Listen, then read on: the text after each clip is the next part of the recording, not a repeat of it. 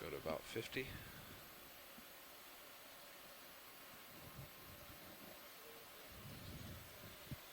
Okay.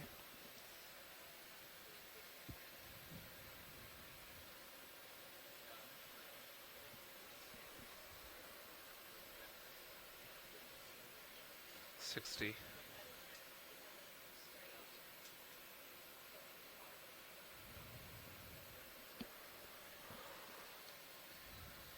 55, slowing down.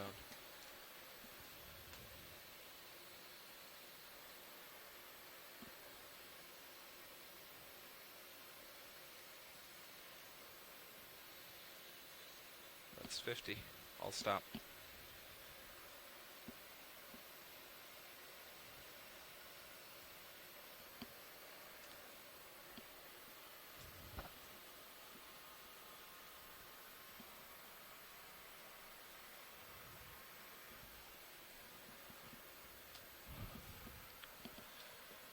Give your yes.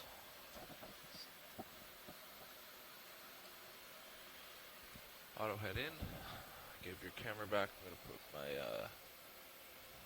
my main camera back up here. And I have you in my Titan.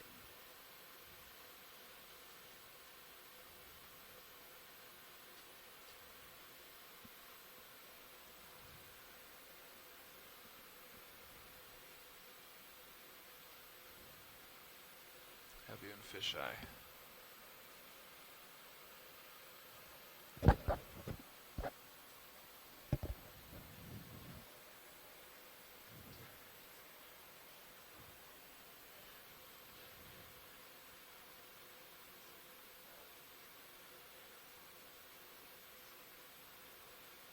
Got you in my main.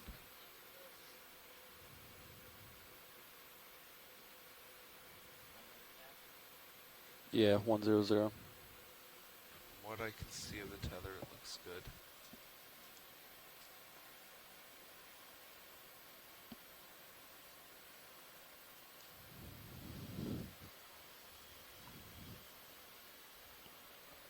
Looks like got something in your sonar. I ranged it out to 80 meters, so it's about And 60. would you like me to rotate to 100 before you push out? Okay. Doing that now.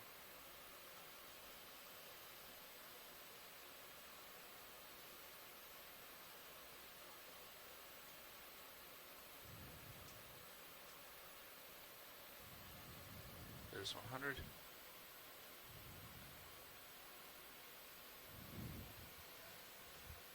Good visual on the full tether, it looks good.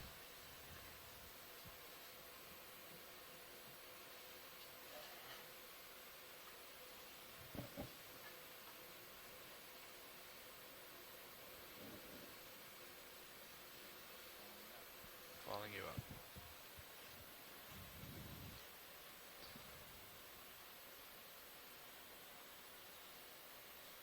There's 6.5. Give it a little more heading. I have a constant offset.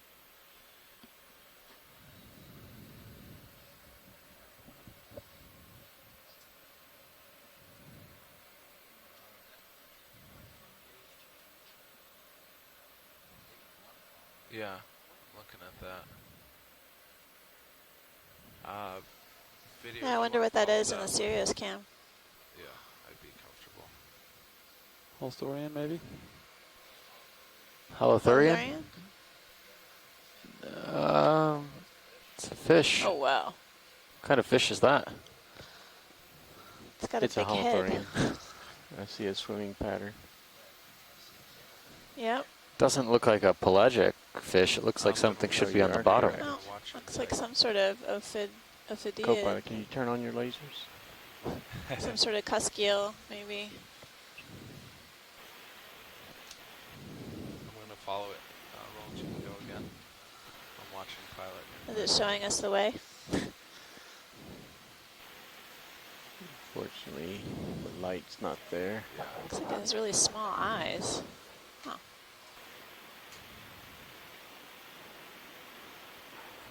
right, let's let it go. Can the ROV get an image of it?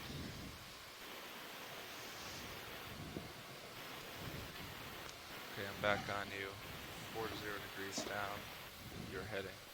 Okay, that was a cusk eel. I'm not sure what it was, though. There are probably several possibilities. We're relatively shallow for some of the cusk eel genera. It could have been a very large, robust Basozetus species, that round-headed genus that has small eyes and are often seen up in the water column. But that's my best guess, because some of the other robust round-headed genera occur in deeper depths than we are now. However, even though the video was great, and I really appreciate the pilot's work to get that, I couldn't see quite enough of the fish to get a better ID. Take a sea bottom D2's camera. And with that, we're just approaching the bottom. There's like another fish in the Sirius camp, too. Is there? Yep. But looks like there's a seafloor ahead of us to take a look at as well. Pilots will get situated. Yep. And Nice. basically we'll kind of Good talk record. through what we're seeing as they maneuver into position. Probably pretty What's close. the biggest It was a delta? big delta. Biggest Currently delta at a you've ever depth of wasn't 1,310 happy with meters. what I was doing. Yeah, I should have slowed. We're diving at an unnamed seamount within the Phoenix Islands protected area. We've nicknamed the seamount Teutana, which means a little. Looking down at you at about Is that 8 correct? zero. Yep. Yeah? Okay. I think so. Okay. Randy, is that the reasoning Going behind the down name? 13. Can you enlighten our viewers? You have an anchor attached to it, I think. Yeah, I think it means just a little bit. And today we had a little less time than usual, so just a little bit. And we're diving this cute little peak, just a little. And it also can be used in sort of slang, like "How you doing?" Teutana also can mean not bad.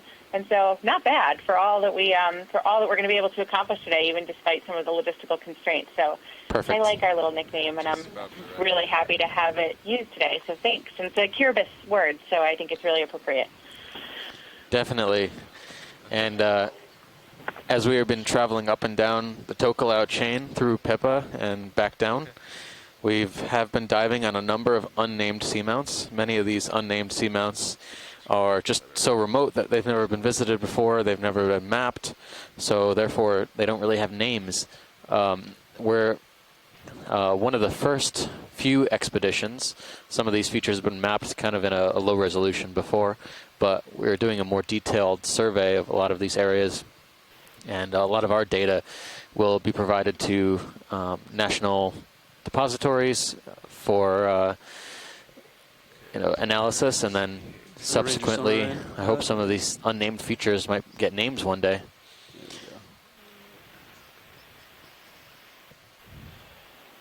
Okay. But it's not.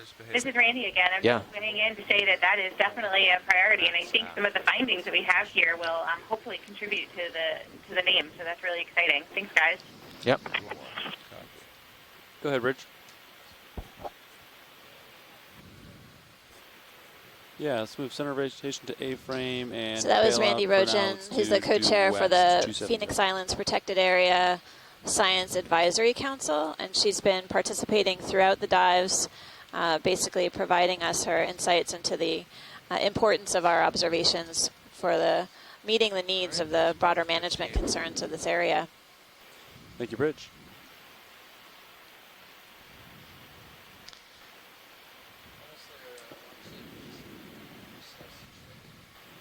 Thank you, pilot.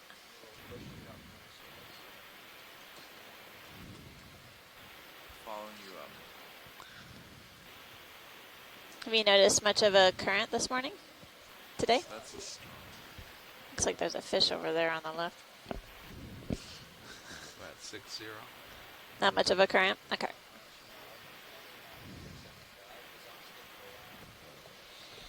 Okay.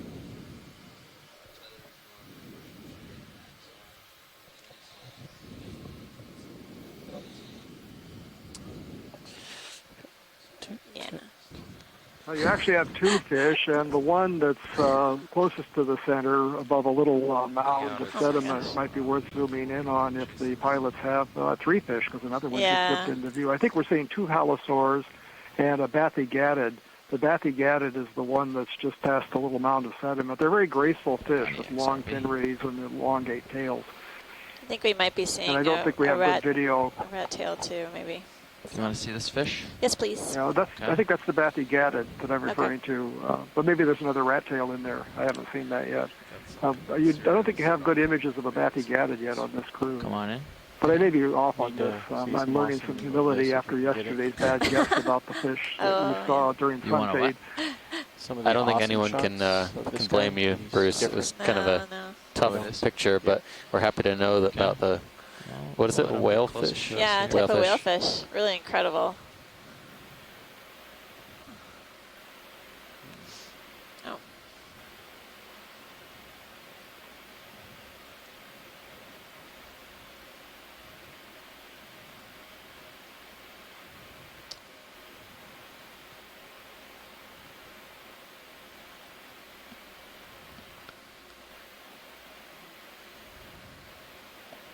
So this fish is a bathygatid. They're relatives of the rat tails, the macrurids, and for a long time they were placed in that family. One major difference is the dorsal fin, the long fin on the back, has rays that are much longer than the anal fin, the fin on the bottom. This is in the genus Gadomus, and I know it's a Gadomus because it has those very long filamentous rays on the first dorsal fin sticking high up off of the back, on the pelvic fins, on the stomach, down toward the bottom, and particularly on the pectoral fins, the fins on the side of the fish behind the head. It also has a long whisker on the chin. And all of those are used as sensory organs for feeling vibration. They probably have taste buds as well. Maybe like the freshwater catfish, for finding food on the bottom in the relatively sunless environment that they're in. So they're quite graceful fish with those long fin rays and the long whisker and that long undulating tail. I'm glad that we got the image. The species is impossible to determine because the couple of reviews that have been done of this family in the last few decades have said that there just isn't enough, there aren't enough specimens in collections to really work out the taxonomy and solve some of the problems in this genus. So a bathygatid, I don't know if they have a common name. We could call them rat tails for lack of a better common name. A very nice fish. Thank you, Bruce. Bruce Mundy has been joining us from the Pacific Fisheries Science Center in Honolulu, Hawaii. He's been participating throughout the expedition, providing us with deep sea fish expertise. Maybe use tilt. You can also clearly see the lateral line on this fish, the line of dark pores. They arch up over the pectoral fin, then down along the side and go along the side. That's a line of vibration sensing organs that gives the fish another way of sensing prey and potential predators approaching. Looks like there's some little white objects on those. The tips of the, maybe. Yep. Yeah, could be parasites. Maybe. Oh, he's Thank gone. you, Pilot. Video, that was great. Seeing a Walteria-like sponge. Yeah, they were all over these rocks so far.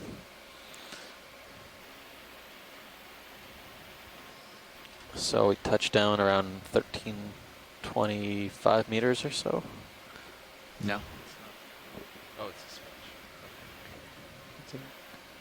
Up and forward left of that sponge is another fish laying on the sediment. This coming into view center now. That's a holothurian. On the seafloor?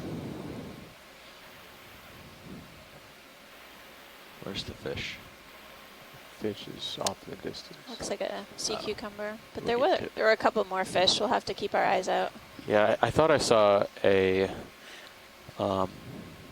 tripod fish, but maybe it was just in the distance. It looked like something different. Okay. Yeah.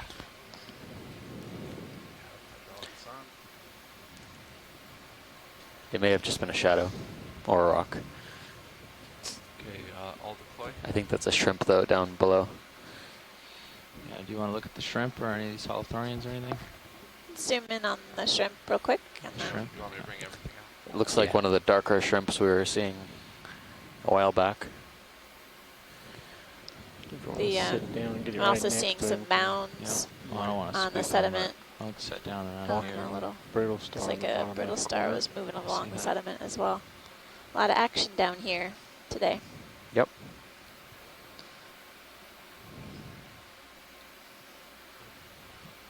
Rolling. It does look like the same dark pigmented shrimp we saw a few days ago at Tight Off Seamount. Yeah, it had long limbs, but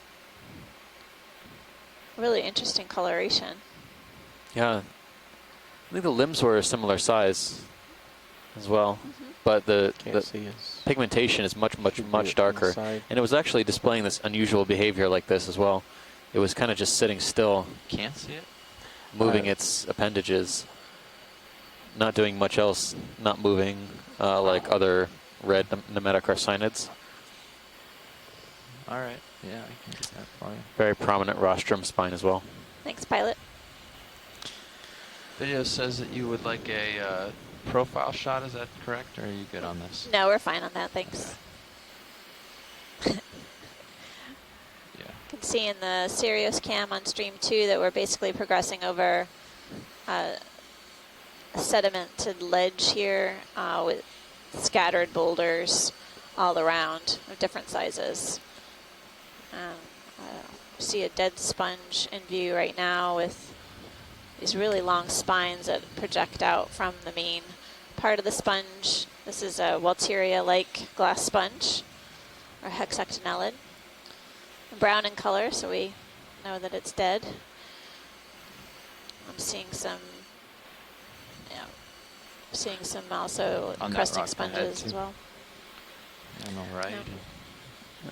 Do you want to zoom on the The that white spot? strange encrusting sponge Sure. Let's zoom on the near the lasers? white. Sure. Come on in, Nolan.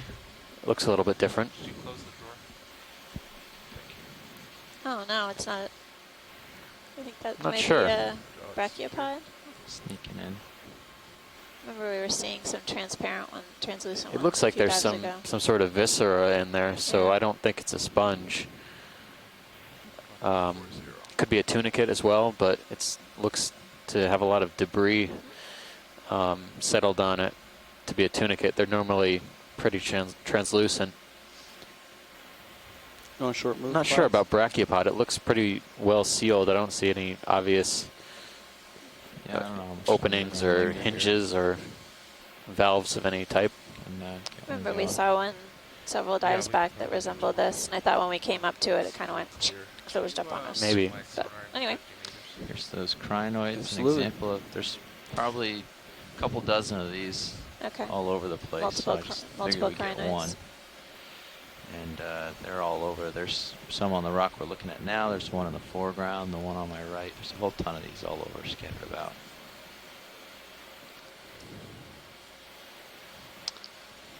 Well, thanks, pilot. This is great. Somebody said Tina-4. 20-meter move towards you, 100. Sound good? We could do 30. I mean, I'm happy with 30. Sure. It's pretty flat here. 30 meters. I'm looking for the Tina-4. Bridge, oh, I RV see nav. what you're talking about, yeah. Do you Yeah, have ready any for a more? move of 30 meters, I'll try to bearing get a little closer. 100, speed decimal 2. See if we can't light it up. Got a sponge right in my face here, so can't get very much closer. That's Although correct. it is an already dead sponge. That's good for us, pilot. I think. Okay. Thank you. Yep. What's that? Yeah, let's pull out. Seems large to be a brachiopod, though. Oh, It's over it 10 does look really centimeters. large. I will I'm gonna agree shoot that it bigger was a than- maybe. It's a maybe. It could be many Could things. be lots of them. Yeah, I'm not. I don't feel strongly about one thing or the other. Nope. Video has the light. We progress a lot of these dives in a kind of sea of ambiguity. Yeah, bring those uppers like all the way to play. Yeah. Try this back up and spread it out a little bit.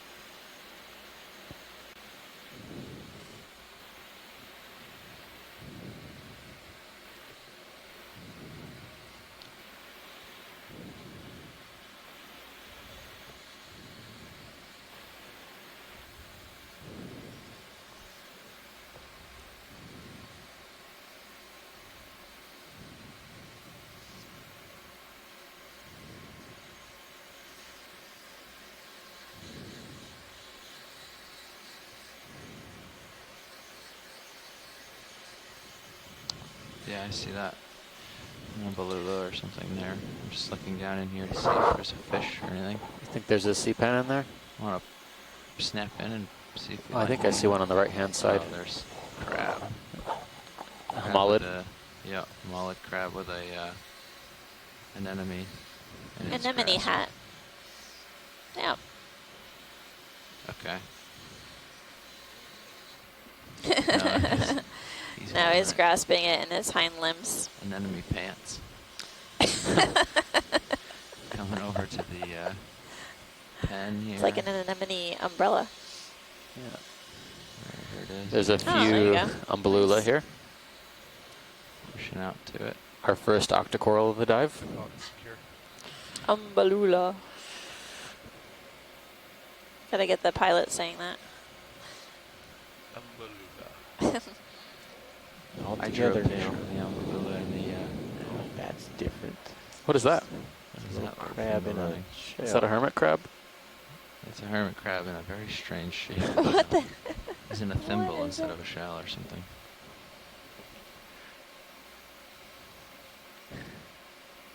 Looks like some broken carbonate shell of some type, Yeah, or coral. coral. Yeah. Didn't know corals were hollow. I don't know that they are, but maybe they can become hollow once it's Interesting. Brings up a good question, science. I know that we have a lot of Any these more corals that are called bamboo corals, but their interiors are not typically hollow. Is that correct? It's not like a That's pen cap, is Maxim. it? What's that? The bamboo corals? Yeah. We call Well, them not in the traditional Okay, sense. serious start Some moving of here, looks like. some octocorals, depending on which taxonomic group they belong to, may That's great, have pilot. a very, very small diameter tube or hole in the center of their skeleton. But in the traditional sense of bamboos, the plant being hollow or mostly hollow, that's not the case. They are fairly solid. In fact, they lay down regular layers of skeleton over time, which can be used for age dating. But some groups of octocorals do have a small hole in their axial skeleton that provides, I don't know if we know which function it provides, but it is a taxonomic characteristics which we can use to identify certain coral species. So that internal structure of those bamboo coral would be more like our bones, but made of something different? More so, yeah. In fact, the one we processed as a sample for age dating He's crying. did in fact have this kind of bone-like texture to it. I think the minerals are slightly different in human bones versus corals. The crinoids. A lot of corals, especially down this deep, the I see octocorals that. have calcite or high magnesium calcite as their Interesting. The dead- skeleton. The dead one doesn't have any. Can we and the zoom live in ones on the have sea a star on the sponge? It Yep. looks like there might be an anemone at the bottom, but the sea star would be great. Okay. And then there's a fan on the top of this rock boulder that we'll want to take a look at as well. This looks like the sea star we saw yesterday. Report, would you like me to Yeah. follow you? Yeah, that's okay. Thanks. I'll do it anyways. Tight. Titan's fine. Yeah, keep me on track with the Zeus. Yep. Yeah, if you came up a little bit, you keep them in view, I think.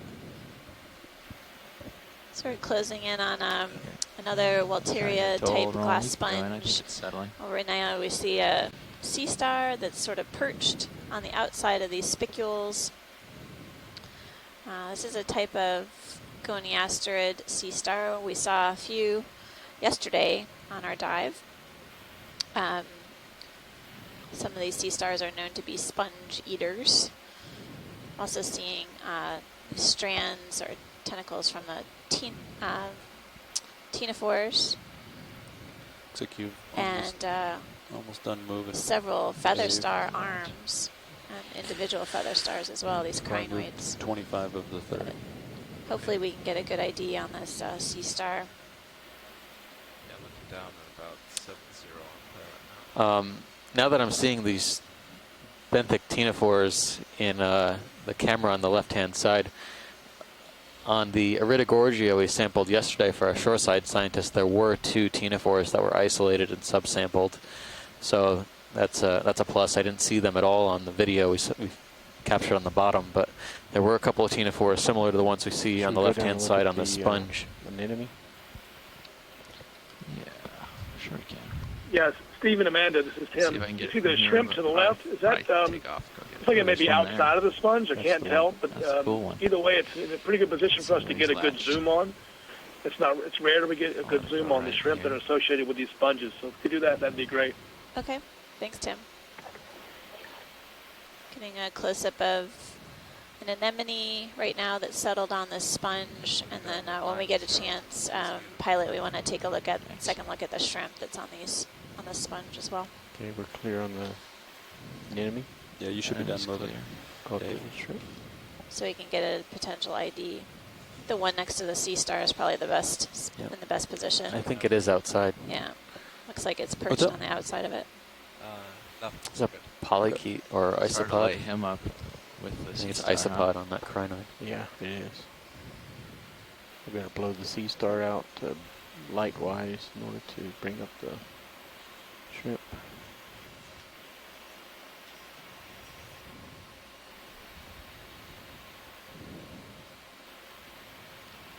Looks like his antennae are actually blocking a portion of his rostrum. So we're getting a close-up view of this shrimp and taking a better look at the rostrum Tilt of down the to shrimp the other one, for see if we can potential bring it up. Christian IDs. Amanda. Same and Hi, Chris. Steve and Hi, Amanda. Chris. Hi, Chris. Hi, Chris. this is all you got for Zoom, right? Correct. Yay, Sorry, I Chris. was looking at something, and so I saw pictures Okay, of video's this clear. feeding thing Wow, that's only clear. this morning because I think when you guys watched it, I was on the bus, or you guys had the sun out or whatever it was. This Do you is wanna very zoom on the interesting. fish It, Can't go before very we far I mean, I this could way. arbitrarily call. Ways Oh, you're not off on track, the but Sea Star right now, you can but snap out to it here, it's so if I need a view. Saramaster-like, but it's not one that I recognize. I'm It's ready. a lot more sort of star-shaped. Nope. I'm not going to chase it. I would say that if you, I mean, You're ready. Yeah, I'm ready this to kind zoom of in. predation isn't entirely unusual. You see these Nope. feeding. We've seen this Behind. kind of feeding before. It's also possible that this could be an unusual. Looking up a little. There's a small family of sea stars called the Odontasturidae, and they occur primarily in the Antarctic, but there's a couple of them that actually get out into the deep sea, and they're known very well for sponge feed as spongivores. If you ever get a chance to collect one of these Walteria, it would be great if you could pick up one of these sea stars so that I could actually sort of take a look at it, because the difference between the two families is based on a character that is physically located around the mouth. It's a big sort of glassine fang that sits on the oral plate, and let 'em swim most so we can goniasteroids see. don't have that. So Some of the it would shoes on it over would there. definite. It's an interesting observation. It's probably feeding on this system of the glass sponge, the tissue. But beyond that, it's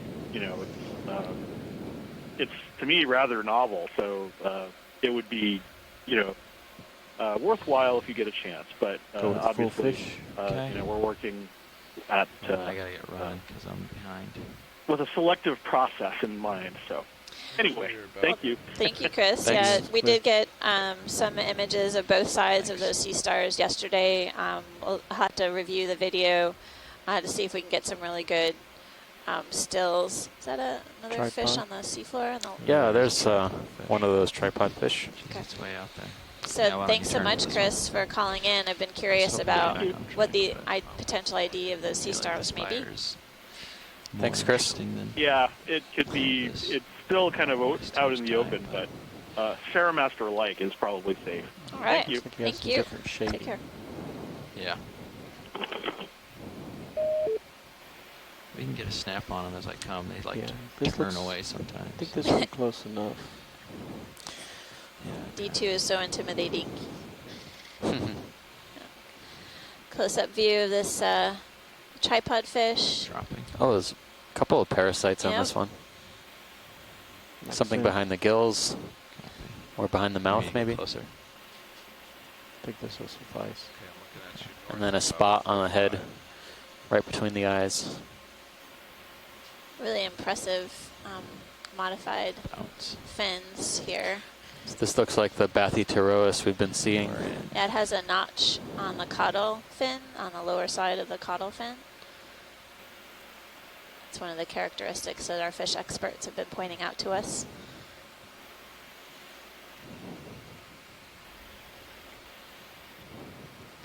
Okay, let's go for a full species. And it does look like there may be some parasites close to the mouth and the eye on the head of it. And stripe it and videos. Thank you, pilot. Okay, striping it. I think that'll suffice. Great. Thanks.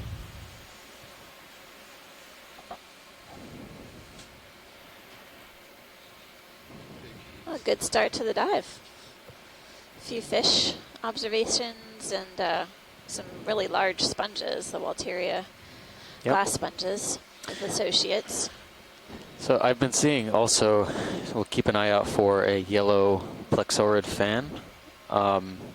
Seen a couple of them so far, so I'm optimistic we'll see more, but I have noted they are in kind of a difficult position to move to, so I think we'll see some more coming up. I've seen at least 3 colonies so far. Both of them appeared to have Ophiuroid associates. Yep. So keep an eye out for a yellow fan. Might be some. Anemone on top Yeah, of that. maybe on the left-hand side there's a white stalk. Look at all these crinoids on the side of the Yeah, tons of crinoids. vertical face. You know, closer look at any of the things? At the white stalk. The white stuff. Yeah, thanks. White branchy. Tilting down. There's Oh, a good. yellow fan on the rock there. Get Come on it in. here. Yep. Oh, it's alive. Yeah, it's a live scleractinian. Pushing ahead a little to get it lower in the screen. We are diving a similar depth range to yesterday, so it wouldn't be unusual to see scleractinians if we saw them yesterday here as well. Max copy. So this is a colonial stony coral. We see live polyps extended. They look really almost transparent. It's white in color, but basically this is a live stony coral. No, Very, very small Sounds good. colony, but still, I'm ready. you know, a notable find.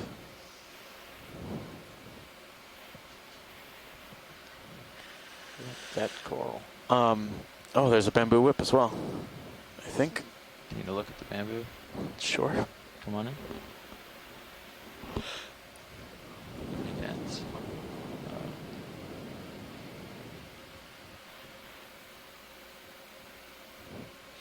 Again, a lot of these bamboo whips seem to have these unusual migrations Not very contrasting. in their background, huh? Yeah, it's skeleton. They either jog to the left or the right. Unclear. It could be damage causing that. It could be some sort of change in the current regime which forces them to regrow in a different direction. But this colony seems to have yolky egg masses. Uh-huh. And then what's that in the top there? There's a crab or a something crab? up there? I can't tell. have to get closer. Sneaking in. I'm thinking it's actinophore. Not sure.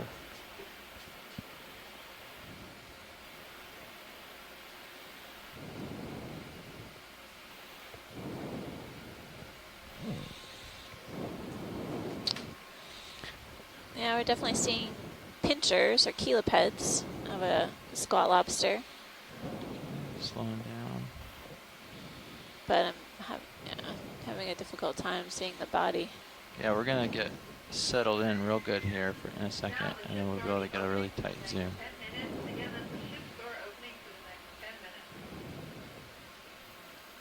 We're gonna lose it briefly while I touch down. I'll tilt back up to it. I'm seeing what looks like maybe eggs at the bases of the polyps as well, and some of them are actually moving Up. into the part of the polyp. Yep.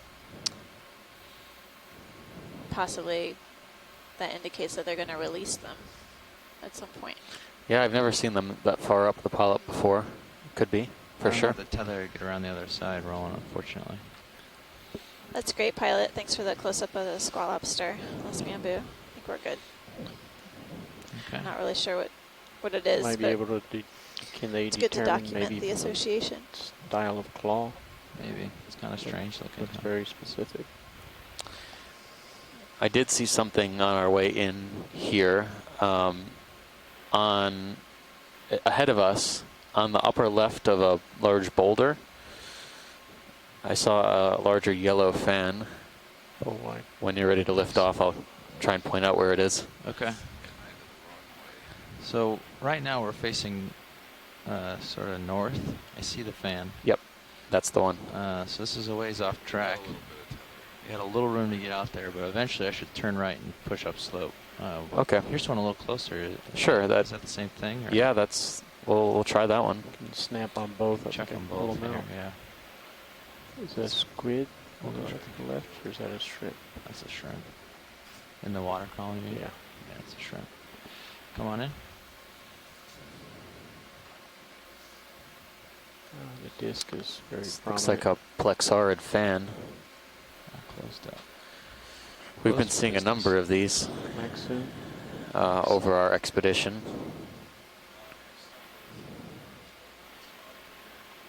This one has all the polyps closed.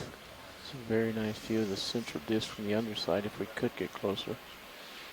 A little, but not much. I'm going to start bobbing if I get much further out than this. Something we haven't seen. I see a crinoid I'll push out and as see well as that ophiuroid associate, what I can brittle do star. for you.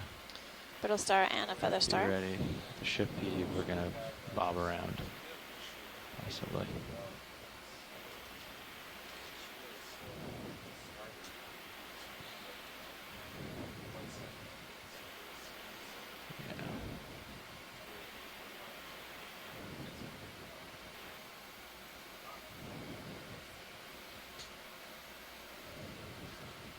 Pilot, I'm going to swap out.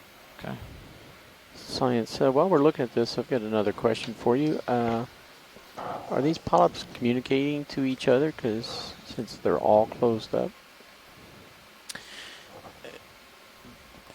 That certainly seems to be one of the hypotheses, for sure. How's it going? Sometimes when you, for example, agitate a colony or brush up a colony, brush up against a colony, you might find that only some of the polyps may close. A response to disturbance. Sometimes Okay. they'll all That's close, depending on how We'll try widespread the other fan, make sure it's disturbance the is. same thing. It's not really clear. They can all close up as well if they receive a large mass of food particles, which would cause them to, necessitate them to close up, digest the food, and then come back out when they're finished with that. Unclear. Another mystery. I'll have to do that one from here. Turning my heading and bringing it in. Yep, go ahead on out. I got a couple other fans here as well. Yeah. This one seems to have its We polyps can, more if there's open. a bunch of stuff on this rock you want to see, we can make a little out-of-the-way hop to it. I And think get we a look can. at all of it. I think we can just kind of do a cursory survey pilot as we Alright. as we move. Just making sure. Yeah, thanks. There's nothing limiting us other than the fact that we want to try to make progress Right. upslope. So A couple more. it's important to come look at Something. this rock and see the couple of different fans. I'm more than willing. Look lower left. Lower left. Just a On shiny a coral. gorge, yeah, up on the rock. Yeah. In the lower left on this vertical rock face, there might be one last thing to zoom on. Oh, what is that? Okay, maybe two things. These two next to each other. This and then up ahead of us. There's something else we just saw. Yeah. Well, I'm stretched Really? out here, so up ahead will be Okay. Will be I'm a sure we'll stretch, come but we'll across get it. something. Okay. Yeah. maybe a stretch for So video from to NOAA. get it From pulled NOAA. I out. think Is that our first one for the dive so far? for these just visual. maybe That is the first get from better NOAA for the imagery dive. Yep. later. Yeah. You need to see the like polyps the- on this to know what it is, right? I don't see any open ones. Looks like they're pointed downward. Yep. Yeah, I can agree with that. Okay. This could be a characteristic of Narella, but also of others. So up and show the background. Thanks, pilot. Yep. And then, hold on, I'm going to do a little swap, and I'll tell Carl that you want to see any coral in the back there. Okay. Doing a pilot change right now, and they're briefing each other, but as we see in front of us, basically there's a few sponges, Walteria glass sponges that we've been seeing through the dive so far, and then in view I see 3 types of octocorals, 2 fans, yellow in color, and then one we were just imaging, a primnoid, so plexaurid and primnoid octocorals. Pretty nice spot, and then basically crinoids or feather stars are sort of decorating this bolder feature in front of us right now.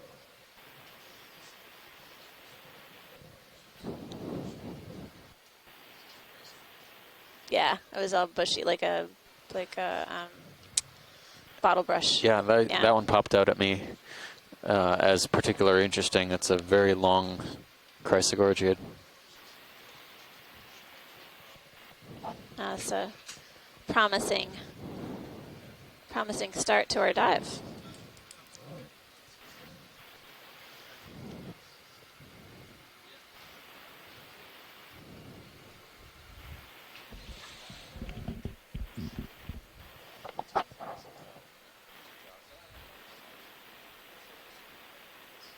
Okay. Okay. The new shift has taken over here. Good I hear morning. there's- Good morning. Morning, pilot. I hear there's interest in a coral in the background. To get a zoom on it? Yeah, basically, if it's possible, but if it's going to require a move, we can just kind of make headway. But there's right next to the Iridogorgia, the coily coral, there's Yeah. a bushy bottle brush type. Yeah. Yeah. Oh, I thought that was a sponge, but yeah, I see it. Okay, video. I'm gonna creep closer. I came down a little bit to get Yeah. as much as we could. Okay.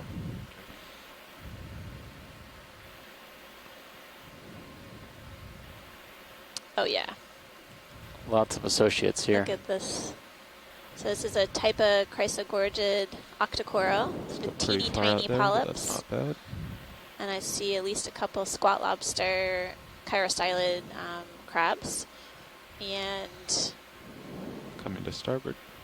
it's so delicate, this sort of bottle brush octocoral. Mm-hmm. Hey, Amanda and Steve, this is Tim. Hi, Tim. Yeah, this is really interesting because seeing these chirostylid, 2 of them like that, is highly reminiscent of what we see in Come out for Parantopathes the whole black corals specimen video. I might be able to. in various locations, mostly in the stabilize Atlantic, where they have a pair of chirostylids on them. And when we sample them, we realize they're actually male and female. And then often we'll see a third chirostylid on there that's actually much smaller and regarded as being a juvenile. Yeah, we So see. we've often wondered if these are family units. There's a third one here now, so Yeah. right? There's 2 large ones and a small one. So it would be fantastic to get a good close-up on one of those for ID. So that's Okay, fantastic. video. I'm pretty stable. It looks like a Still trying to Parantopathes. get the full Doesn't specimen. it? Yeah, it has Yeah. a sort of Slight Polyp. tilt down. Yeah. bushy characteristic of Parantopathes, but a totally different group of corals. Really incredible. Zooming in. Usually, Okay. we do find Spin occasionally to these starboard chrysogorgiids going long and narrow, but this one's particularly long and particularly narrow. slightly. There we go. And So- like Tim said, very similar to the sponges that are growing in the area. Zooming in on this chirostylid squat lobster that's hanging out within the branches of a chrysogorgid octocoral. And as Tim Shank from Woods Hole Oceanographic Institution was remarking, we're seeing basically 2 larger individual squat lobsters and then a smaller one, potentially male and female pair with a juvenile. So this will help with our identification of the squat lobster. I don't think we'll get much more stable way Okay. out here video. But Thanks, pilot. watch leader, are you happy with these shots? Yes, I am. Thanks. Okay. But you're right. I mean, morphologically speaking, in the grand sense, this looks Okay, this has a anything else you want similar video? shape as the sponges that we're Maybe a seeing two-shot around that us, sort coral of and a bushy spiral character. above it. Yeah. Just a wide shot. It's just a nice scene. So Tim indeed- again, I don't remember seeing a chrysogorgia with this morphological shape overall. It's so narrow and thin and tall. It's like it's mimicking a sponge. Pretty neat. Okay, video's clear. All right, you can go It wide. could just also be a. I'm wondering if maybe the tall, thin morphology. Okay, this might be a little bit of a stretch. Might be adaptive to the current regime in the area. Yeah, so I hear we have to You know, stretch. perhaps it's not more, that strong. That southeast. growing tall might not be a bad idea, particularly if the current is kind of moderate or low. 125. Okay. 130. Where's the next target? Yeah, it's 135. southeast. Thanks, video. Okay, I'll start driving east to at least if you want to follow. Yeah, maybe it pays to be long and thin and kind of get up off the bottom if the currents aren't too swift. You don't want to be bent over and broken. So Yeah. Well, that was a nice looking rock. Nice diversity there.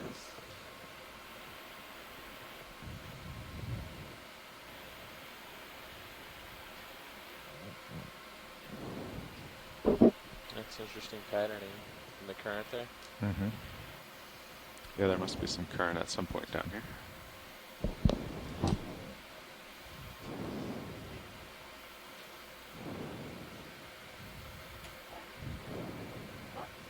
is that a stalked crinoid lower right? I think so. Yep, stalked crinoid. Seeing another iridogorgia and some more of the yellow plexurid octocorals and more of these Those, Multeria sponges. Glare center screen must be Sirius lights. We did see one colony of a scleractinian or stony coral. There might be another one over there. Oh, it's okay. This is It's just sort of small in stature, we, you know, comparatively to the Can we tilt down and these let long, thin ROV go through Sirius sponges and view other once? corals. Since you're headed that way. Can I push in on These Sirius blocks and are let larger ROV than we go usually through the see on image? these slopes as well. We're gonna have to Oh, there's something in the water column under 0.1. above. Ooh, Just if you could just let it go Orange through before color. you Could be rotate. gelatinous, so it might be There's a Let fish. it go, exit stage, right? Look up. ROV. perhaps fishy. I see an eye. oh, see a fish there. yes. Watch lead, have we Interesting. seen this one yet? No way. We have not. Yeah. Okay, video, you're free to zoom. I rarely see any red fishes like this. It's basically invisible in the deep sea. Quite red. Usually they're purple. It's got some parasites on it too. Hi, this is Bruce. We have a class here Okay. of about 15 or 20 students and parents. This is an interesting thing to see because it's in the same group of fishes that you saw yesterday when a lot of us couldn't see the video. This is a different type of whale fish in a slightly different family. It's a species called Barbariccia rufa for red. Just interrupt It on differs his, from the other eye just so I can whale zoom in fishes, before we get most full. of them anyway, by having the pelvic fins, the fins on the belly, but a small eye, a very large mouth. These are bathypelagic and maybe benthopelagic hovering above the bottom like we see this one. They're in the order Can you turn one direction or Stephanoporiformes. the They're other? distantly I'm related trying. to These, the alfonsinos and the keeping roughies like the orange kinda parallel roughies to that me. are in different I've changed my orders heading. but closely related. So it's a planktivore, a carnivore, of course, and they're often seen hovering head down or head up. This is the way he So likes to face. Barbariccia. I'll try to get that into the event log and chat room when I can. I do want to remark that I'm also seeing a number of these gnathid isopod parasites attached to this Barbaricea. Really incredible fish here. It's a new sighting for our expedition. It has a small eye and really characteristic lateral line as well. So similar to the whalefish that we saw yesterday, this one was actually behaving for us. Full body. We're able to get some incredible As you imagery, rotate and around again, it's covered with these white features, which are ectoparasites or gnathid isopod parasites that consume the blood of the fish Rotate. for their nutrition. Trying. He's flicking up and down too. And now maybe we get his gills. Okay. I'm going. Go tilt down. Look at that lateral line, it's so distinctive. Our Wow. It's tough to get the lasers on because it's so class thin. would like to say hello to. Our class would like to say hello to everybody if there's an opportunity. Of course. Sure. You guys are on camera. Well, mahalo class for joining us today. Really appreciate you guys watching and exploring the seafloor with us. It's been an incredible dive so far, and we've found a fish for you all to take a better look at. It's really a new sighting for our expedition. Okay, Watchley, you happy with these views? Yes, thanks so much, Pilot. I think since he's vertical, Beautiful. I can't really get lasers on him. That's okay, but it's great to get a chance to have a second view of that fish, type of whale fish, Barbaricea rufa. Urchin on the rock. We have a question from the class. They want to know if the fish are attracted to the lights of the ROV. I'm not sure about this fish in particular. It seemed to be floating along with the plankton, but there has been occasions, especially when we're diving in the shallows, where we get strafed by certain larger predators like jacks. Appreciate the light that the ROVs give off. They can use it for foraging and feeding. Occasionally we found a few sharks, and there might be even some highlight videos of that up on the web. So I wouldn't doubt that certain species of fish like the light, but some of them might be scared off as well. Target's more along the line of 130, but if you see something Okay, you'd thank rather you. point towards. Yeah, we're just going to go. It's a hill, so if we just go uphill, Sure. we can't end up anywhere but the top. Do you see Definitely the a purple thing on fish-rich top of the dive so rock far. above lasers? I've seen Diagonal a tripod right. fish, Negative. maybe a couple, I'm just going to get some centered up here. halosaurs and or we'll spiny require eels, a bathygatid, which is related to the rat Guess we're getting tails, ready for a hop and forward here. cusk bottom. eel, Yeah, let's do. along with that red Barbaricea. Our last move was 30 meters. Reminds me of the movie Yeah, Barbarella. I can keep going and get Yeah. 30. I think it'll get steep. This might be the last 30 before it gets steep. But Copy that. 30 at 105 sound good. yep. Bridge, RV nav. Yeah, these boulders are Hey, we're ready for ship really move, dramatic 30 features. meters, I'm seeing a 105 number of degrees, planer type 0.2 knots. corals, like the yellow plexaurid, and then something white. I think there are occasional scleractinians, like we were seeing yesterday. I see a fan in the upper left-hand corner that may be too far to get, but if you can make your way over there, we can take a zoom from a distance. There's this one, and then there's that one. There's also a purple coral here. Yeah, That's the there's way a we're purple headed. one too. Oh. Oh, no, sorry. Is that the lens that flare? was the lens flare. Yeah. It's lens flare. Got it. Corrected myself. But yeah, so there's actually, one that was a fan. The one kind of coming to center now. Yeah. Yeah. All right.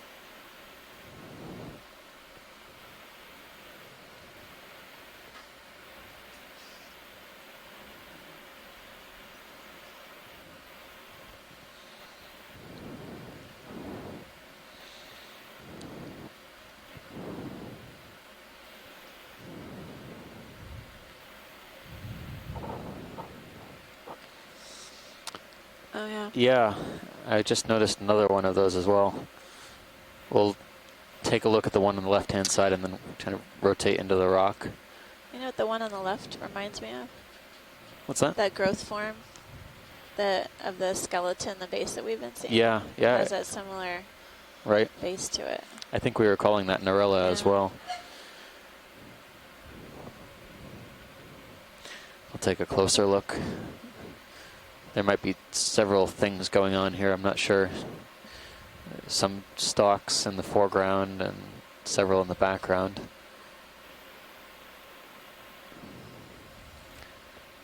The fish just over the ledge on the sediment. Just hidden from view. It's definitely an associate rich coral.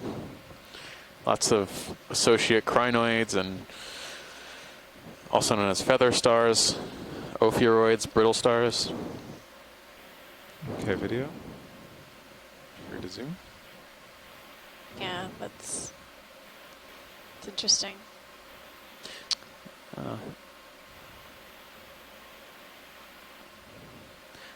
Yeah, this looks like our mystery coral base we've been seeing the Yeah. past several days.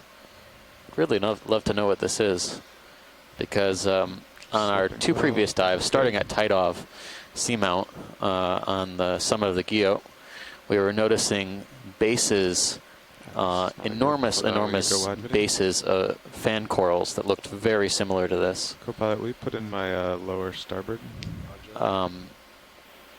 This one has polyps, some that are closed, some that are open. Seems along the center of the colony it's mostly closed. The branch tips are open. Okay, it's stowed. Thank you. There's also, Big I rock think, a over few there. zoanthids on some of the branches.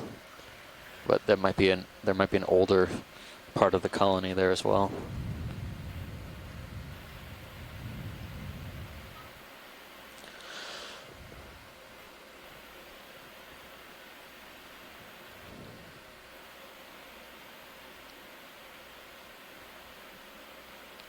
Change my heading to keep you in view. Okay. Oh yeah, you're in the middle of a move, huh? All right. Can do a zoom here video. Then we'll have to move on.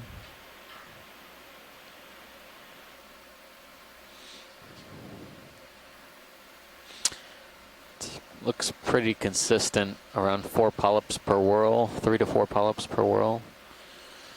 At least on the thinner branches. Should maybe look down at the base, see if these are actually two of the same. Several zoanthids as well. Copilot, retake my tilt. Roger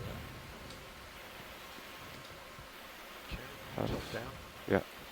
These primnoids are characteristic, We'll and just then call for they a have easy lots ship and stop because there's lots and also a lots of purple coral scales on the Bridge, polyps Harvey Nav. that are used as a diagnostic characteristic for identifying Easy ship stop right species, differentiating Okay, right? different genera. Yep. Nice thick base there. It's probably been there for quite a while. Pretty heavily calcified. How long did the ship end up going now? here. 20 Okay. meters. Is this Should be two okay. different types of corals? The thin one and the thick one? So Copy. that's what I'm trying to Tilt figure up, out. Copilot. They look attached. You know, I think one colony is probably old growth. Okay, let's hold there. So one colony is probably old growth, and it's much thicker. The polyps look a little bit different in how they're oriented on the axis. And then there's some thin branches which are younger. They look more, just thinner. Oh, that was, But there's also some branches of zoanthids, which are it's That's basically okay. wherever there's been tissue loss. tilt me back up. Other cnidarians have colonized the tilt up area. the full specimen there. Yeah, then you can give the camera back. So there's a you lot can of stuff adjust going on yourself. here, in short. Could probably look at this all day, but I think we're going to have to move on. Stand by. I got it. You got it? Okay. Great. Thanks, pilot. All right, you can go wide. On the right-hand side, there was a rock face with a purple coral we wanted to check out Okay. too. We got a quick zoom there where we had just started a move when we came upon these corals. Okay. Fish down on the Another sediment. chrysogorgid bottle brush form. We'll zoom on this purple coral that's going to come into view in a moment. It's on this rock face here. I think it's in the lower left part of the rock. Okay, you can go in on this purple coral.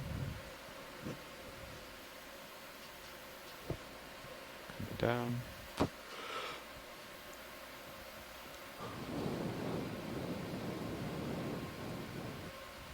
It looks almost more blue than purple, but color again is not Back an down. absolute characteristic needed to determine species, but it looks similar to Victor Gorgia, at least Victor Gorgia as we sampled in the past.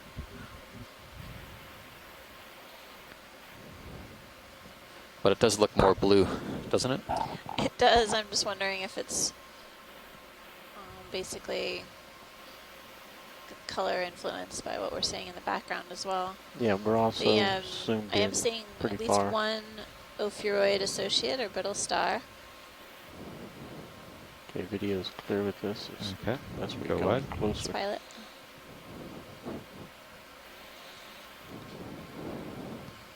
Wow. So these boulders are covered with Walteria glass Come up sponges. and we can recenter on 100.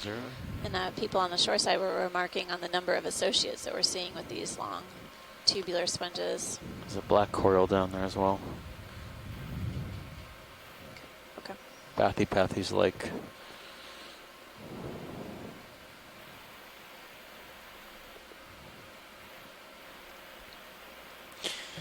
All in all, we're seeing very similar coral community so far, and sponge community for that matter, as we saw yesterday near Winslow Reef. Okay, almost there. This is pretty excellent topography for corals. It looks pretty stable, as well as sponges. We're not looking at any sort of regular periodicity and landslides. Everything here seems pretty set. Okay, you can put that lower back out. Probably Lower starboard. volcanic, But based yeah, on keep them the. both up pretty high as it gets deeper. Well, I don't want to speculate. We could find something totally different Based on when we reach the the surface. geological history of the Yeah. seamount, yes. Everything looks pretty angular generally. Yeah, but when these features fell, it was a long time ago for sure. We do know that the corals and sponges grow very, very slowly. And for them to achieve the sizes they have, likely, as Steve said, that they weren't disturbed anytime recently.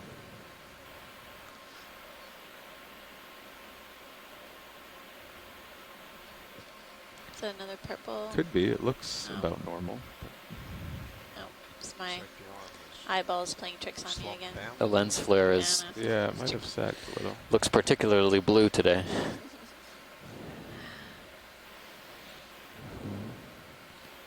Want to do a quick zoom, see if we want macros.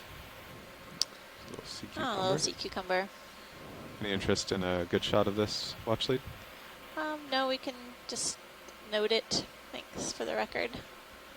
Still seeing a number of these feather stars or crinoids on the surface of the rocks or boulders.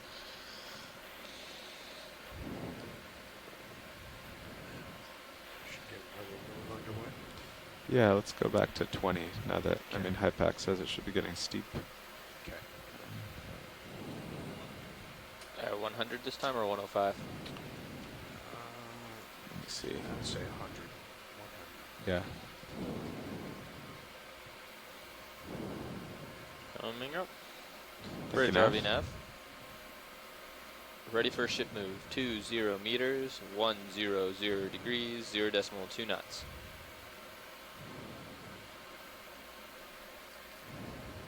Good copy.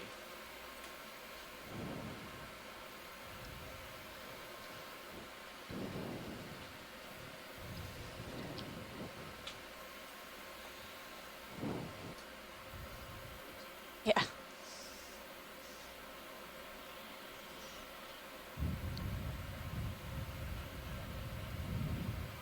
Copy.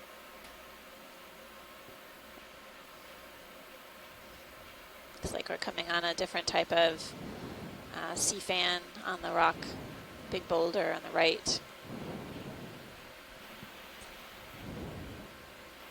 When you get a chance, pilot, if we could take a zoom on the coral on the right of the sponge coming up. Yeah, I noticed that one. Okay. Just have to wait a minute or two for more tether. We can start with a zoom from here, Thank you. and then I'll get closer when I can. Okay, video.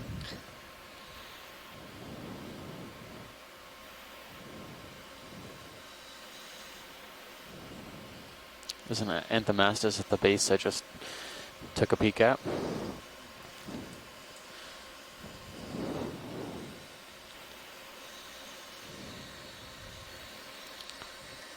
Really dense polyps on this primnode.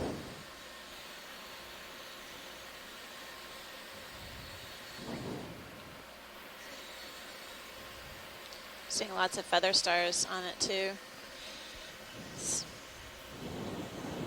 There's an anemone on one of the branches, type of flytrap anemone coming into view right now. Okay, if you come wide, I see a little more tether there. Oh, yeah.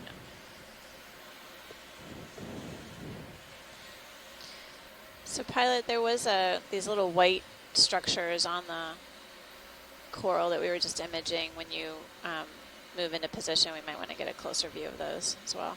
Okay. Sort of white blobs. I think I see a couple.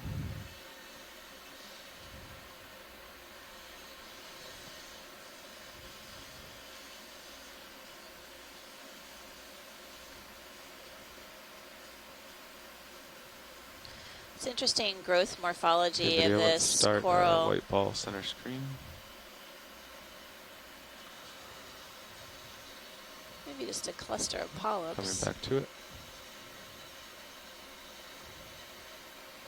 Basically, it's shooting out these angular branches, and then additional shorter branches are popping up Okay, we're sneaking in on now, so. Okay. vertically from each of these diagonal branches. Yeah, it looks like a cluster of polyps is what we're seeing of these white Co-pilot, features if from you a could, distance. like when you stop moving, just Thanks, Pilot. let me know when you think we stop. Roger I'm that. just trying to get another time, closer time. Roger. Video's clear. Okay.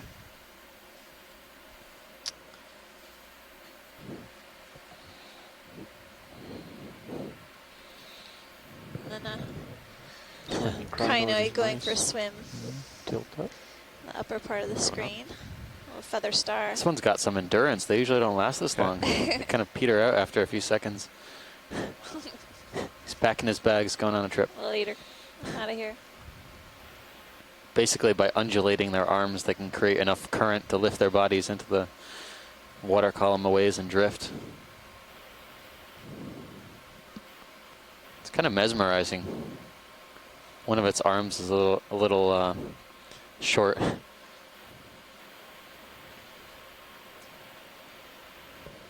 Okay, it's coming into me. How it looks like a what?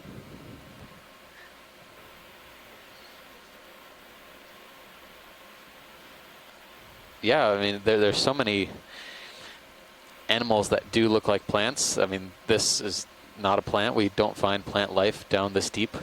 There's no light, so it's, I mean, it looks plant-like. You know, it's called a sea feather star, or feather star. Sea lilies are the attached ones, attached crinoids. All right, happy with that video? He keeps coming out of the lights here. Thanks, It's Pilot. going to attach to that arm. Seeing a fair amount of manganese iron oxide crust on these boulders, a dark precipitate, Yeah, Nav, I think. and a bit of thin sediment drape. Stale? Okay. So, So the current here is probably slow at times to allow for the sediment to settle out on the tops of these rock features. They're not swept clean, in other words. Looks like another primnoid Calyptrophora up ahead.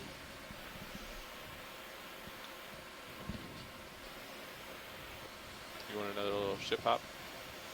No, I still have plenty of tether here.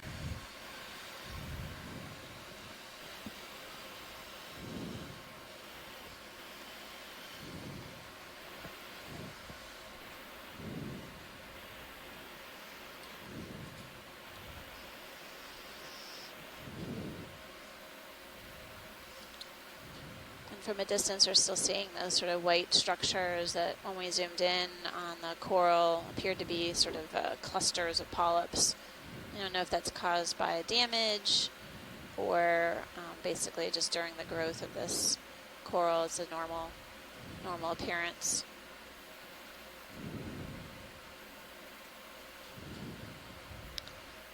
Really beautiful primnoid octocoral is in view right now, imaged just earlier, another of the same variety. Go ahead, Bridge. And there's a For sure a couple more feather minutes. star or crinoid perched on one of the branches of the coral. And I'm seeing a squat lobster on the right-hand side, chirostylid crustacean. Okay, now we can Really get a good beautiful zoom on scene. one of these spots.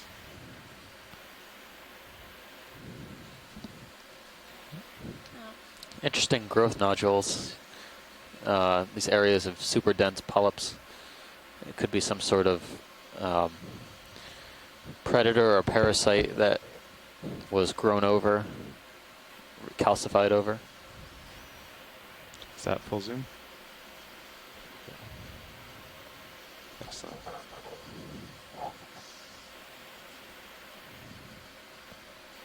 Yeah, this Just wanted to get a good still shot Later. of these first. Was floating before.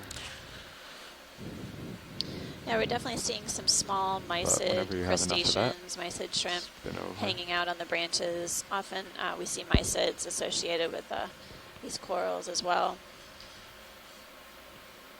There it is. And then this chirostylid squat lobster with really long arms. I don't know if this is gastrotychus or something else.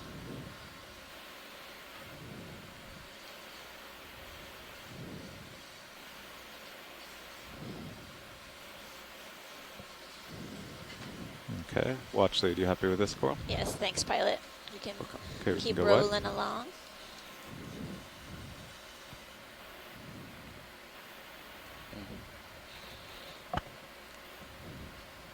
Yeah, it's curious about all those nodules on there, if the tissue is growing over something else. quite a lot of them. Yeah.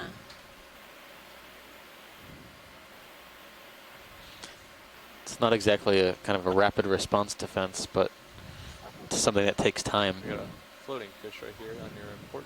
Everything takes time in the deep sea, that's for sure. Yeah.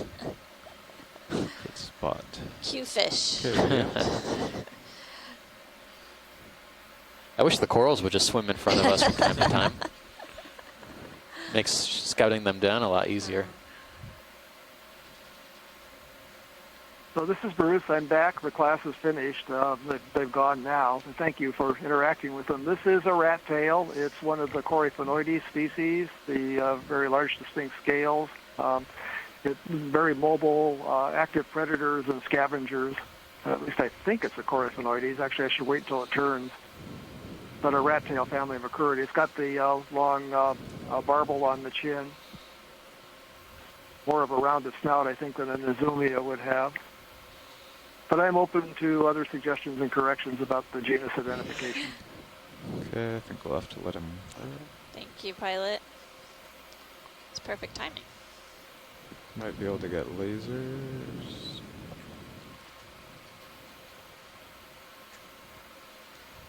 That one also had a Went few vertical.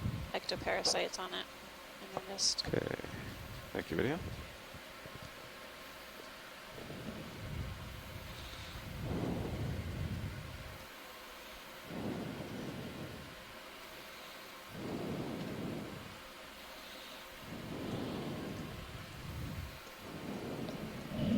So Nav, what way is the peak in head back now? About 125. Okay, 'cause I do see some structures off to starboard and Sirius somewhere. Maybe Actually, maybe even deeper. we could try turning to Yeah, 110 or so. It's more. It's like 135. Okay.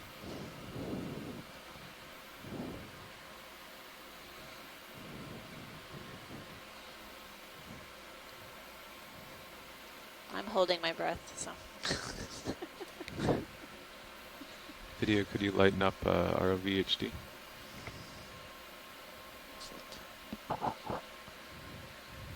It's a nice little promontory up here. Is that a pink one?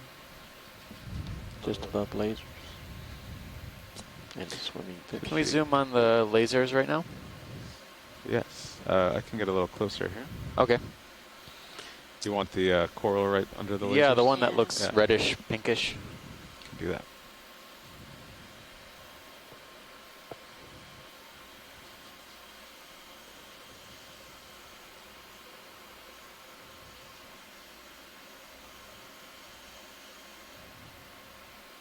What is that?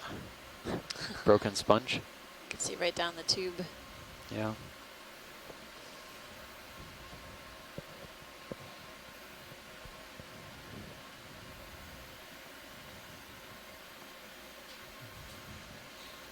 From a distance, this kind of looks like a corallid.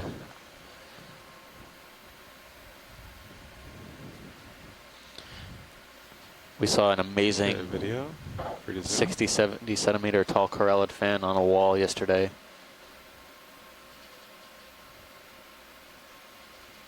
Coming up. Of course, Amanda was at lunch, so Of course. I'll have to look at the highlights.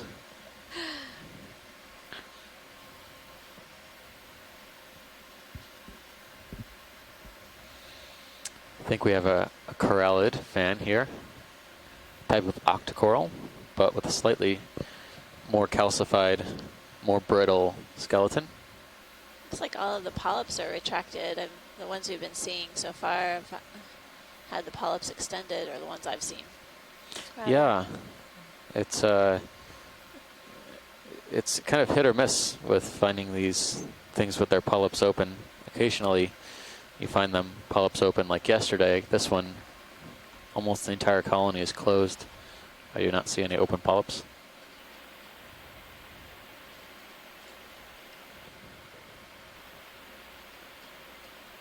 Okay, rising up to the top.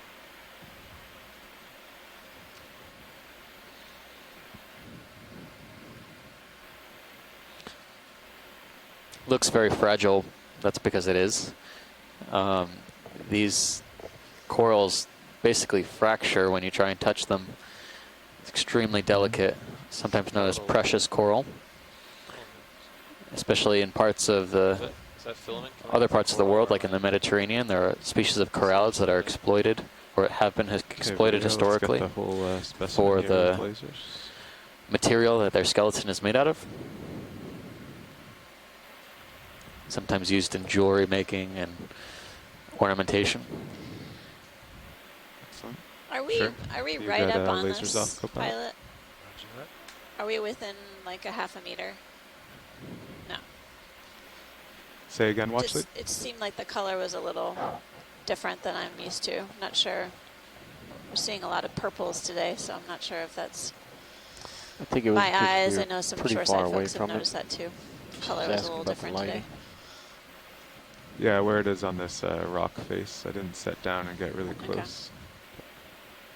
Just might be the light since we were further off. Okay, let's try a zoom from their video.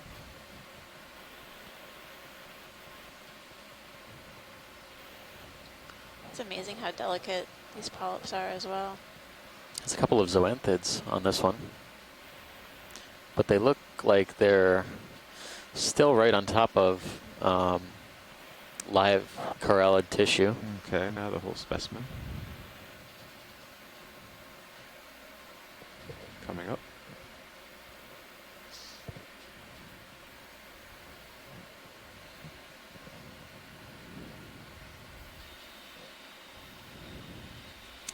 Maybe it's just my perception, but in the lower right-hand corner of the colony, some of the branches actually looked a little bit concave. They're Like, kind of moving. yeah. You can see that now. Very, very thin. You can almost see right through part of the colony.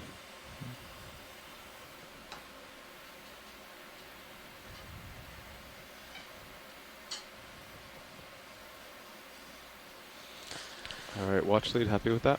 Yes, thanks, Happy. pilot. Very nice. Okay.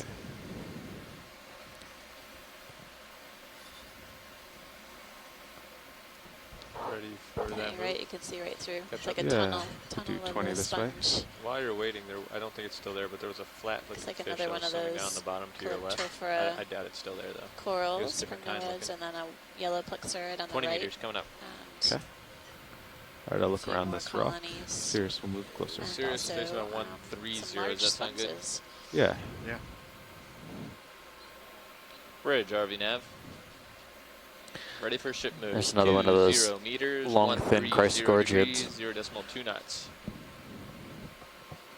And a skinny sea cucumber. Good copy. Sea cucumber doesn't want to be upstaged by the corals.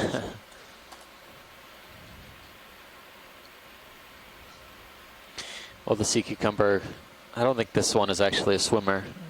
I haven't seen any swimmers yet. There's at least 2 colonies of these long, skinny chrysogorgiids here. Yeah, is that what you're pointing yeah, at? one at the base and then of the image and then a few on the top.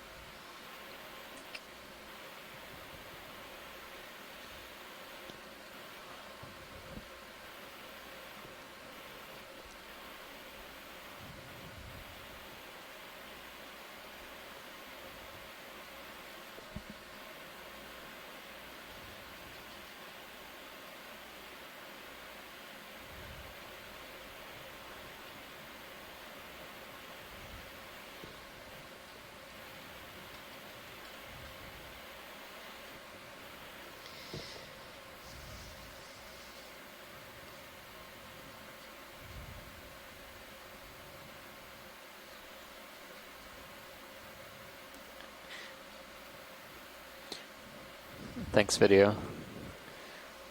We did see one earlier. We haven't gotten tight zooms on it, but we can, I'm sure we'll see another one we can, on our path upwards.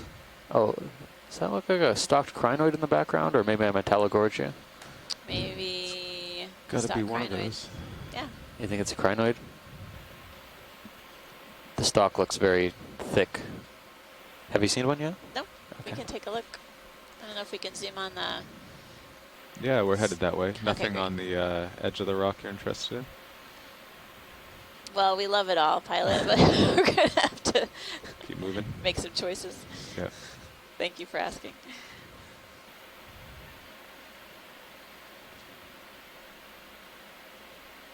Some sort of coral next to it too. I'll sit down and get both.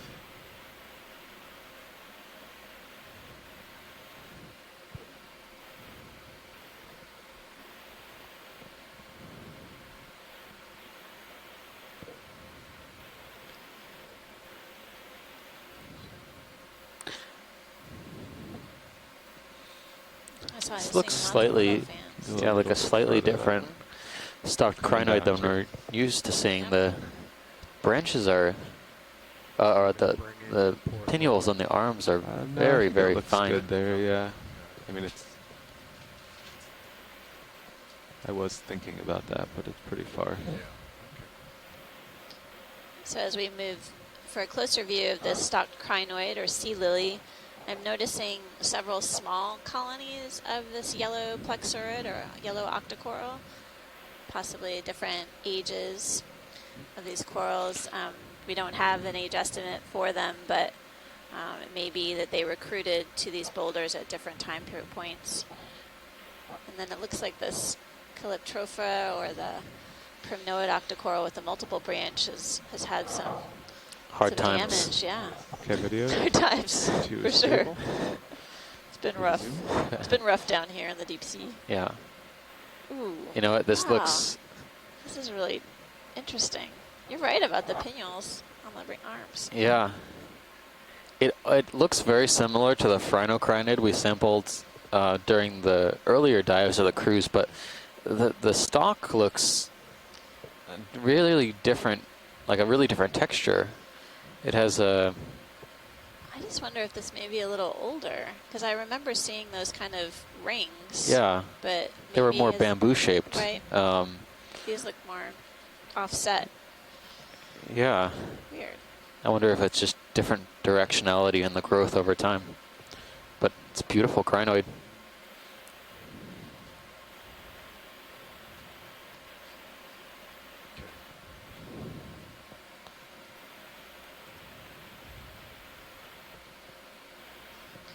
Okay. Thank you, pilot. I'll get images back to our crinoid experts on shoreside for a Copilot, we get ID. that laser off. Roger. Excellent.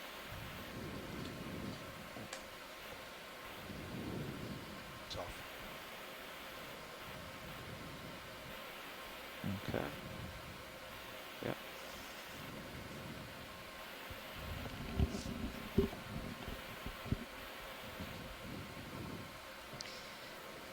It's pretty tall.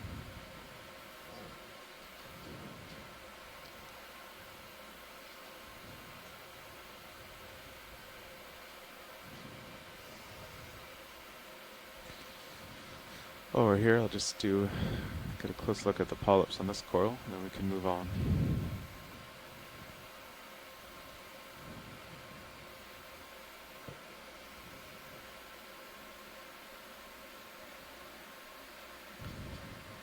Okay.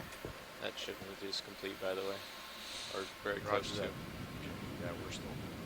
Yeah, you'll still move for just a couple minutes. So we're taking a closer look at a primnoid octocoral that looks like Calyptrophora. It has had some damage to its skeleton. Doesn't look as robust as some of the other colonies that we were Ready imaging whenever you're earlier. clear. You're photobombed by this guy coming in. Some dead branches are colonized by Okay. these sort of bushy brown Oh yeah. hydroids. Thank you, video. And it's definitely got an interesting shape to it. Right. It's still the same crinoid. Cue the, Yeah. cue the swimming crinoid. Just causing all sorts of disruption here today. Distract. Must distract Same the one. deep sea scientists. This is the He's heading down though. floating, gliding mode versus the active swimming mode.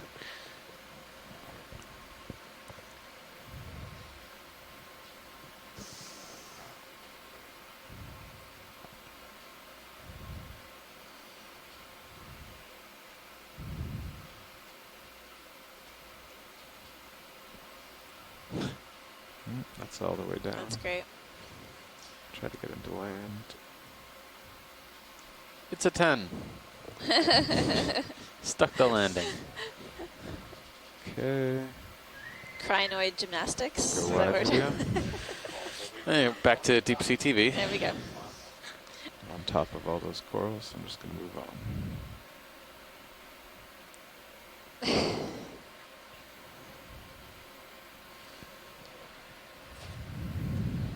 Alright, so this way looks uphill in your sonar pretty much.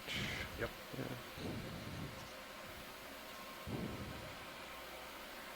It's up some big boulders anyway. Up something. So we can tell. Yeah, 125. What's that? A bamboo Is whip? that bamboo whip? Maybe. Certainly looks like a bamboo whip. It's kind of an interesting, varied growth curlicue.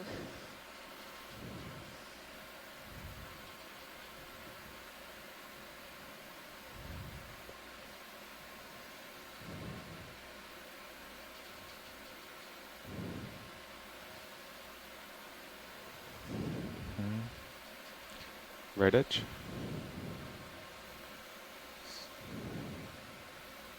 Let's try a zoom from here. Unidentified halosaur. I don't know if we're going to get much better on that. It's There pretty it is. skittish. Go what? Yeah.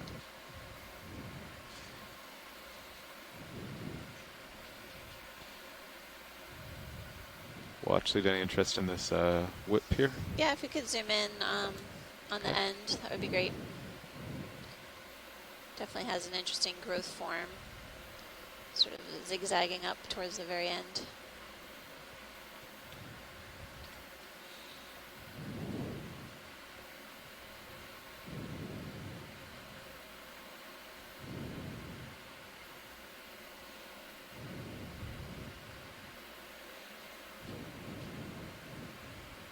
Okay, video, you can zoom here. Oh.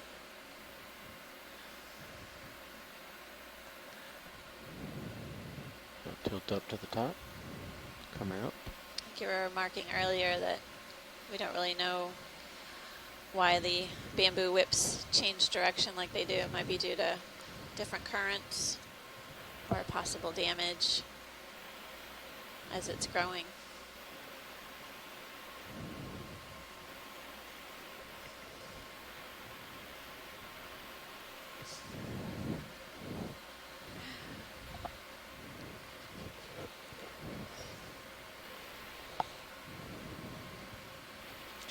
Look at the size of these spines between the tentacles.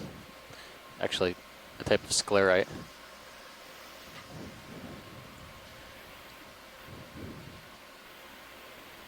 I was hoping we can get a chance to see it close up, to see what kind of polyp shape it has when the tentacles are drawn in. I think the D2 there would we have go. to tickle it. Yep.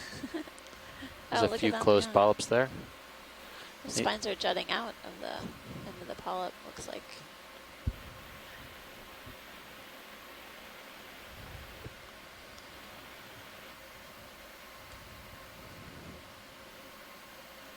Video's clear. Okay. All set with that watch lead? Yeah, thanks, pilot. Looks good. You ready for me to put it in the ship move? Yep. 20 meters again? Yeah. That sounds This good. heading looks good. 125, I guess. 25. Yep.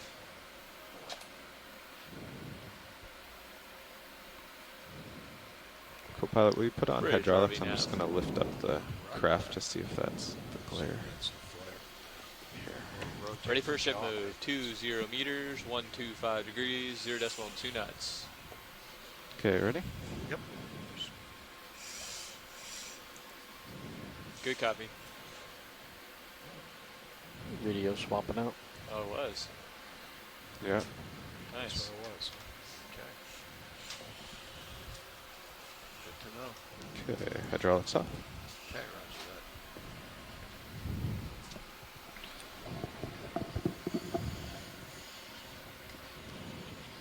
that. Copy.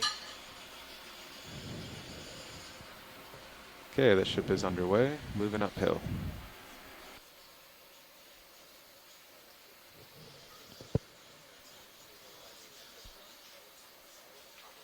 You can give it to Don. Has he had a lot of time? Yep.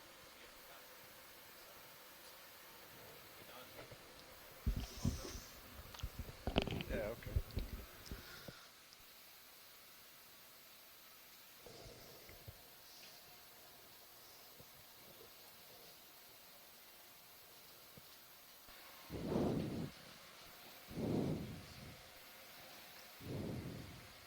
Doing a bit of a watch change up front. Pilot shift. Basically had a really fruitful dive so far on this unnamed seamount within the Phoenix Islands protected area. We have a number of scientists on the shoreside joining us today at several exploration command centers around the U.S. and then some folks from outside the U.S. as well. Really appreciate them interacting with us today. Right on by, though. All right. Go down a little bit and back. What was it? I couldn't tell. And It as was always, some every floating day fish we're bone. seeing No, something a great group of fluffy. citizen scientists who have been participating on social media, good including example Twitter of a and request Facebook, to ignore. posting their images If to anyone share says, with "Hi, I you see all. something It's behind really you," or incredible way to off be the able to left, bring the you deep can just sea pretend you don't hear them. to your homes. Okay, let's see. So And you really don't even have to get off your 19 couch here on the or pack a Z-bias. toothbrush for that matter. It's been behaving pretty well, I think. Is that pretty neutral or is that floating? Let's see. Looks like I'm going down. Huh? So pilot, once you get settled, we're basically just carrying on forward. We've taken a look at this bamboo that's in front of us right now, and I think sweeping side to side until we get the move in will be great. Yeah, okay, roger that. Now whatever it is in your manip Oh, I camp. see it. I see it. Yeah, it's Tinafor or something. Probably something. All right, let me come on up here. Holothurian. One of those pelagic Yeah. Oh, yeah, holothurians. that's what Yeah. it is. Yep, see it.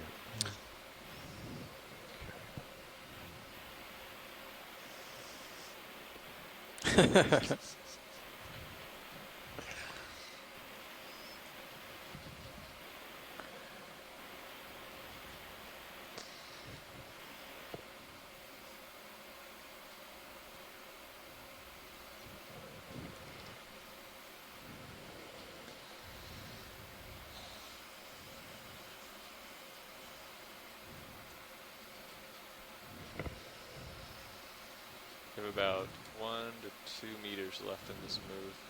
Okay, roger that.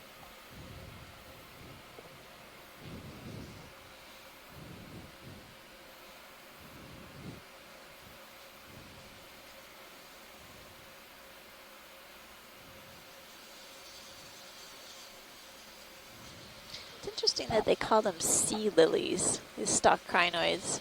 They look more like a sunflower or a daisy to me than a sea lily, but I'm sure there's a history to that that I'm not aware of. You might have to consider, I'm not really familiar with stalked crinoids in shallow water environments. I'm guessing that's where they were found first, maybe? And maybe they resemble a lily more.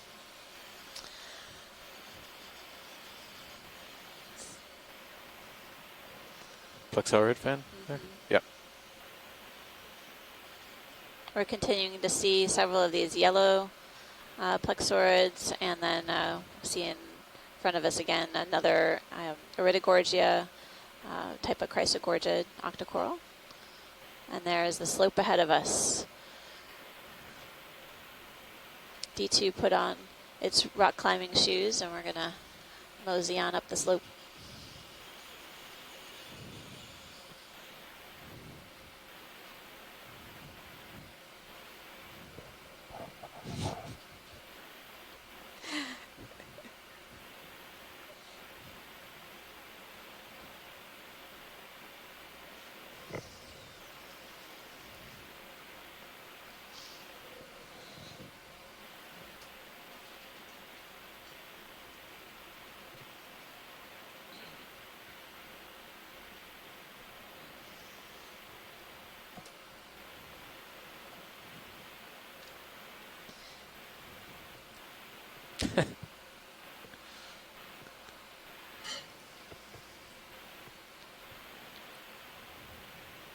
Oh, we're seeing more of these spiky Walteria sponges with several crinoids attached. I've been really impressed by the number of associates that we've been seeing on the sponges in particular. Seems like every boulder has something on it, including some yellow fans. Crinoids are stalked sea lilies and sponges as well. Mm-hmm. Much like yesterday's dive, it seems like it's Sponge City down here. Whereas yesterday the geology was a little bit different. We were mostly on, I would say it's more, yesterday was more consolidated. This looks more like large boulders and kind of craggy outcrops. I'm kind of surprised they're not seeing more fishes, but again, there is a decent amount of sediment, but perhaps there's not too much living in there, in fauna-wise.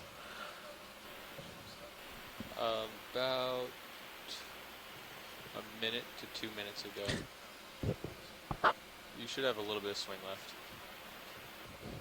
And Don, you got some rocks coming up on your starboard. You're a little ways away, but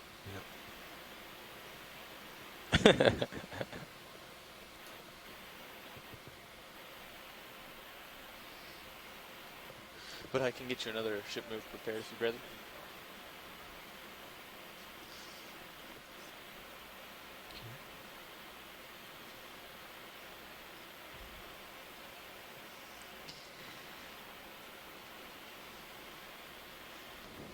It's a big boulder, no doubt. You don't see the overhang, but... Yeah, if you all are tuning in on the shore side, take a look at the Stream 2 feed. You can really get a beautiful perspective of this, these boulder features that we're traversing right now with the D2. Okay. Several large boulders. are here on the seafloor. I'm not sure if maybe they failed or basically there was some sort of landslide event a long time ago that occurred Yep, I'm pushing ahead. that and released up these a little rocks bit. from Got some height, upslope. too, you can give 'em.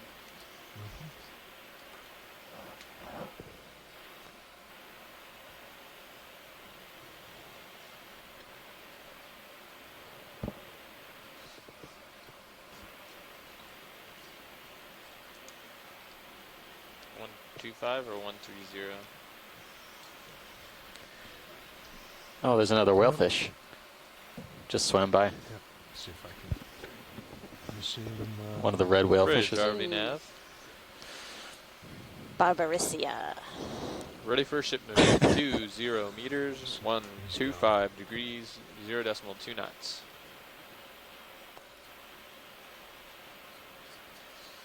Good copy.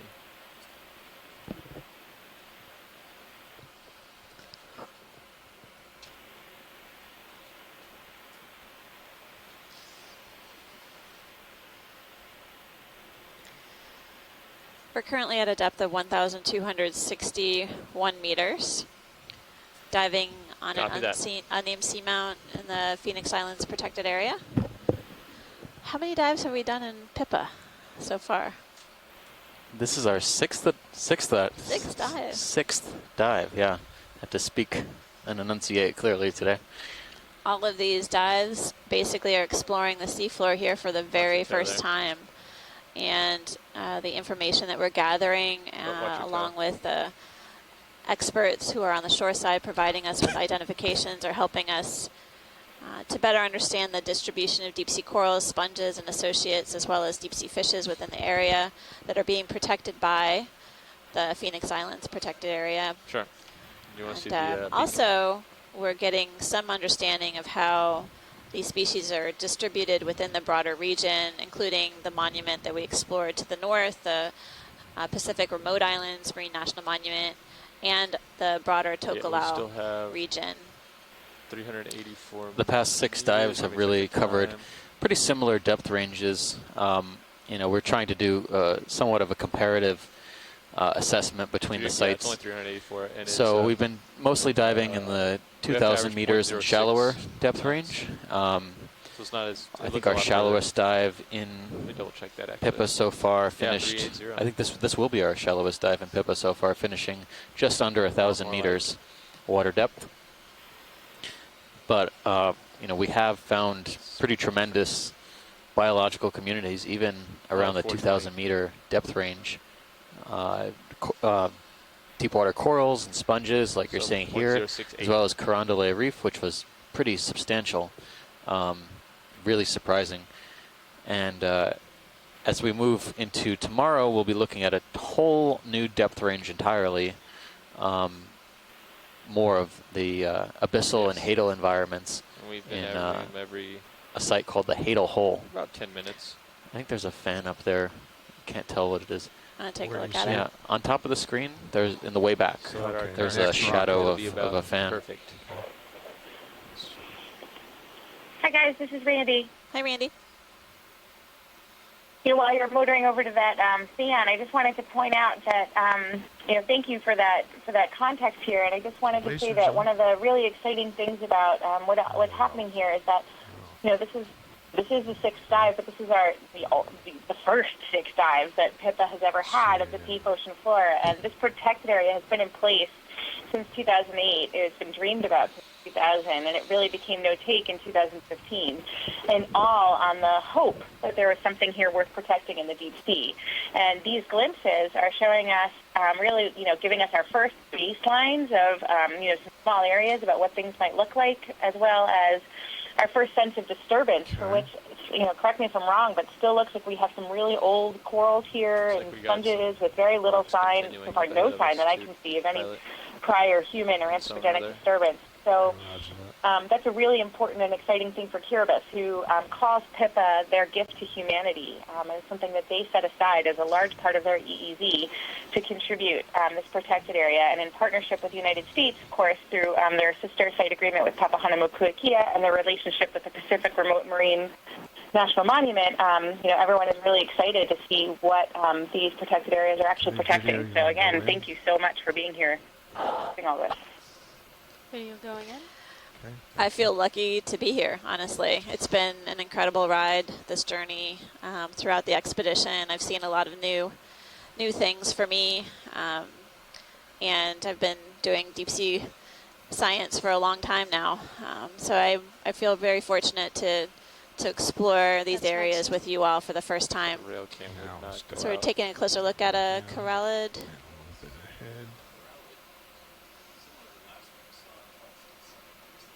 ahead. It's probably like a lighting thing, right? Because it was doing that the other day, and then it was just fine.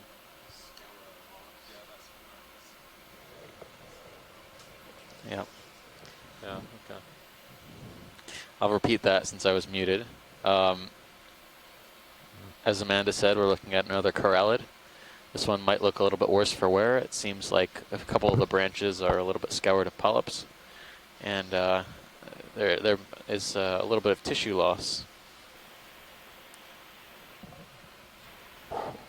So there's also one more colony we'd like to look at in the lower left, this Y-shaped thing. Okay. Roger that. We can get a snap zoom on that. If it turns out to be mostly dead, we can move on. All right, video, go ahead and move in on that.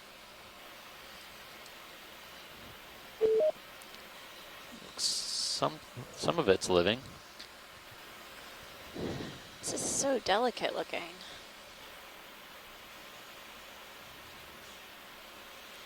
There may be damage here, but it seems like most of the colony is covered with live tissue. Yeah, it looks like we're holding position now.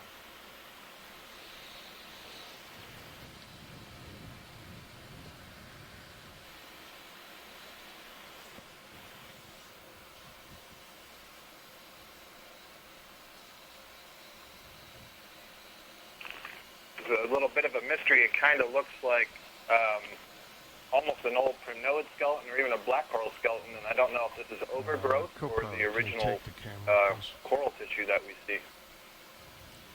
Okay, yeah.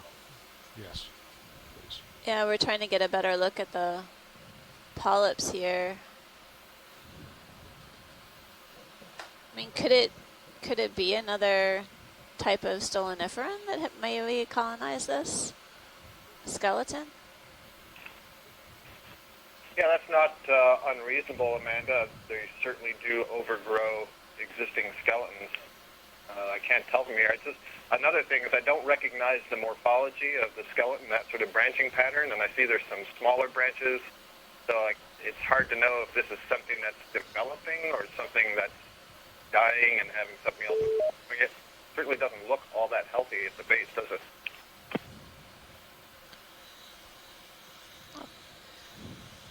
Thanks, Pilot. I think we got a good view of this, something different for sure. Roger that. Okay, video when you're done. Let's just get a full specimen of you. Okay.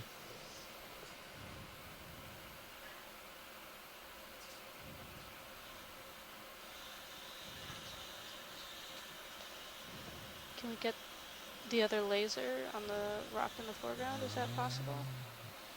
Yeah. There we go. Thank you very much. Going full wide? Okay. All right. Thanks, Pilot.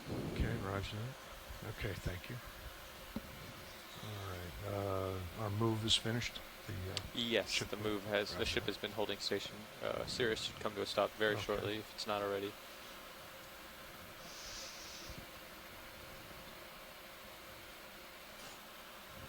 Okay.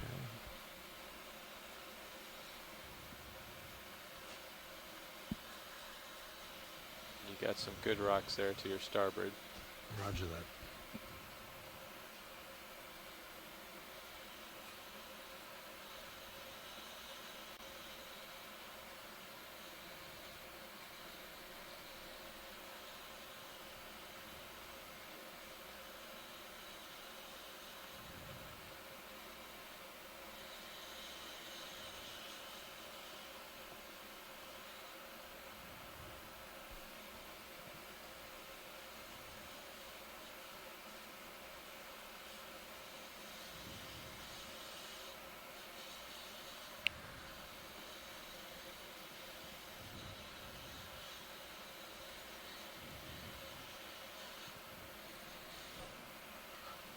Oh, pilot, down on the bottom of the screen going out right now, I think I see a bushier colony of something.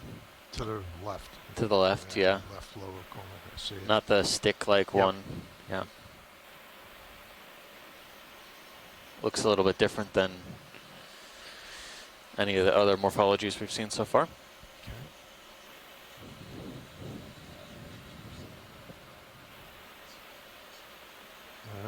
You want to bring it up? Okay. Let me come up a little bit.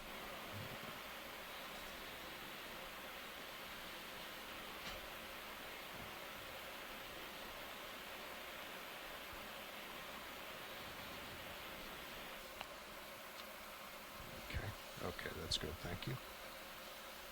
All right. Okay, let me go in, sit down.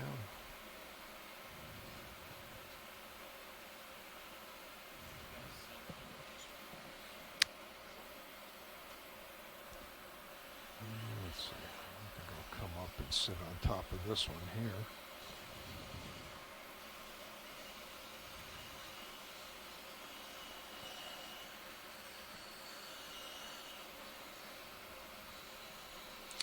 We're about to take a zoom on what looks like could be a chrysogorgid we haven't seen so far. We've seen a few chrysogorgids, a couple of large iridogorgia, a long, thin colony of some other chrysogorgid. This one almost missed as we were passing over it. It's so finely branched, it seems to blend in with the substrate. Pilot, take the camera, please. Thank you. But it's got a few associates on there. Should keep our shoreside busy for a few minutes. That's a partial? Okay.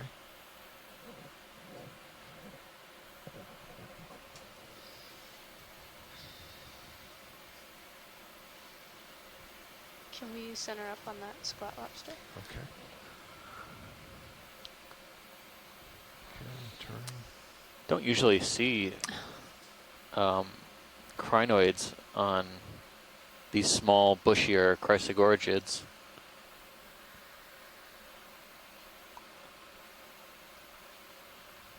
That's a really delicate squat lobster, chirostylid crustacean that's waving its arms around within this coral. Roger that.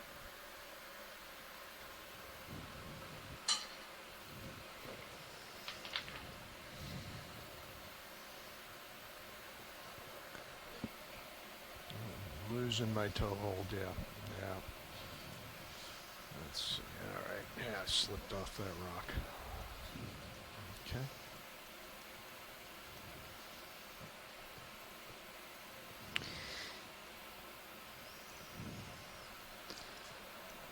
Yeah, okay. Did you say it was a chrysogorgia Looks like or a a boulder. chrysogorgid? I don't know No. much about that one Bad to boulder. make a genus assignment. I would say chrysogorgid. I mean, it's definitely... We haven't collected very many chrysogorgids on this expedition. We've collected an iridogorgia last night, an unidentifiable chrysogorgid the other day on, where was it? U.S. Winslow, I think, or Seamount Athena. But these long branched chrysogorgids, we don't have any individuals. I was going to ask him there. It's confusing for Watch sure. Lead, are you done with this? Do you want me to reset up on there? I slipped off the rock here. Yeah, we're happy with Okay, this. Thanks, roger that. pilot. All right, thanks.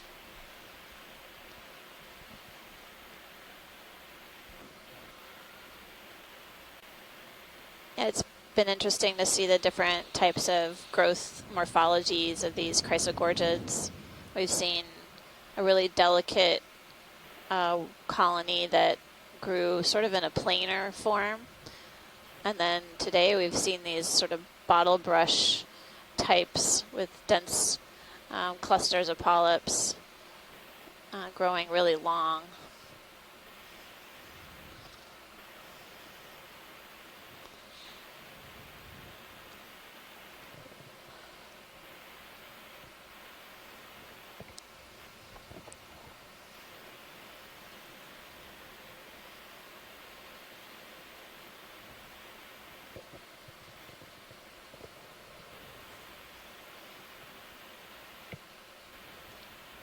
do a quick zoom in? Right, something right there. Is that a... Are those uppers up or down right now? Right there? Yeah, I think that's the light that I'm seeing in the rail that might be triggering it as well. Polytherium? Oh yeah, it is. Okay. Okay. Go back out.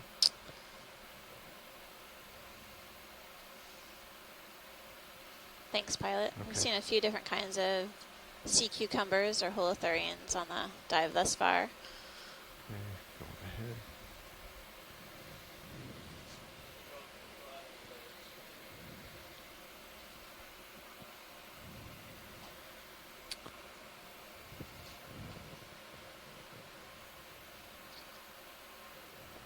Sorry, there's another primnoid on the lower right. Looks like that.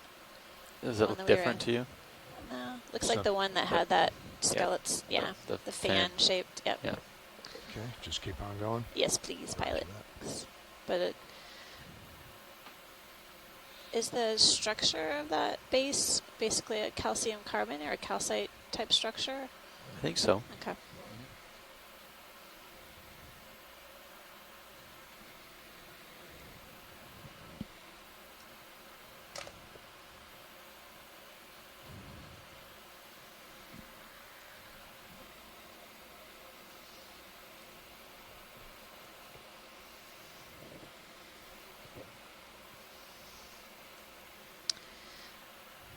Nav, Go ahead, watch the.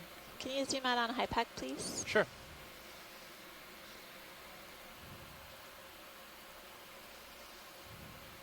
Here's where we're headed. Thank you.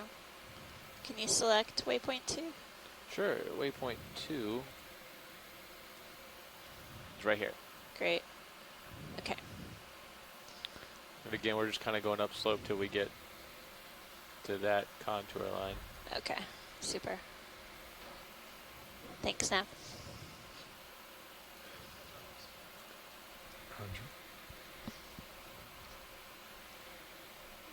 As we progress up slope, we're seeing, still seeing several large boulder features. On the fringes of these boulders, or the very edges, are some large, or relatively large, yellow plexaurid octocorals. We've been seeing them throughout the dive. Not to speak of. A little bit maybe flowing downslope. And we're basically continuing to see these Walteria glass sponges, the ones that have really a shaggy look to them. Yeah. The remarkable number of associates as well, some crinoids. Earlier we saw some with ctenophores, shrimp. Right. So, live habitat.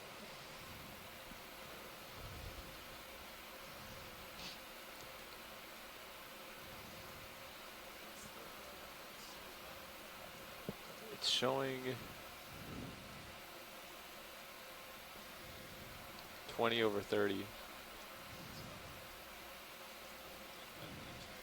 Small, sure.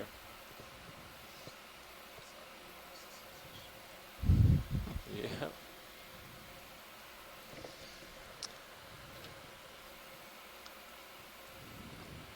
Better. Interesting. Seeing another primnoid, similar growth form to what we were imaging before. This one has a lot of smaller branches coming off of the main axis.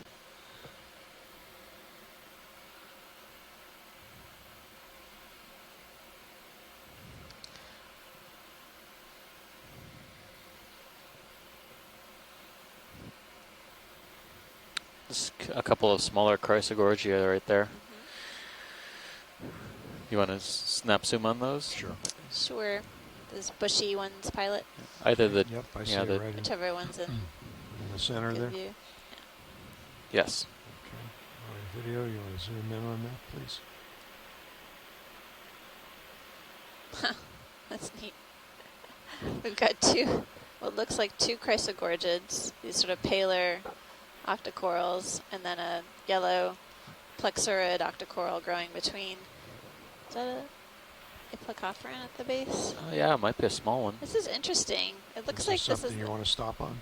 Well, no, we're just Oh, taking a closer look while we're here. The base is that a rock or is it growing up off of something there? I think that might be an old coral base. Maybe the coral settled on that. Yeah. Good to go. That's great. Thanks, pilot. Okay, roger that. There are two of those other white plexaurids. We were thinking they were white swiftia or something we'd seen similar to the other dive. This looks like a bouquet of octocorals, just with these three colonies all together like that. Does bouquet of octocorals have an official definition? More than one.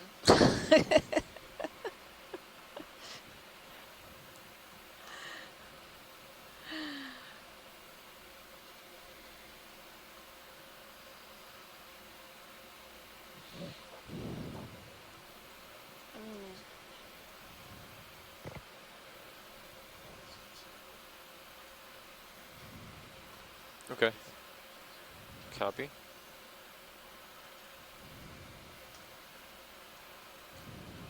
Bridge, RV nav. Ready for another ship move. 20 meters, 120 degrees, 0.2 knots. That's a particularly large actinoscyphia on the right-hand side. Good copy. Very nice. Did Fly you wanna trap go an look enemy. at that or no? No, No? it's all right. I was just making a remark. Okay, roger that. At least 15 centimeters, I would say. It's a good size. Probably more.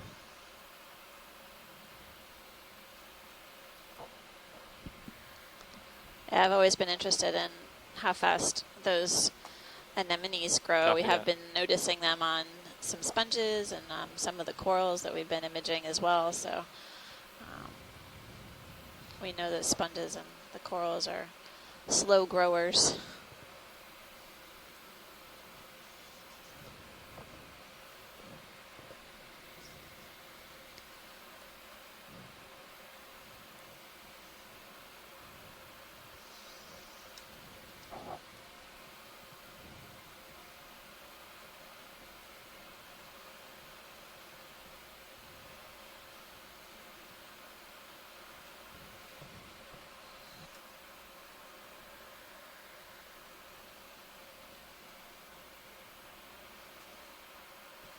Can we zoom on the rock to just to the upper right corner, the big boulder?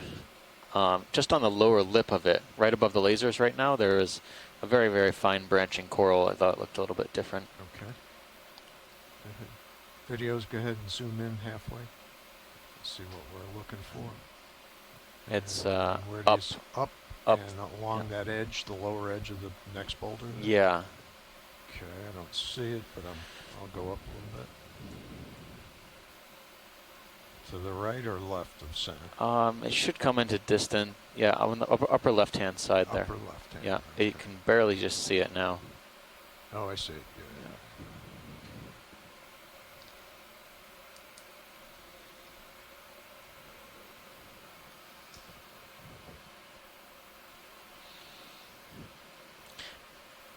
We're seeing a lot of these very, very finely Zoom in a branching little further. chrysogorgiids, but some on very long stalks like this edge one. here? Yeah.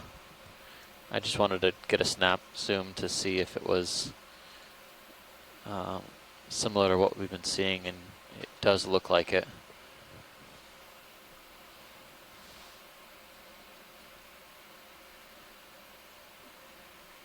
I don't see any associates except one crinoid, but that's okay. Okay. Oh, maybe two crinoids. All right. Okay. Happy? Yeah, that was Thanks, great. pilot. Okay.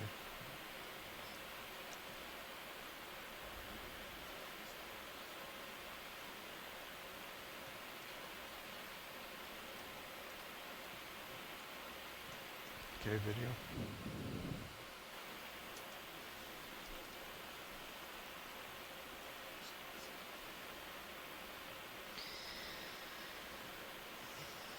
Okay, I'll start moving up.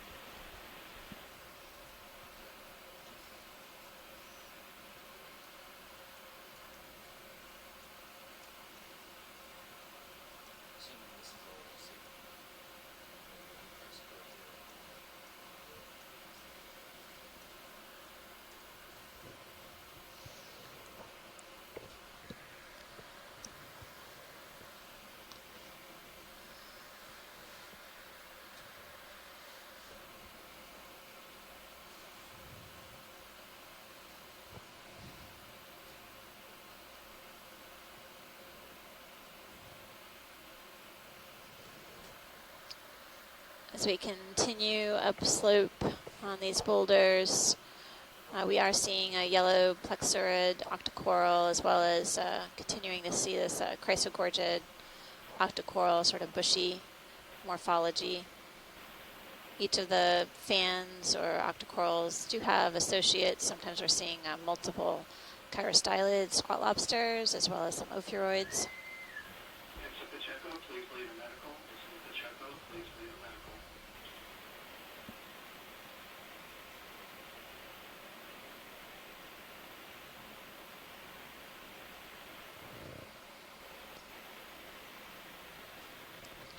As we progress upslope, and before we really reach the pinnacle feature, I did put this in the chat, but to the community at large, we are seeing a number of different kinds of corals on the dive thus far. We may have time for 1 or 2 specimen collections. It may be easier to do that before we reach the pinnacle feature that we're traversing.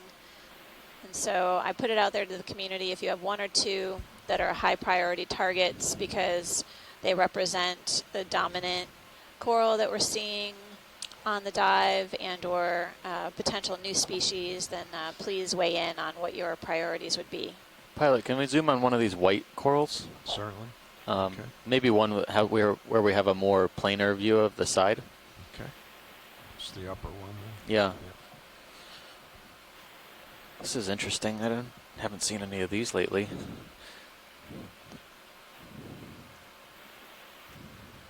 Move in a little bit here.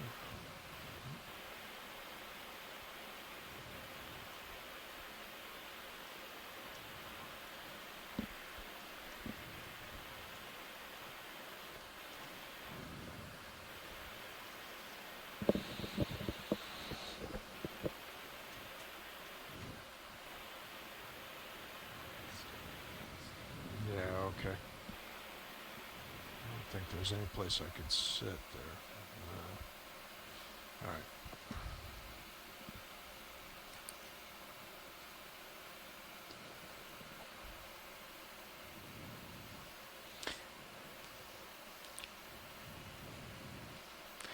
You know, maybe a snap zoom temporarily would be sufficient, and we can just sit down later when we see a colony in a better location for a close-up. Okay, It's video, a good go ahead feature and here. zoom in. It's like several of these white fans and then yellow. I'm trying to figure out what these are. None of them have polyps out if they are octocorals, which they look like they could be.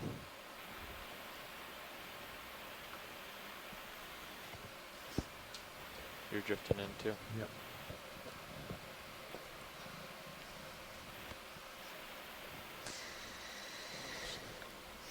Oh, the polyps are retracted.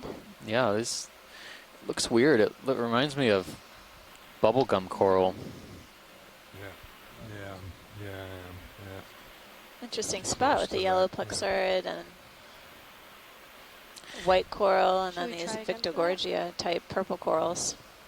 Then again, it could also be, you know, a type of corallid. They look very similar, sometimes with their polyps drawn in, but I'm going to lean towards a type of bubblegum coral. Corallium, pleurocorallium. It look like a scleraxonian of some kind, which is the larger group that includes both the bubblegum corals and those precious corals and the Victorgorgia and the Anthophila. There's something about the texture of the tissue in the skeleton that suggests that kind of makeup instead of like the yellow colony that's left of it that has more like a woody skeleton in it. Yeah. These, that was. Thanks, Scott. Yeah, we did sample a rock with some white corals that looked very similar to this earlier on an expedition, and it turned out we thought it was a paragorgid, but it actually was a pleurocorallium type of precious coral. So I'm gonna, with the input from our shore side, we can call this a corallid for sure, maybe pleurocorallium. And interesting to see here, because I don't think we've seen pleurocorallium this large. Usually the colonies we were seeing were about 15 centimeters in the past. Don't you think so? Yeah, they were definitely small in stature, short in stature. Some of these colonies get upwards of 20 Should be coming to a centimeters or so. stop here soon, co-pilot, if you're not Roger already. that.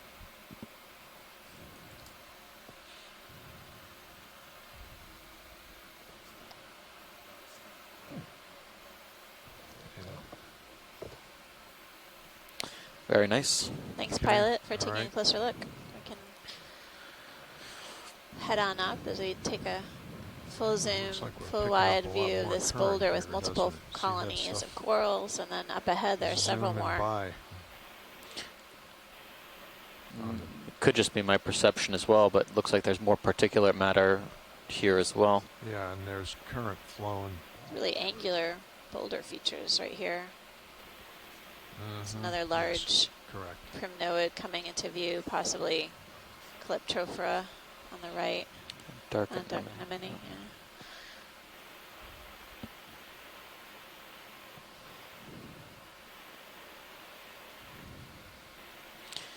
Very few sites have we actually seen more than one species of corallid, so this is characteristic of the other sites that we've seen in Pippa around this depth range, especially at Carondelet. I think we saw 2 species of corallids at that site. Usually the more common of the corallids seems to be the pink hemicorallium, but that's just from my perception on this expedition so far. Another coral garden here, several fans in view. Really incredible spot. These white corallids, Pleurocorallia, and then the pink. Scleractinian right in the middle too. That might be worth a zoom. It looks Very large primnoid colonies as well. Okay, is that the one at the top there, Steve? Actually, can we look at the left in line with the lasers, sort of Okay. branching out the white colony in front of the pink? I changed my mind. I thought it looked like a Okay, video, go ahead. Scleractinian, but I think it's a Pleurocorallium with the polyps out. Yeah, there it is. And it has those connected bases. Yep. Or similar to the You connected can see the bases. dead tissue as well. The more we look at these yellow fans, the more I think they resemble Paramyrcia. But we've collected something similar on a previous dive, so we'll get a better ID. We can zoom out a little bit, pilot, and just scan over this boulder. That would be Okay. great. Thanks.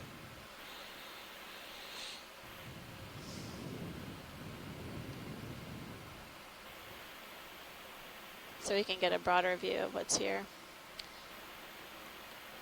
Beautiful full hemicorallium colonies.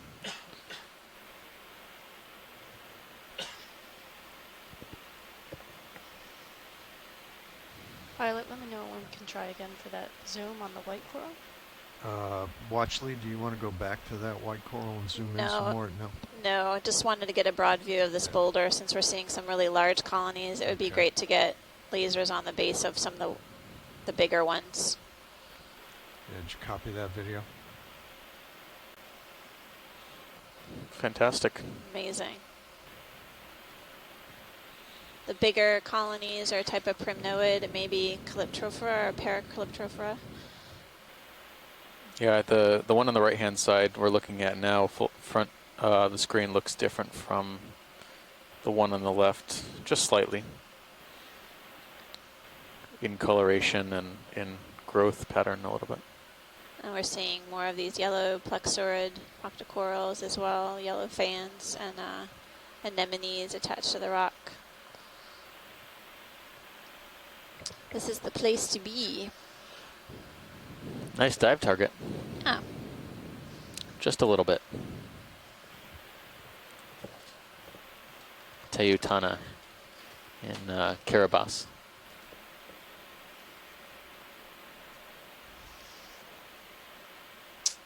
On these larger fans. You know, as its name suggests, not bad. Agreed, agreed.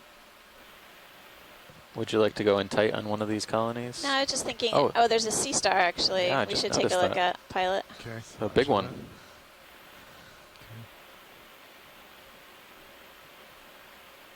Good size sea star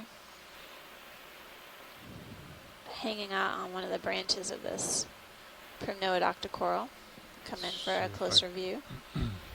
Just the branch that goes across our screen right now is at least 1 meter long. Wow. The whole colony is probably just over 1 meter, maybe 1.25 meters. Yeah, if you guys are looking at the stream 2 feed as well, you can see from the Sirius cam really how large or robust these coral colonies are in this boulder feature here. We still see scattered colonies on the boulders up ahead as well.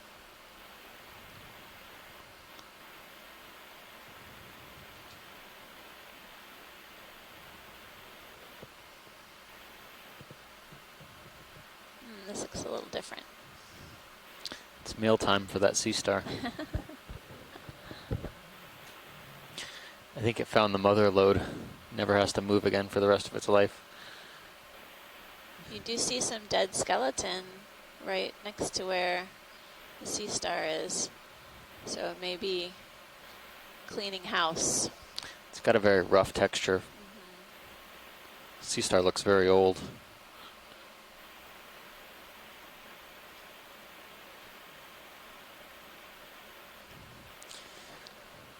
Well, any way to go tighter on the polyps? Oh, okay, thank you.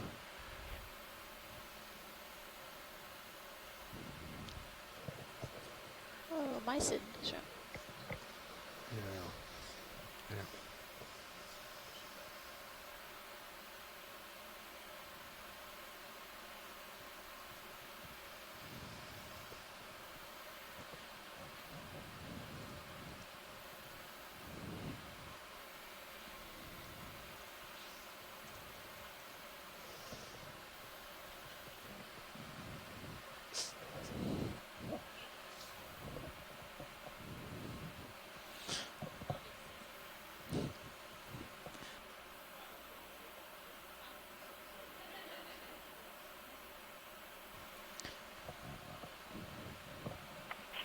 Well, in terms of the comparison between calyptophora and paracalyptophora, one of the characteristics that's used is what direction the polyps are pointing when they curl up. Now, these are alive, so it's a little bit hard to tell, but it kind of appears to me like they're facing more downward than upward. In paracalyptophora, they're always facing downward. In calyptophora, they're usually facing upwards, but there are 2 species that are known to face downwards. So I guess if we're going on a percentage, we'd go with paracalyptophora. Thanks, Scott. Hello, this is Chris Ma. Oh, hi, Chris. Hello. I thought I would help you guys out. The sea star that is feeding on this, you said it was a primnoid? Yeah. Is that sort of oldest of culprits of goniasterid predation, Evoplasoma. It has all of the sort of surface spination and the sort of the lower elevation spines on the marginals that contrast it to something like Caliaster or Hipposteria, and it doesn't have that large, thick body that Muscipula has up in Hawaii. The ones that I've seen from the Hawaiian area are Evoplasoma forcipifera.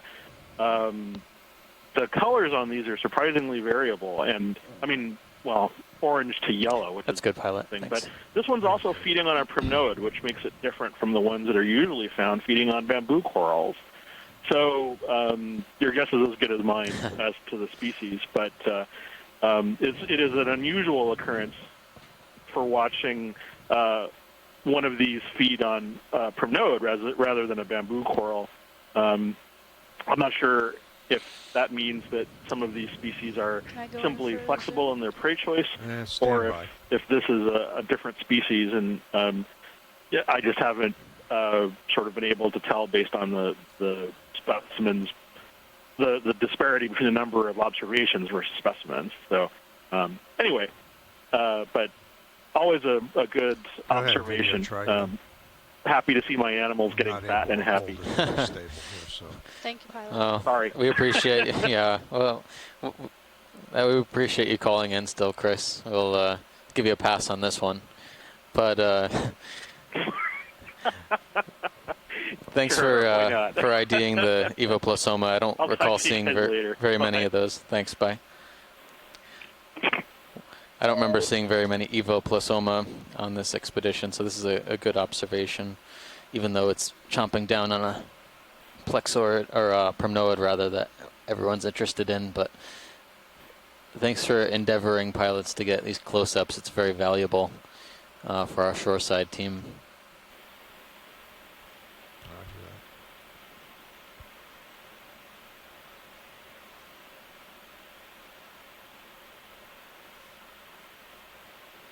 that. So again, yeah, downward-facing polyps, possibly Paracalyptrophora, but not certain.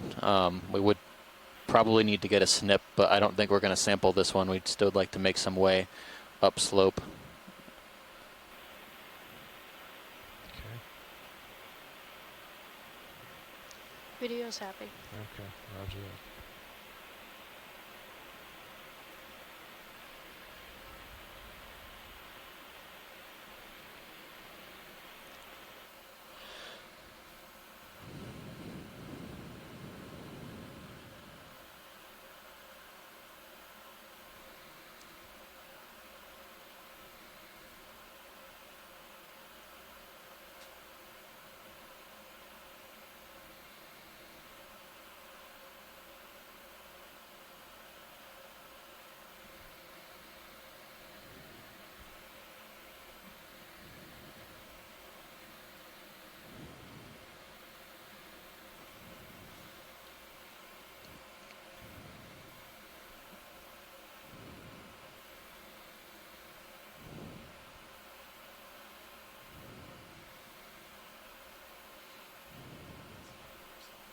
Yeah, no, I'm lateraling to port right now.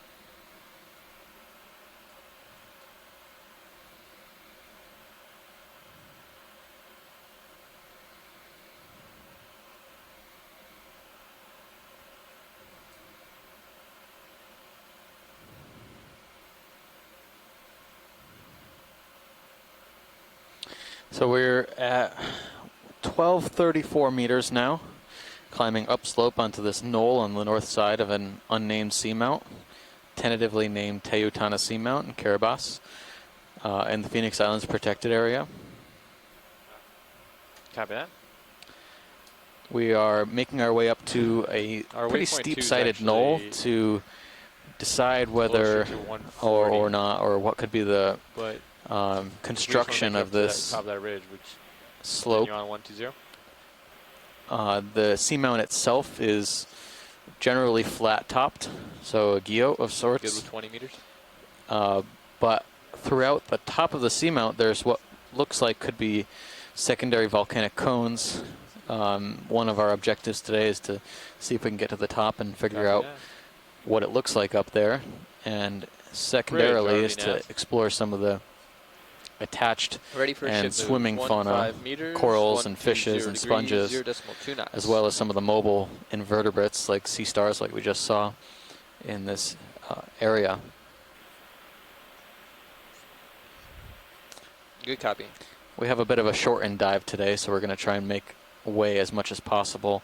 Our dive tomorrow requires us to make some tracks. We have quite a long transit after this dive is over in order to allow for maximum bottom time tomorrow.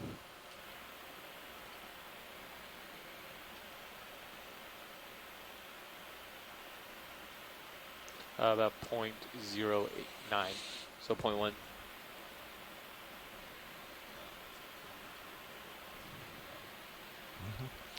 Looks like mostly large blocks and boulders here.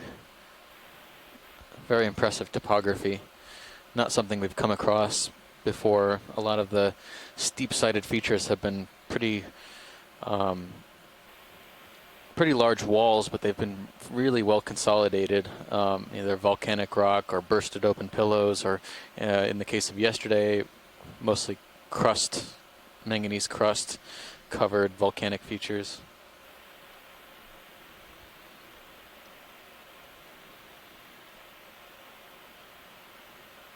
But whatever created or dislodged these blocks had to have been pretty powerful.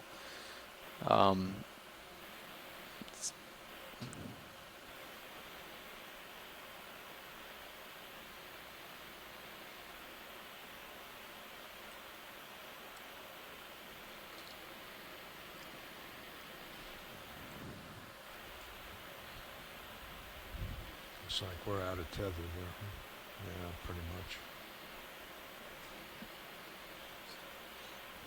Okay, catching up.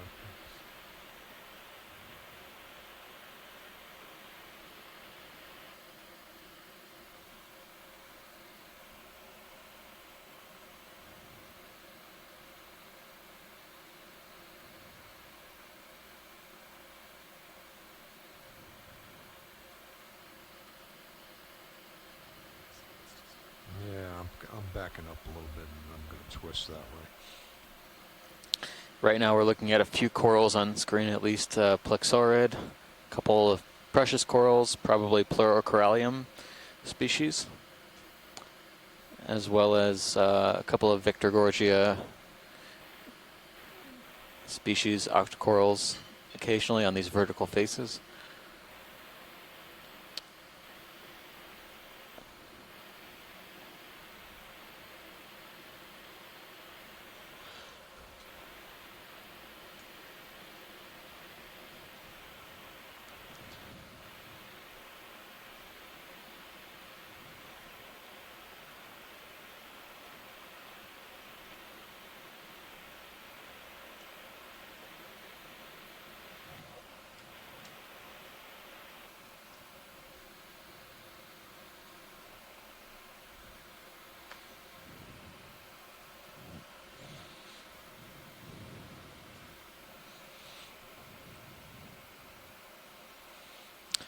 I'm noticing fewer of these Walteria sponges, which is kind of noteworthy. I see one in the lower corner of the screen now, but we're not seeing these large sponges. It's actually kind of transitioned to mostly coral dominated, whereas lower on the seamount was a little bit more sponge-rich, sponge-dominated.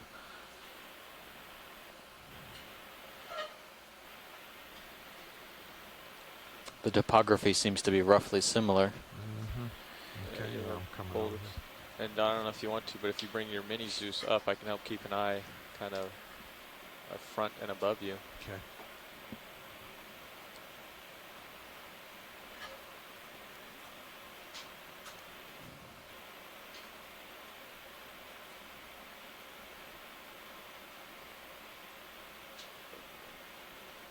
What's that? I'll be keeping an eye on that. Okay, thank you.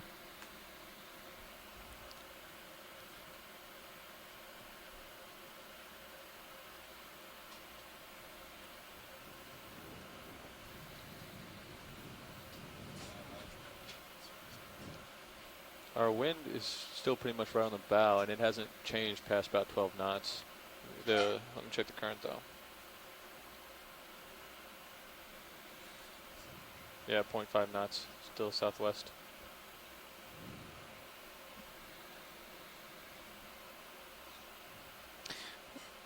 Really beautiful rock face up here on the upper left. These are precious corals, Pleurocorallium.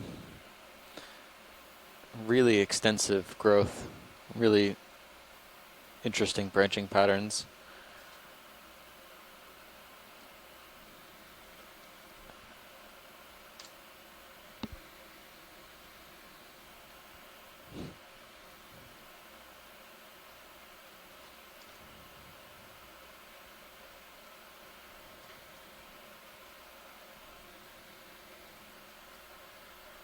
There's a fish. Yeah, let's take a look at the fish. Okay. Video go in. Going in. Okay.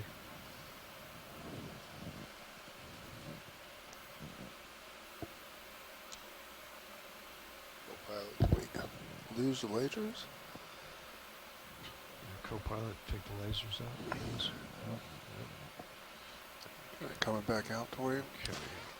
I wonder if this is a type of rat tail. Going. All right, settle up. Going in. See. Yes, this is Bruce. It is. I'm getting blurring of the screen, though, so I'm not getting a really good look at this. I'm not getting a very good look at all. So I couldn't really decide what genus it might be, but it is a rat tail. Aquarid. Unfortunately, the screen keeps blurring out when the operators zoom in.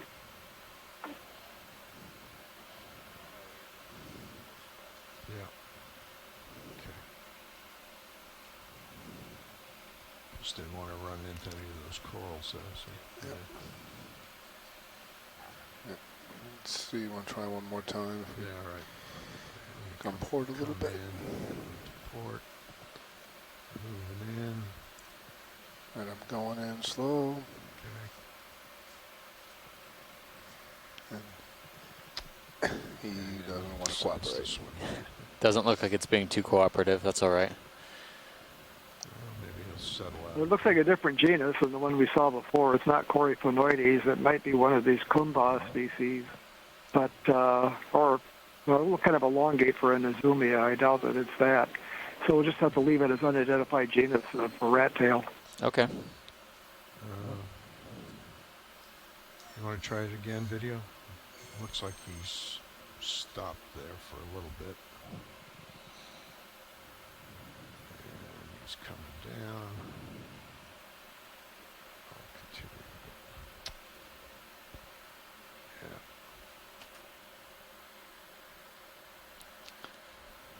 The fish doesn't want to seem to give us a good side view, so I think we'll have to leave it there. Okay. Yeah, one thing I could see, one of the diagnostic characters for Kumba is the absence of scales on top of the head and the snout. It's a similar situation that we have for some of the halosaurs, where that's a good character, and Kumba doesn't have those. They're also rather elongate rat tails. A very poorly known genus, but we seem to see them quite often. The original identification for the genus from Okeanos work was from Dr. Tomio Iwamoto, who's retired emeritus at the California Academy of Sciences, and he's a taxonomic expert on this group. All right. Co-pilot, can you take the camera, please? Thank you.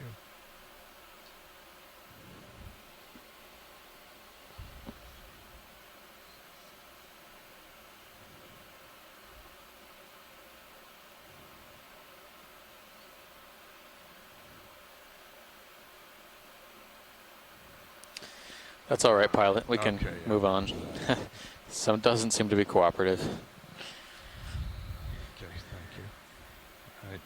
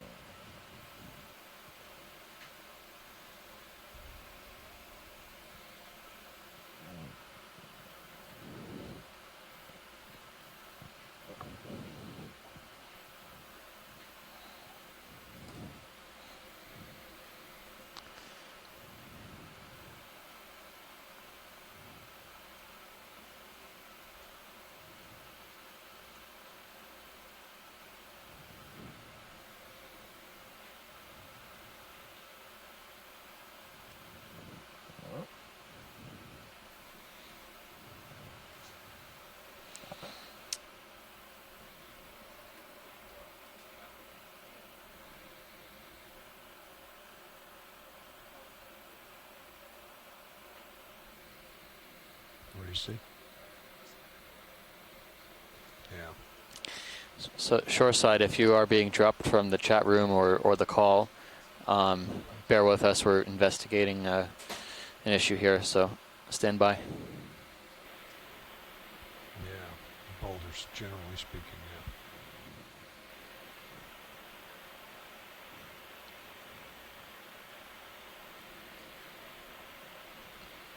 is. It's really rugged.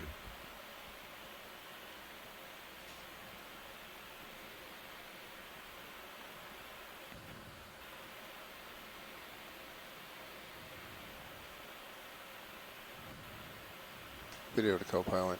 Give a little zoom on Sirius for the show of the rock. A little bit. Okay, I'm holding. Yeah.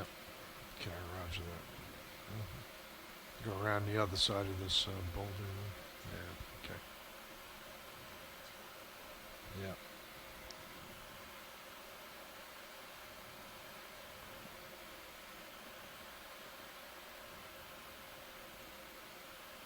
And permission to zoom. Okay.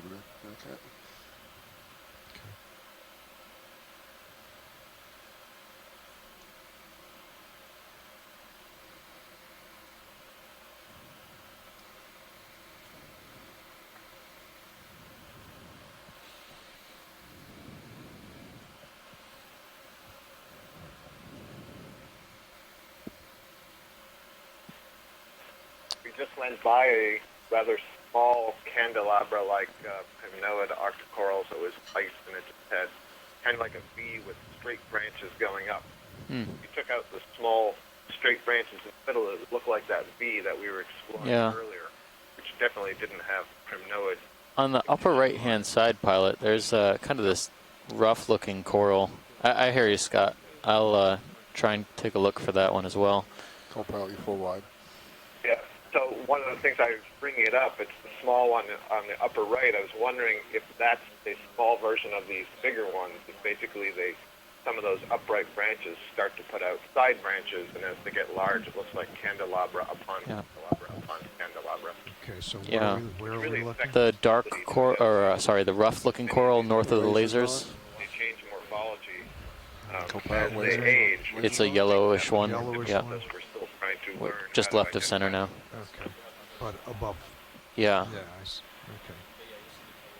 Okay. It doesn't look as vibrant as some of the other yellow corals. Wondering if this could be a different type of plexaurid. Let's see. It's about 10 o'clock right now. Yeah, I'm kind of swinging around Yep, so we can I see what you're doing. face on there. Maybe.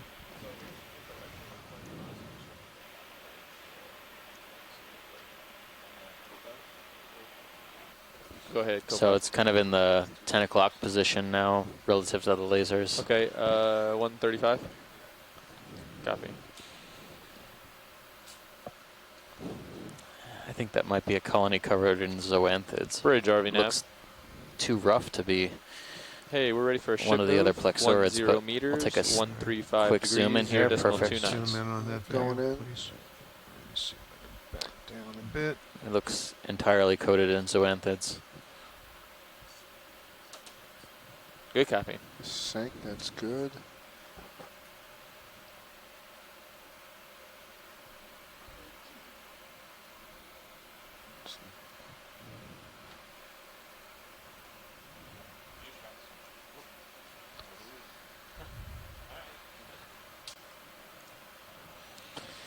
Okay. It looks like there is some live octocoral still on there, but it's very, very small, almost entirely covered with zoanthids. All right, I'm out wide for you. Okay. Steve, you said you missed a small candelabra. It's there right now, the center of the screen. Center of the screen? I'm still missing it. Can we zoom? I'm not asking for a zoom. I'm Okay. just pointing out that you've got small ones. It's just above the zoanthids we were We're looking aiming at. for 50 I see, meters I see. at Okay. 1500. Let me do the Never math mind, real quick pilot. We for can what carry that on. will be. Okay, roger that.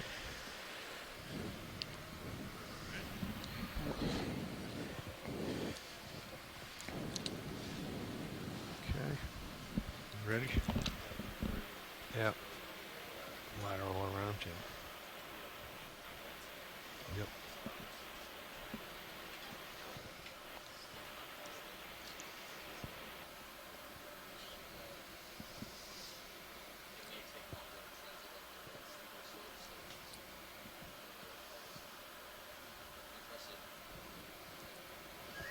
Is this the boulder that we were at?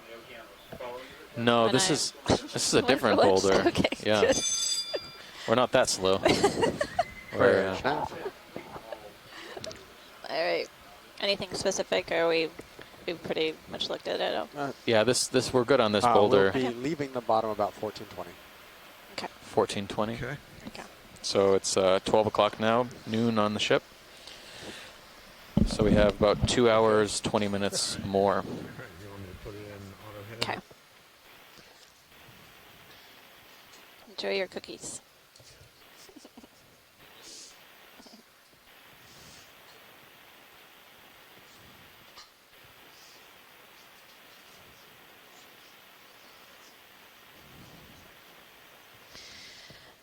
Well, we're having a watch change up front.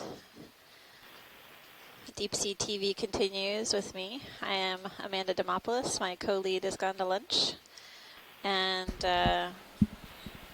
we're currently looking at a boulder that we've been examining quite a bit.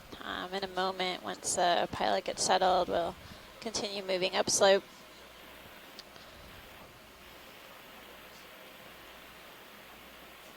Currently at a depth of 1,227 meters, diving on an unnamed seamount within the Phoenix Islands protected area. It's been a really beautiful dive. Several different corals and large sponges. Some of the coral colonies have been really quite impressive, like the one that we see in view right now, this type of primnoid octocoral with the multiple branches extending up from this rock feature.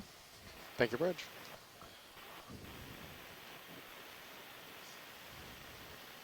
Affirmative.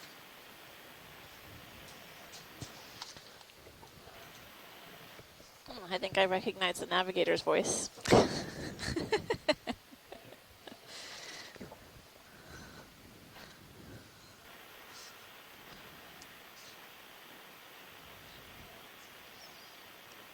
As we move around this boulder here, there are several yellow plexurid octocorals, as well as a typocorallid pleurocorallium, the white coral. All right, watch lead. Hey, how's it going, pilot? Good. How about you? Doing well, thanks. Had a good lunch. Yeah. So I think we're ready for another move. Great. I agree. How far you want to go? 10 meters? 20 meters? Yeah, let's do 20. 20. 135 has been the direction of motion, and 0.2 knots is what they've been making. That work for you guys? That works for me. How about you, co-pilot? Bridge nav. Ship move, please. 20 meters, 135 degrees, 0.2 knots. Amanda, that's a pretty stark difference moving from that rock, which is covered with all those colorful colonies, into this bunch of rock. Thank you, sir. Maybe a little bit deeper and perhaps not getting the love. It's an interesting observation, Scott. That's Scott France from University of Louisiana Lafayette. We were just imaging a boulder that was covered with corals, and now basically the features out in front of us have scattered coral colonies, but primarily are devoid of large fans. Don't know if there's... It's also possible that the less stable set of rocks that we're looking at here, maybe they've tumbled in the near past.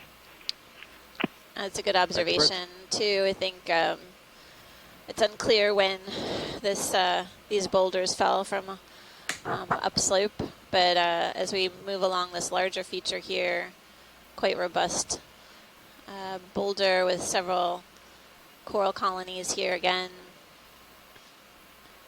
Some of them, particularly the yellow fans, the yellow plexaurids, look like they are similar size.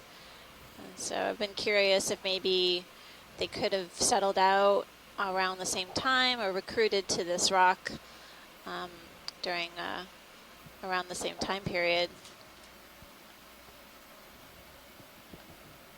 We don't really know how old these corals are. We do know that they grow very slowly and continuously and can obtain ages that are quite old, hundreds to a few thousand years old, but I can't give you an age estimate.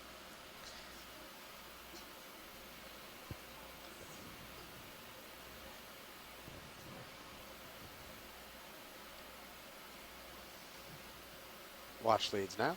Hey, Nev. So we have roughly 135 minutes left on the bottom. We need to pull up about a little after 2:15 ship time. We've got 335 meters to the summit, which will take us we have to average a smidge under 0.1 knots for the rest of the dive to get there. Okay. I think we'll continue to make way, Nav, and thanks for keeping us on track. Definitely would like to try to reach the summit of this pinnacle feature that was on the dive plan originally, or at least close to it. So. Sounds good. We should be able you. to do that if we continue at the current pace. Right on. Thanks a lot.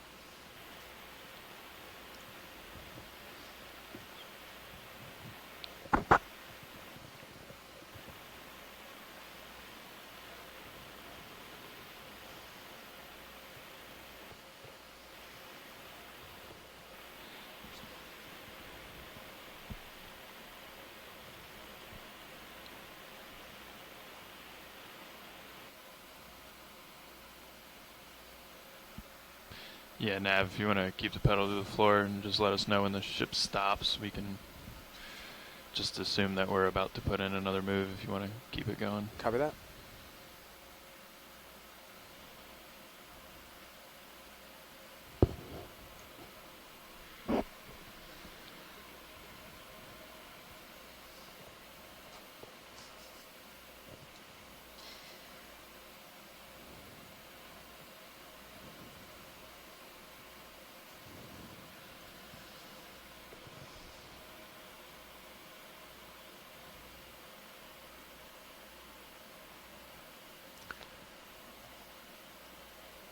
Video to pilot. Go ahead. Can I just zoom in a smidge to lose a skid? Yeah, go ahead. Thanks. Sure. Fish on. Yeah, I see fish. I was Oh, yeah. head that way. We've got a little room. Take a closer look at this fish on the seafloor coming in to view now between the lasers. Plenty of sediment for these fishes to Start to come on find in. food. Looks like another rat tail.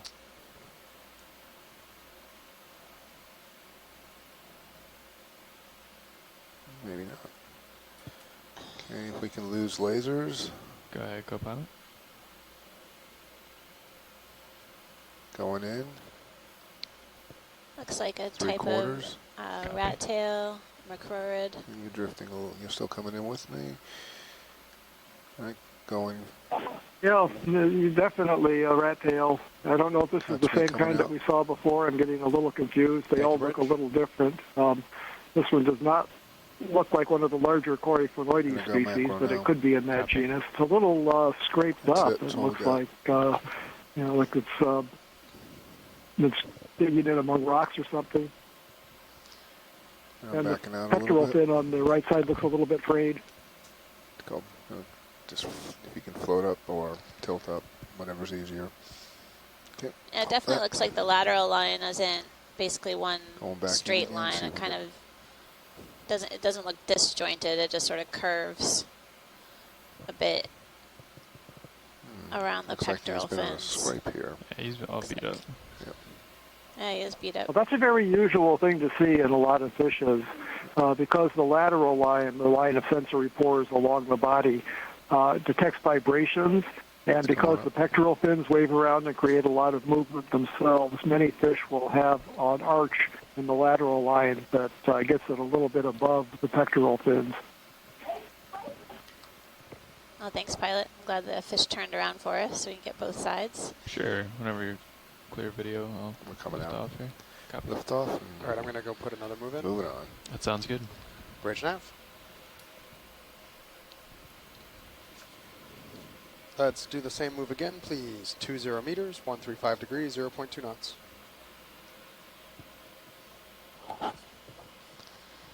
Thank you. We're seeing a chrysogorgid octocoral on the rock on the right, which we've seen earlier, and it looks like a demo sponge. Oh, that fish is in a hurry, or that little guy. It looks like more I don't shrimp. know if we can snap zoom on that, pilot. The On the big sponge? globe, yeah. Yeah, sure. All right, lasers back on. Spiky globe. Go ahead, co-pilot.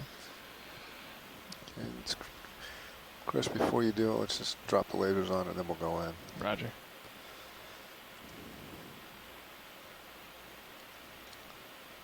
Okay, we're going a little tighter. Thank you, Bridge. Just come up a little bit and get for a measurement, and then we'll go get it. Taking a closer look at the sponge. It has really long spikes coming out of it. Okay. Okay, going in. And it looks like it's got a bit of dead coral trapped in one of the spines. See if we can go right down the center hole there. Yeah, I'm gonna try to get in there. Can imagine other objects could get trapped here. It's looking pretty good. All right, I'm 3/4 now.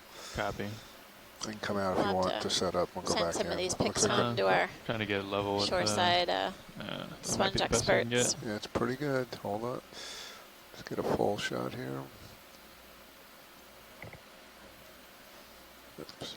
That was great, pilot. Whenever you're ready. Coming down just a little. Right. Okay, copy that. Come on up. Come on up. Thanks. A little more. Not seeing any. Oh, well, actually, I'm seeing some amphipods, I think, on some of the spines. At least one. And then somebody's inside. Inside, I see an arm. Ooh. And a somebody's inside. Swimming around. So there might be something else in there. Possibly well, it's a got brittle 1, star, 2, 3, but 4. It's hiding from us. Okay, coming out for a specimen and we can move on. Copy. And as we go, co-pilot, you just want to keep an eye on sonar and see if there's any local highs we want to chase. I think that one off to the port is I'm good. Gonna pass us by, but copy video coming out.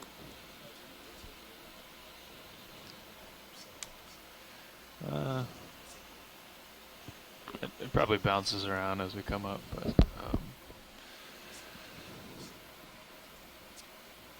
yeah, just anything if we want to slightly alter our way up. I think that'd be.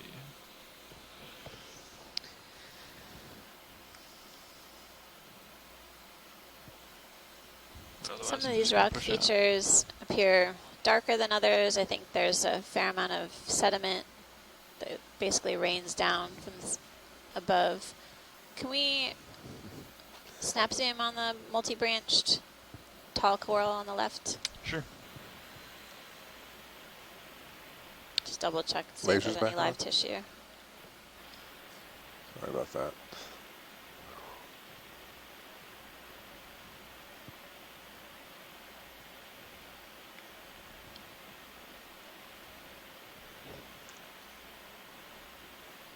Okay, let's do a snap while I bring it center. Yep. It's dead coral skeleton covered with hydroids and doesn't look healthy. Looks like there's some crinoids here too. The structure basically creates a habitat for other animals, so even after the coral dies, it continues to provide a home. Thank you very much for zooming on that pilot. Sure. Just double check. You just keep rising, gain altitude on this, and we'll just go beyond it. Copy that. Keep going up.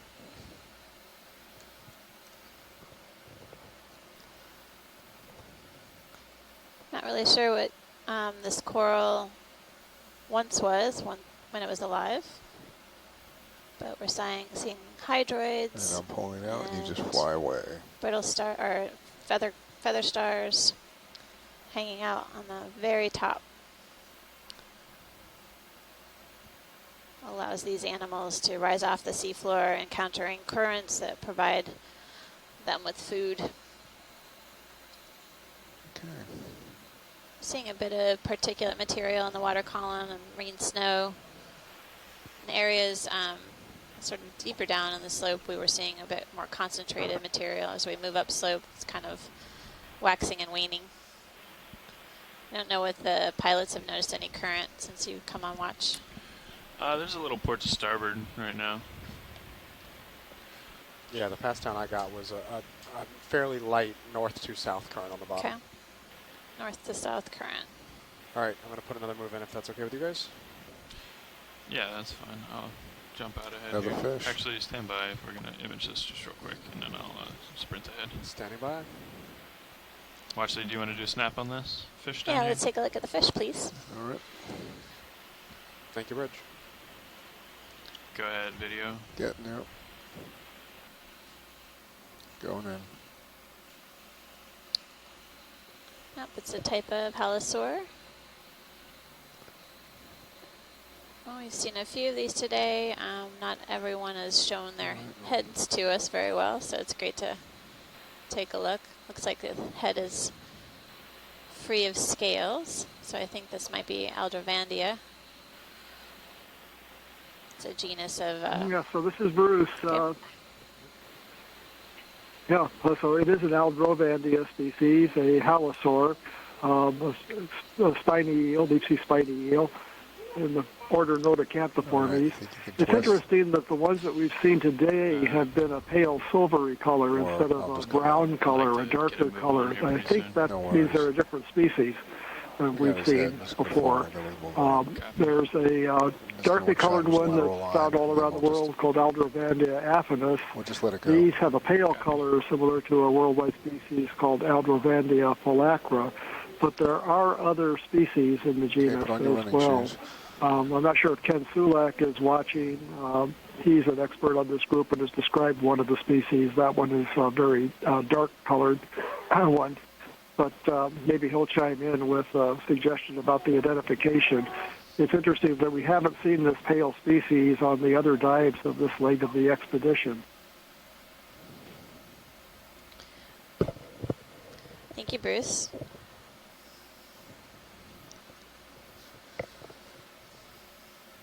Has umbilical cam been flashing like that all cruise? Yes. Yeah. Yes, Nav. Gets better. That seems to get better the deeper we go.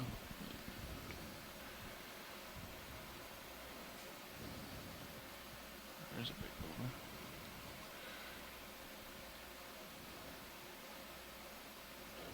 Coming up to another large boulder here. So we'll scoot along it. Let's keep our eyes out for corals and 20 sponges. meters, 135, 0.2, please. Not seeing too many colonies on this feature. Sort of a few scattered colonies of Chrysogorgia.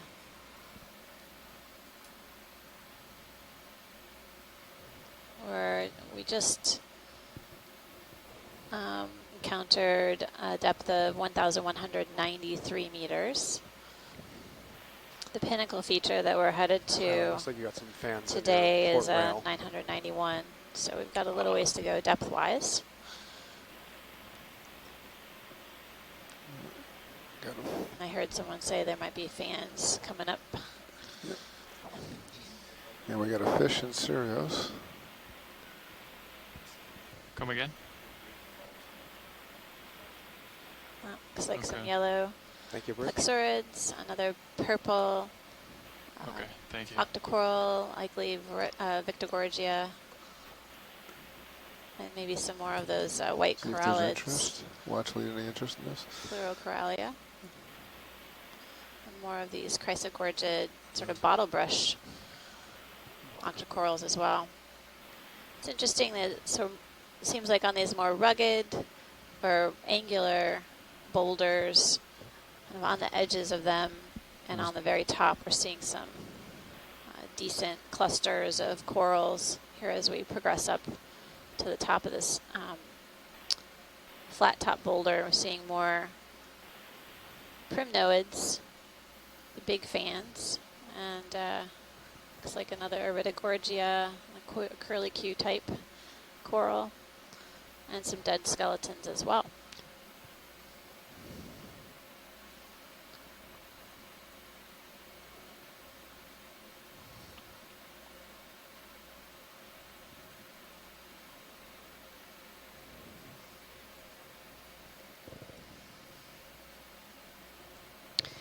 I'm curious about what it is about these sort of flat top boulders that we're seeing kind of punctuating the dive, where we're seeing more colonies here than on the smaller features down below, and whether this area is just, it's a convergence of optimal conditions, including food availability, current regime in general, and also seeing several of these yellow plexurids that are similar in size, possibly indicating a recent or a similar recruitment event that they settled out on the rock at around the same time. Amanda, could I just ask something before we go there? That big colony that we just passed went off the screen to the left. It had one really long branch, which makes me think that it must have had some other very long branches that all broke off. It's a dead colony now, but that thing must have been massive and old. Yeah, it would be good to get some lasers on that base. Passing a width, and then I noticed it was one elongated branch from the other one. So I wonder Really? if all those branches were at one time that long. I just won't lose the skids. Copy. Yeah, can we look at that dead coral that you're headed towards, pilot? Let's get the base. Sure thing. Thanks. We got lasers there. If you don't need to spend a lot of time, I was just remarking. Yep, thanks, Scott. Drop it down just a hair. We don't have to zoom in on it. We just that was good to get kind of a size estimate. Okay, copy that. Just remarking that we're continuing to see some of these larger features, boulders with several yellow plexurid octocorals, and then about 10%. scattered colonies of the chrysogorgid. Yep. And then on the top, some of these larger primnoids, potential calyptrophora ones. Okay. And I have my co-pilot back from lunch. Hi. Just giving him a review of what we've been seeing. Thank you.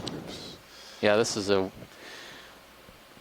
interesting about 5% zoomed in. coral branch we were just looking at. It was basically a dead colony that had really long branches. Yeah. I was guessing bamboo, but I could have been something else, but the regularity in the nodes was indicative of bamboo.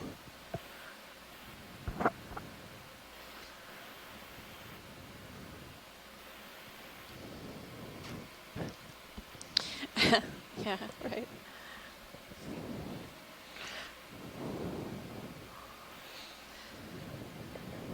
And some of these fans are really perched on the edge of these boulders, of possibly perpendicular orientation to the dominant current flow.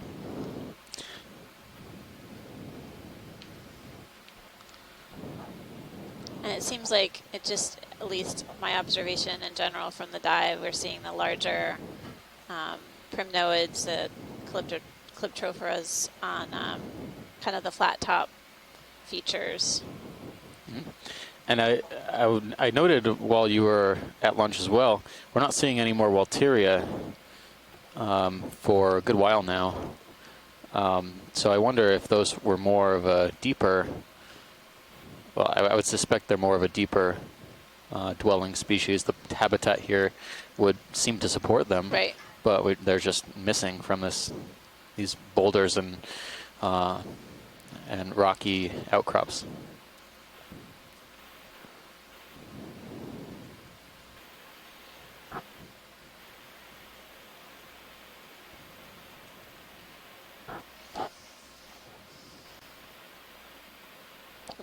That's the other one, sorry. That was not the link. That's my link.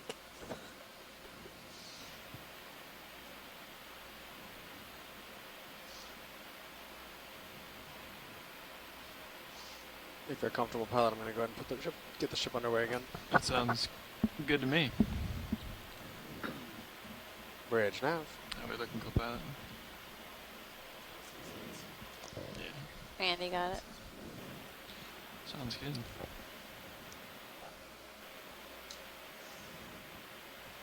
Bridge nav. 20 meters, 135 degrees, 0.2 knots, please.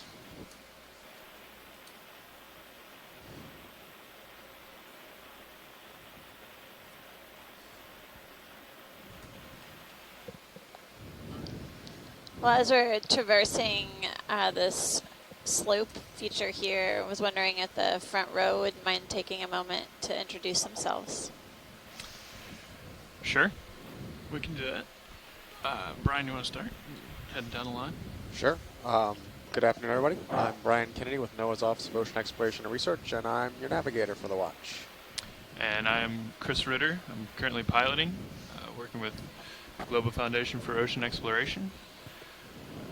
Go ahead, Sean. Sean Kennison, sitting co-pilot. I'm also with GFOE. And in the video chair, it's engineer Joe Biscotti, also with GFOE. And back in the clipping chair, it's Annie White, also with GFOE.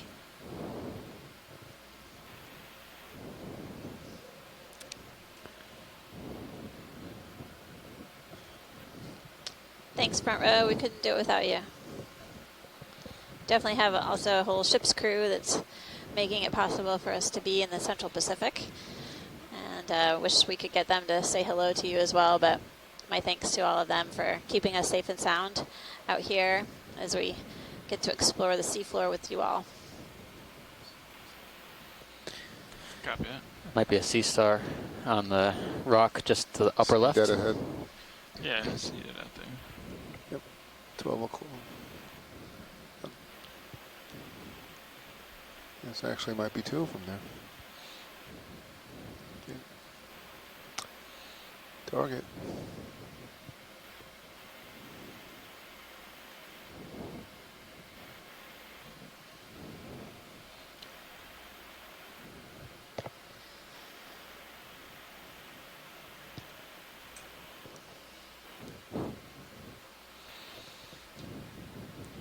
Looks like they're dancing. They've got one limb hanging out. Is that Something else? base or? I might take a snap on that later. Right. It's just odd enough. I'm going in. Copy. Stand by, going. Looks like 2 Henricia. Yeah, that's what I would say. They've got sort of the smooth arms. It's interesting, their posture. Let's come down.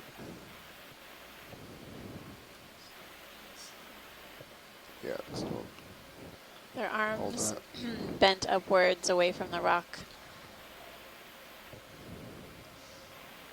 Going macro.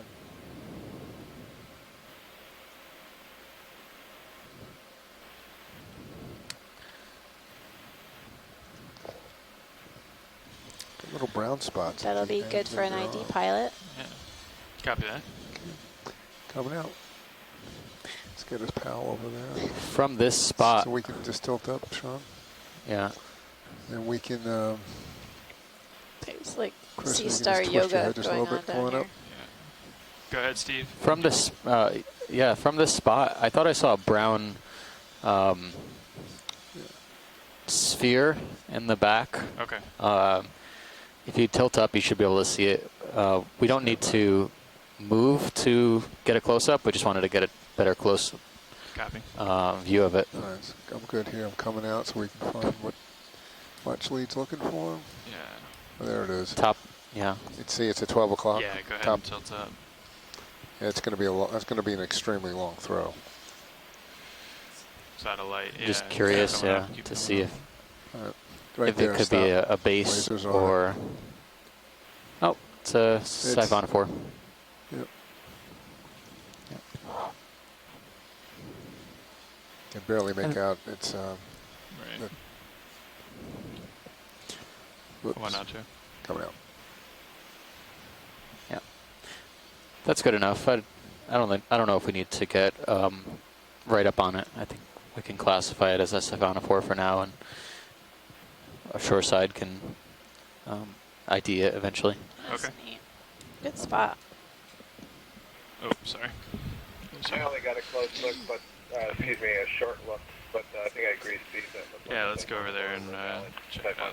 Dandelion animal, they call it. Yeah. Dandelion. As we were zooming in there, I could see in the background actually at least 1 or 2 anemones underneath the rocks and the crevices. Thanks, Kevin. It makes me wonder about how much stuff we're actually missing by not being able to, to overturn all these rocks. You know, anemones in particular can fit into some pretty tight spaces and still survive. Doesn't seem like an ideal current situation, but they might be able to eke out a living there. Watch Leads, any interest in getting a rock?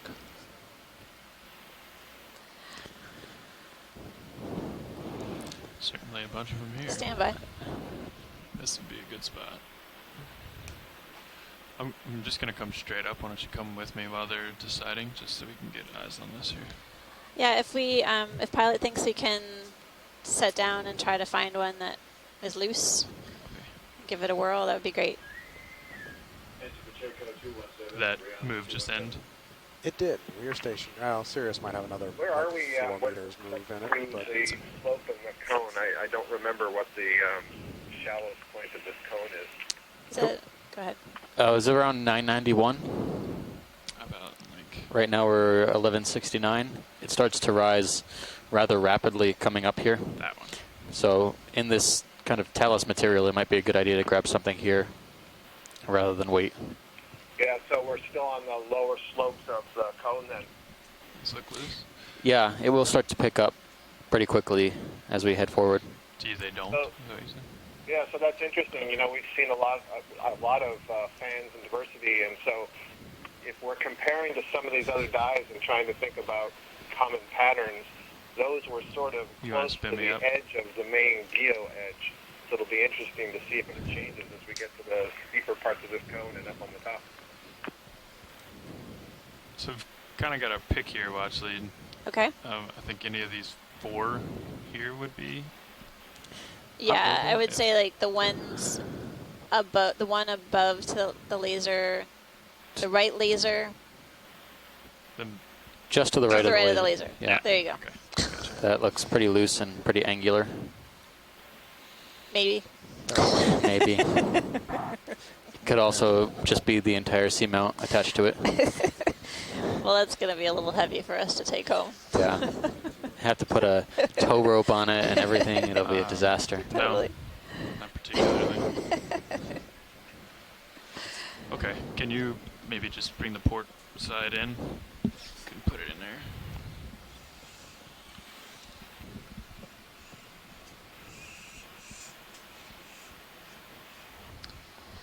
Yeah, it would be interesting to plot out the CTD data from this area because I haven't seen much variability in DO for our shallower dives or dive depths within this range here. Dives within this depth range. Okay. So I'll be keen to see how those profiles look once we get all the data in hand.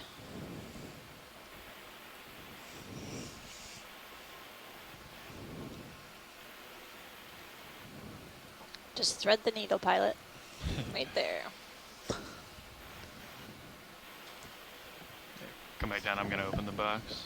That's all right.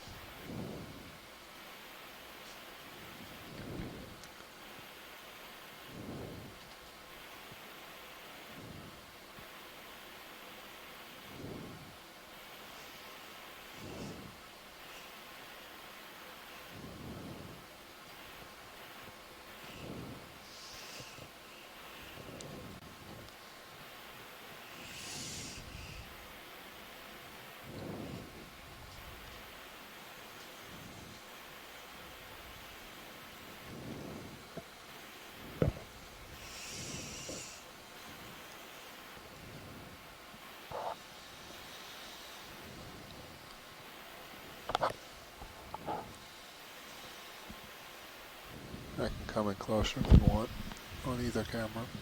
Copy. Can I come in a bit on main then? Yeah, go ahead.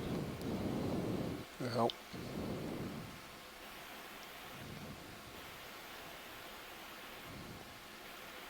Can help you on mini as well if you want. Copy.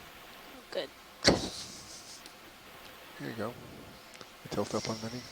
That looks pretty loose. Pretty good. Yeah. All right, coming out. Get it in the light. Take a look and put it away. Yeah, let's just do a quick look here. Yeah, you get it some light. What's that? You get it in a little bit of light. Yeah. Okay, hold that. Just think if you come up a little more, it'll work. Good. Okay. All right, maybe you get. Yeah, go ahead.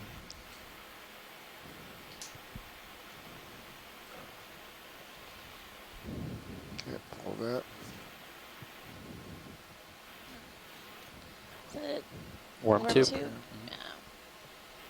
Quite no light, but The that's better. Sibyllids make the mucus tube, Right, right? right. Yeah. Okay. Sibellid polychaetes can do that. It may not be there once you get it back. Yeah, and the last one didn't have anything in the tubes. Well, it looks pretty fresh, but difficult to tell. Hi guys, this is Randy and Tim. That's great, Pilot. Hi, Randy and Tim. Hi, Randy, Tim. Okay, coming out. I was just wondering if this stuff is amazing to be able to say. First of all, thank you for collecting this great rock. It's awesome. But I'm just wondering if you could tell me and the public, if they're interested too, but what happens to all these little critters on the rock when it comes up? Because there is so much stuff living on every corner of it. It's amazing. Yeah, we do a look over for potential biology to sample. Bear in mind that these rocks are stored on the outside of the vehicle, so they're not actually, the biology is not in good shape when it comes up. It's pretty, either dead or close to being dead, whereas something inside the bio boxes would stay at temperature roughly. So we do a once over, make sure there's no nothing that we can't dry out, for example, or potentially take a DNA sample, however degraded it may be. But we always do a once over on all angles to make sure there's anything crusting fauna, pick that off, and then we dry the rock for shipping and processing. Thanks, Pilot. Nice job with the collection. No problem. Thanks, and thanks for that collection. That was fantastic.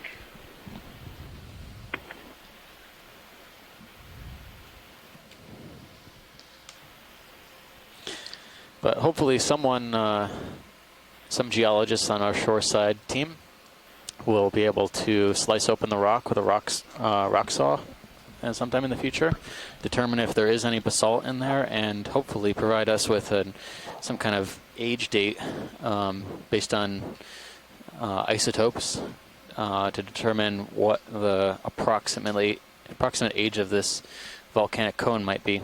Thanks, co-pilot. I think if you took a rock here and if you took a rock much further deep down on the seamount below the geo, I think you might end up with a couple of different ages depending on if this is secondary volcanism. Now, if you want to drop a target right there, where we got that one. I basically came straight up from where it was.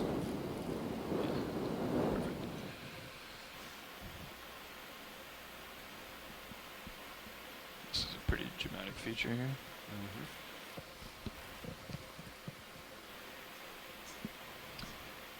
Sure, yeah. At least keep me in center just for now.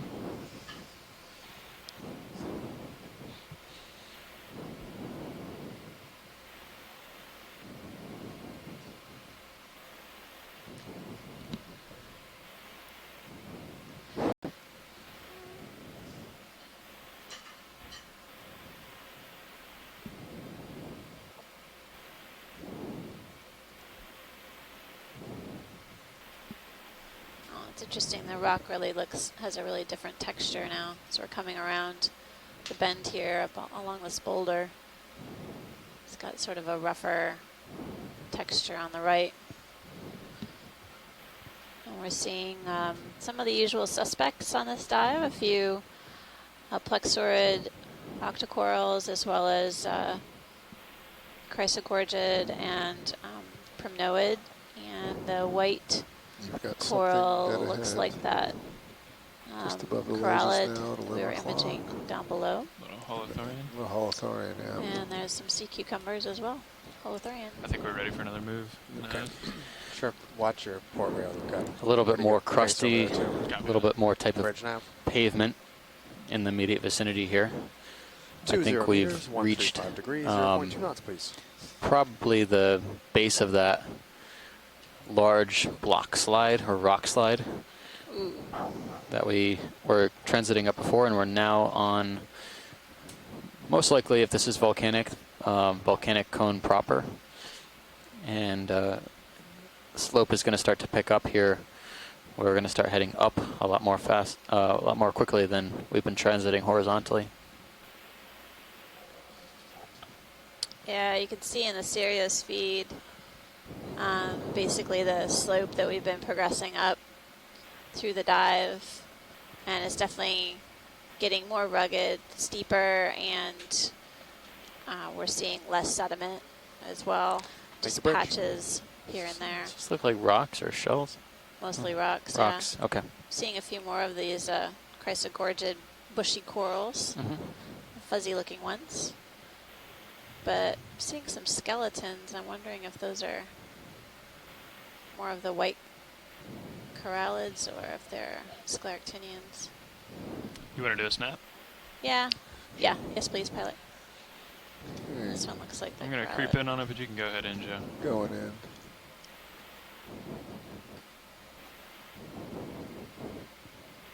That's kind of the worst Look view like there. the corallid.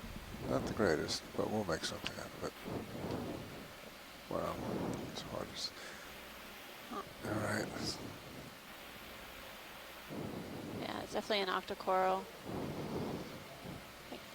Yep, Looks like that looks corallid. like a corallid. Thanks, pilot. Sure. Just didn't look as robust as some of the other ones, but this one might have detached. You think it's from lodged? above, Yeah, lodged in the rock there, not actually attached. Thanks. Yeah, that's what it looks like. Okay, All right. coming out for a little bit. I wonder if this one will be able to regrow the hold path and reattach itself there. Otherwise, it looks like a kind of sickly-looking pluricorallium. Yeah, the rest of them are definitely attached to the outside of this feature. That one looks like its location isn't very advantageous for capturing food, being wedged in that crevice. Looks like there's more sediment dusting right here compared to the, I don't know, I'll call it boulder fields that we were in. There's a fish floating down in the middle. Go ahead and snap. Going. Oh, it's Ooh. Ketignath. Big one. Yeah. Yeah, these Ketignaths in this area are bigger than I've ever seen before. Usually they're tiny, tiny, little size of the grain of rice, but these probably He's a couple very centimeters. close to us. Yeah. Oh. In fact, he's so close, can't even focus. Well, you guys think he's large, but I think he's quite small. Yeah, he's not big. It's pretty big. Size is certainly a relative term when you're driving a 9,000 pound. Trying to focus on an inch-long thing. So these are also known as arrow worms. They're not really worms at all, but they just resemble it. I'm going to watch my starboard swing arms there, co-pilot.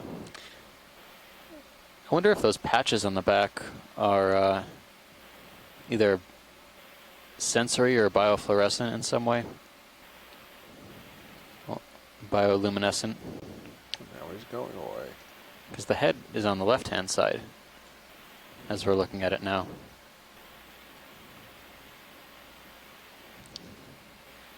He's coming back at me. Thanks, pilot. Yeah, let's let him go. I want to get up ahead Yeah, I'm here. getting out of here. Yeah, we're definitely encountering a really steep feature here as we progress up this pinnacle. Sirius cam shows a really rugged rock substrate up ahead Thank you, Bridge. of us. May encounter really potentially different communities up along this feature.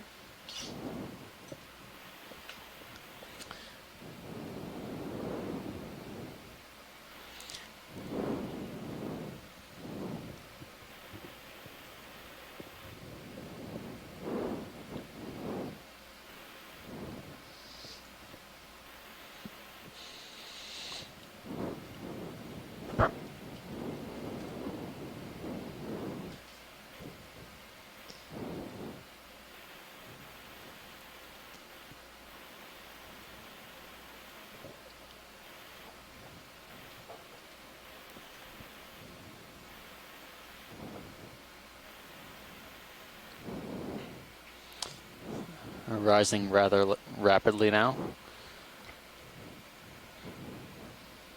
This topography is nice. I love the Sirius view. It's incredible. Really angular rock features. Every now and then on the edges or fringes of these rocks we see some different corals. Yeah, and Continuing to see what look like primnoids, and then some yellow fans and plexaurids. So you're stable. I think that was might have been a star down there. Any way to drop back down for a moment, or are you kind of? You can look through your skids, maybe. We can, but only because Sirius is stopped. Okay. If we were moving, I would not come back. In the just coming into view on the bottom of the screen, there's a star at the base of this coral. I see it. That looks more like a cushion. Yep. Copy. Yep. Maybe an anemone, or sorry. No, I think it's a star. It's got the star shape. Yep. That's a star. It looked kind of spiny to me, so I was going to say it could be an urchin as well, but... Start to come in, Joe. Maybe not full, but just hold there. Yep. Oh. It's an urchin. It's an urchin. One of the pancake variety. Yep. Echinotherid, possibly. Nice. Pentagonal urchin. I'll give it a snap. Sure. You're going to have to twist your head just a little. Yeah, gotcha. The very Tilt up. fuzzy-looking coral Good. in front of it, is this different from what we've been seeing, or is this just another primnoid from an odd angle? I don't know. We'll have to take a closer look. Well, since Scott, we're there, since you might we're as well here. come right. I was noticing that it I was. think I'm seeing primnoid now, so that's fine. There's shore just on this white coral right here. Yeah. It's great to be able to look at the urchin and the coral. This one looks really fuzzy. Yeah, the coral is another in the family Primnoidae. It's probably the genus Narella, which we've been seeing a lot in the last couple of dives. No surprise, since that is, I think, the most speciose genus of Primnoid corals. Best lit. Very Come on up. specific. So feel free to move on to the urchin. Okay, thanks. It's good to get a view of that urchin as well. When we came down, there's some pancake urchins that are known to serve as larval habitats for fish larvae. But I didn't see any of them swimming around, so. We are good here, pilot, whenever you're ready. Copy that. Video wants to get a quick specimen shot, and then we can book it onwards. Lasers on, co-pilot? They're on. Okay, well, I'm going to come out, stick the lasers on it, and move on. Sure. Seeing some dead coral bases as well on this rock as we zoom in. Yeah. It does look like it has a type of pentaradial symmetry, doesn't it? 5 points are pretty distinct. It fooled me when we were coming in. I thought it was a sea star. Yeah. All right. Okay. Interesting. Of course, they are relatives to sea stars, distant cousins. You got a fish on the left. They do have a symmetry, but usually the urchins we usually see are more round or ovoid shaped. Passing? Yeah, spherical even sometimes. Yeah. Down now, just out of frame. But they're still Fish on symmetrical. lower left, just out of sight now. Yeah, we're going to try and take a look, Bruce. There it is. There it is. Oh, wow. Nice job, front row. Seeing that. Get it? Go ahead. Another one of those. This is a whale fish? This looks like a type of cusk. No, it's a cusk. This is something that we saw yesterday on the dives. It's a relatively large bodied cusk eel. It has 2 fin rays on the pelvic fin that give that fin a kind of a Y shape, and it's got a rounded head with a moderately large eye. This is a spectrunculus species.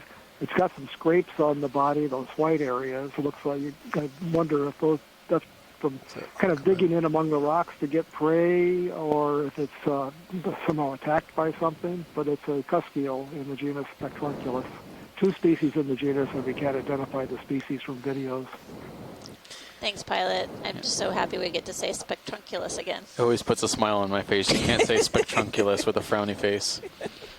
Okay, let's not go to the video. Yeah, let's go. Come out. Thanks, Bruce. Thank you, Bruce. All right, one wide.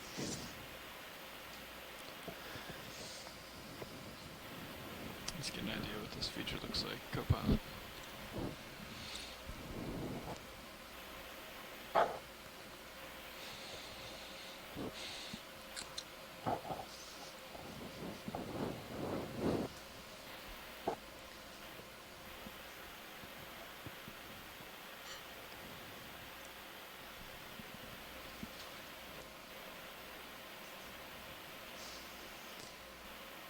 Oh, wow.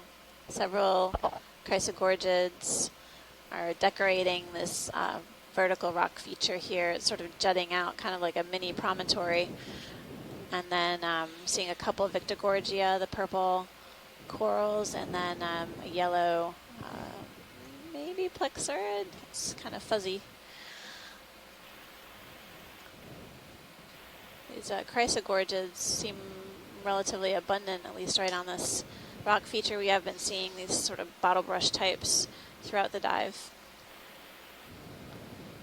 Yeah, it's really fascinating how abundant they are here. And one of the questions that really needs answering and may be different from place to place is whether these sorts of patterns are indicative that one colony got in here some time ago. It was a great place to feed and then has distributed its larvae all around it, so you have a whole bunch of colonies. Or if it's just that the currents happen to be directing them to this place. It's a good place to settle, it's a good place to grow, it's a consistent source of food, and lack of disturbance. So it's fascinating to see these patches. Owen. Yeah, when we zoom in on this fish, Scott, it's also interesting. I mean, you mentioned that, we don't know much about the potential recruitment event that would allow for the distribution of these Good specimen shot corals, but there are similar sizes in get his particular, head. so I wonder if that's a clue that it may be a similar recruitment event. I'm going to let him come up into the light a little more. Is this fish swimming upside down for I us? think it's, an upside down helisaur. He's coming right at me. It looks different than most we've seen before. It's darker That's than more the one we saw earlier today. This is probably an Aldrovandia species, although you're right, it's not facing the right way, but this is the dark species that is seen more often on these dives as opposed to the pale silvery one. And that color difference is the difference between species. So this could be Aldrovandia affinis or a related species. Very large sensory pores along the head, under the eyes, large scales on the side that also have the lateral line pores. Coming out. No scales on top of the head. Now we see that on the snout, so it is an Aldrovandia species.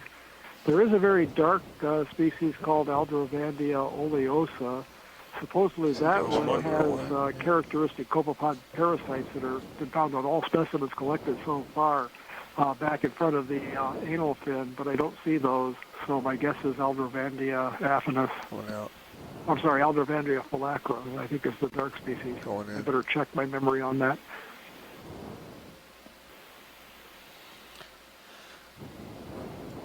Thank you, Bruce. I am not seeing any parasites on this halosaur, spiny eel, called Aldrovandia. Possibly Aldrovandia affinis, a dark version.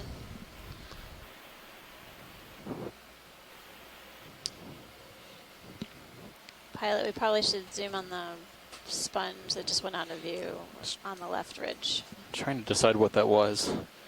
If it was a sponge or some sort of foul. Oh, yeah. I think that's an anemone. Yeah, it looks like our bearded sponge. Maybe. This one looks more elongate. He's lit good. I can come in from here. What's that? He's got good light on him. I can come in from here if you don't want to come in any closer. I think, I saw one of these sponges and I thought it was a Walteria, but I was calling it some sort of euplectillid down deeper. Give it. Stand by. Current's picking up here. I don't think it's Walteria. I think it's a euplectillid of some sort, but it has a very rotund shape. does appear to be a shrimp in there. I can see some things moving around. They look like antennae or arms.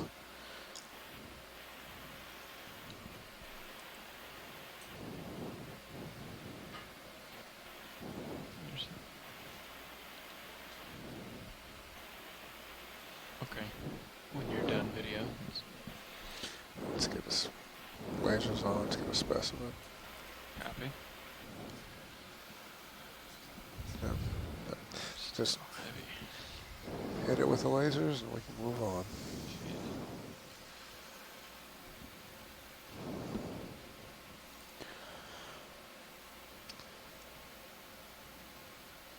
And there we go. There you go. I think there's actually, stay in. That's all right. Is that a shrimp right there? Okay. Yeah, there is. Yep. Never mind. Thanks, pilot. Yep. There's a star over to the starboard. But I think it was an anemone on the rock just to the lower right, but I think we've seen that one before. There's one in the crack. I think I might have to nickname this dive Chrysogorgia Garden. Chrysogorgia Garden. Quite a few. Fish peeking out. Oh yeah, there's the fish. Yep.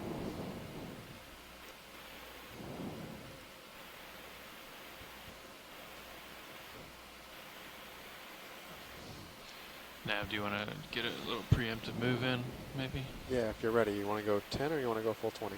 Let's do 15. 15 eye. Yeah. All right. Going in. Bridge I now. don't think we've seen this fish on the dive. Going in before he decides to run away. And it just turned for us. He'll turn back. Because it knew we needed Bridge to see its side.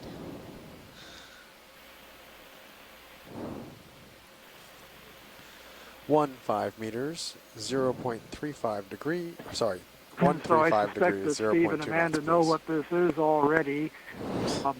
This is a brotula related to the cusk eels.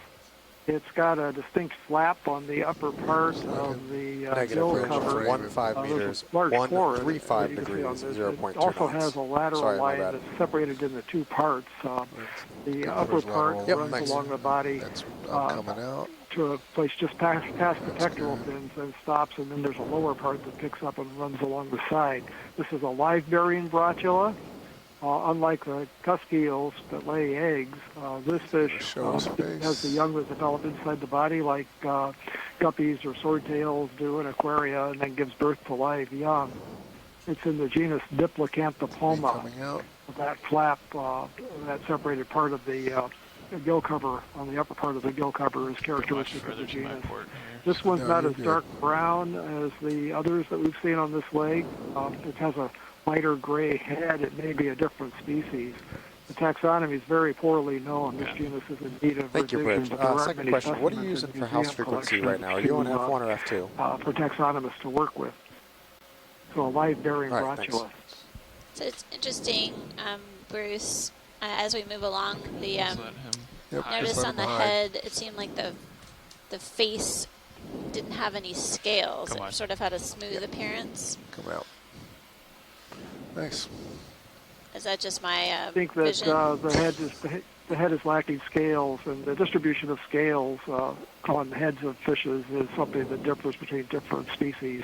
For example, the Aldrovandia that we just looked at is distinguished from other halosaur genera by the absence of scales on the top of the head and the snout, while some of the other genera have scales there. And likewise, the absence of scales on this Diplocanthopoma is a character that's helpful for identification. Zoom on the fish to the left of the lasers. Sure. Thanks. Just below the lasers. Low below. Got him. Your Go ahead, laser's video. on right now. Yep, got it. Oh, another Aldrovandia. Oh no, I think it might be a Sinapa brinket. Oh wait, do you see a dorsal? Whoa. I don't know. Something very young. Come on up. Or wait. maybe not. So basically we got nowhere. I'm glad you zoomed on it. There's an upwelling away from the lawn when you get close. The tail is really You got it. It's it's a juvenile Synaphobranchus, Yay. genus Synaphobranchus probably, and it looks like the dorsal fin was fairly far forward. So my guess is that that's a very young Synaphobranchus affinis, cutthroat eel. Nice job, Steve. The adults are larger, thicker bodied, dark brown, and we've seen those on occasion. You can give one. He's. Steve wins the bet. That's probably good for us, pilot, if Copy. Yeah, he's. I don't know what he's going to take in a the quick dock. peek. Yeah, he's not coming back out. No. Nope. It's okay. Pilot, you've got a new-looking coral in starboard rail. There when he you is. get done with this one. Copy that. Yeah, I guess. Okay, we'll let them go. These are true eels. They have an odd larval stage that's up in the water column. It's called the leptocephalus larva. They're flattened from side to side and transparent with small heads. And they spend a fair amount of time up in the water column. There's a little bit of pigment. The larvae of the Synaphobranchid eels actually have elongate eyes, kind of like telescopes, a very odd morphology. And then the eyes become round when they transform. So when the eels transform, the body becomes less flattened, rounder, and thickens up, and the tissue becomes more opaque. That juvenile still had a sort of a translucent body appearance, but the gut was darkly pigmented.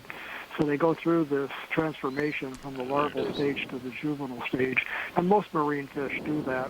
One of the exceptions, though, would be that live-bearing brochula that we just saw a few minutes ago, which give birth to live young that are pretty much juveniles looking like miniature adults. Oh, there's another fish on the left-hand side. Sorry. That's it.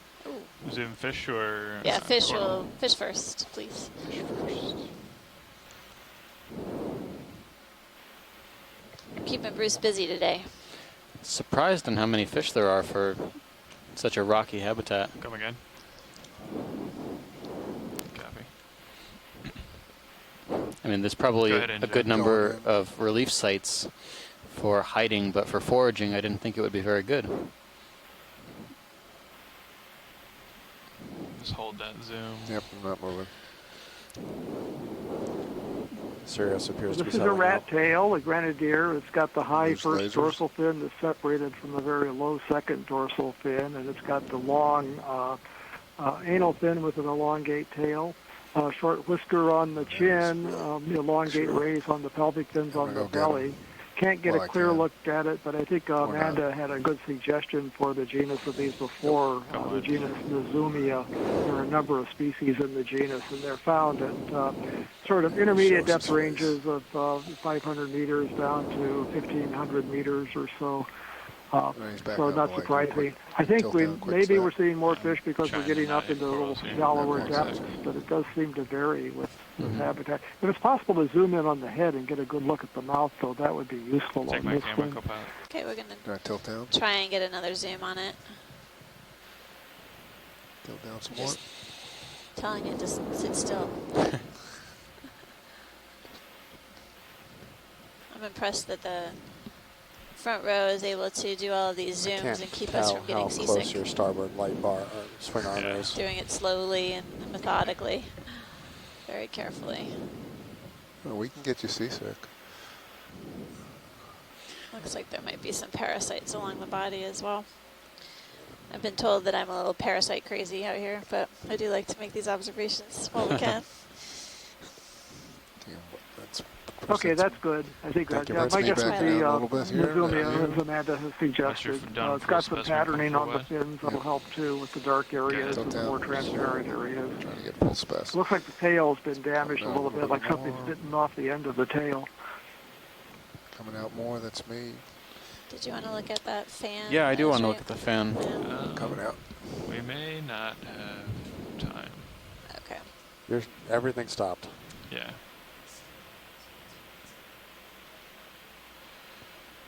It was just, yeah, right there. All right. It looks like that one that we... Again, yeah, I think it is Norella, the one that we Take were a pretty, seeing severe on the angle past look two at it. dives that has this really strange fan-shaped, or like, I almost think of it as like sun rays. Yeah, that's a good way to think about it. Sort of radial base, pattern. yeah. and we were seeing a lot of old bases, but we couldn't find the coral that was attached to them. This looks very similar to what we were seeing. Oftentimes, the base itself, the branches would be hollowed out by a type of polychaete, which would live in the tubes. That's the base. That's really incredible. It seems like this is a pretty large specimen. You can see the polyps growing all the way down, almost close to where the base attaches to the rock. Mm-hmm. Polyps are really delicate looking and scaly, like the primnoids that we've been imaging, pointed downwards. Stand by. And I've seen a few ophiuroid associates on here, or brittle stars.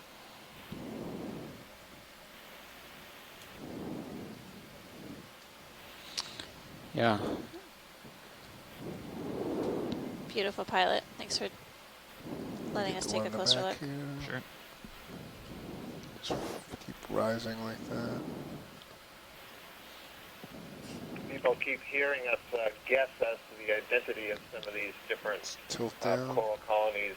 So we're making educated guesses on the genus and wild guesses on the species, but one of the things that we actually have to look at is the small microskeletal elements and their shape and their number and their distribution on those polyps. Right. Fantastic. We get a better idea, but ultimately we would have to associate right there. know what it is. There's a few on there. That's why I think everybody has to be patient with us. That lasers? Yeah, right. Well, to me, this one just you lift up and looked like it could have been Candidella, as also it has the texture of the polyps. I was seeing either 2 to 3 polyps per whirl. That'll help them age it. It could be something like that. It could be Narilla also. There's lasers. All right, there we go. Is this something that people would be interested in sampling? Uh-oh. I don't know enough, Tim, about the various species out here to know if this is unusual or not.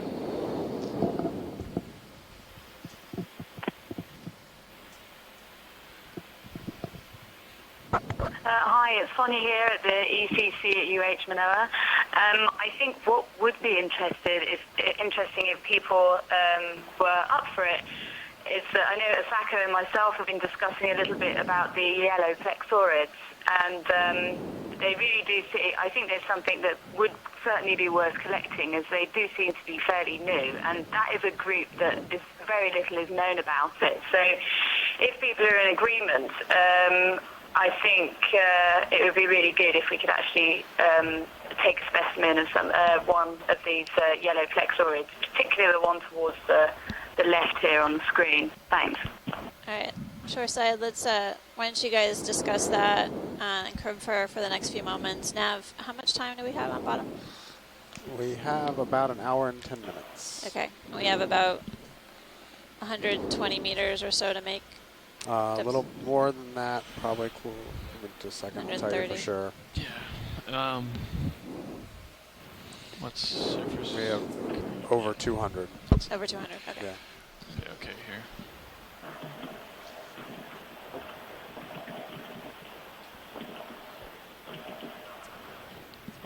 So my surface current is still south to the south and west. Yeah. Yeah. Surface current hasn't So moved. this is Tim. I guess I'll ask. We've sampled a purple plexaurid, yeah, but not this yellow one. Is that the understanding? We haven't sampled any plexaurids during this dive. The last plexaurid we sampled was grab one of these a few days ago. The colony that was knocked off the wall at Tidov. Talking about that. But that's the last plexaurid we had. And then we sampled the blue-green plexaurid a few weeks ago. That I think you all remember, the very old colony. Be a little safer, I believe. Okay. Yeah, the one that was loaded with associates. Yeah. Yeah, okay, thank you. That's what I remember. I think there's, again, there's a good amount of interest in the cone of this feature. I think it's a good idea to keep moving forward, but be interested to hear your feedback as well in the chat.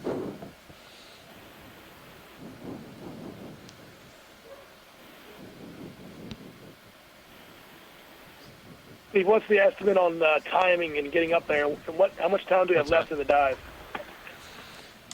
Yeah, I think one of these. We have an hour and 10 minutes, and we have about 200 meters left to go. Right. That's horizontal distance. Roughly a little bit over 100 meters of vertical distance.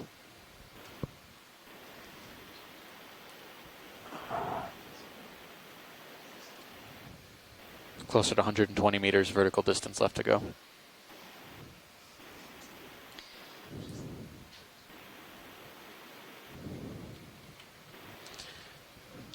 So, pilot, what's your thought on ability to collect?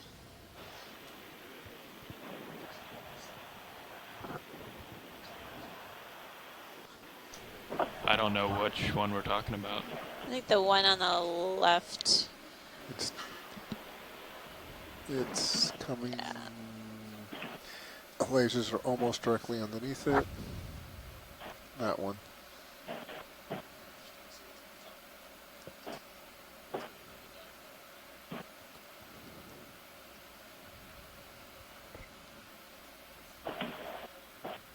Okay. While they're, let's just take a closer look while they're Yeah, deciding. go ahead.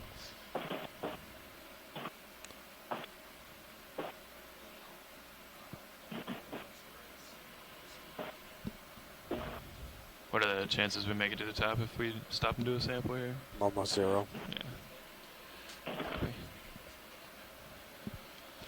If the train continues the way it's The going. trade-off here is basically we won't get to the top if we collect. So shoreside, those are the constraints. We won't be able to see the peak of this image, the peak of this feature, the pinnacle, if we collect this right now. So we kind of have to have a go or no go guidance from you guys on that. I know it's a trade-off, so.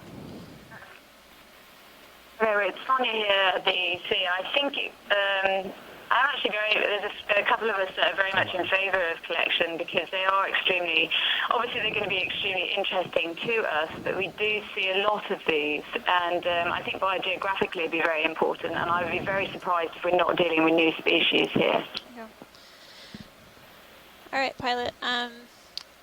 Which one do you think you could grab pretty easily? Maybe the one just right in front here, right Okay. to the right of the lasers, if I can reach up and over there. Yeah. I'm going to go ahead and move us back. Go ahead.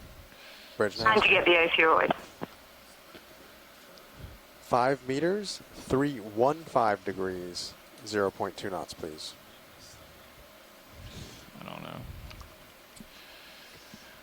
You get a tow. Okay. Yeah, probably It's not. too tall. Yeah. Thank you. Am I full wide there? You are. Can you bring up Mini Zeus on the right? So this may Tilts it way be down. potentially a new species. We haven't collected many plexaurids on the expedition. So this group of corals, basically we've been kind of shrugging our shoulders regarding what we're looking at.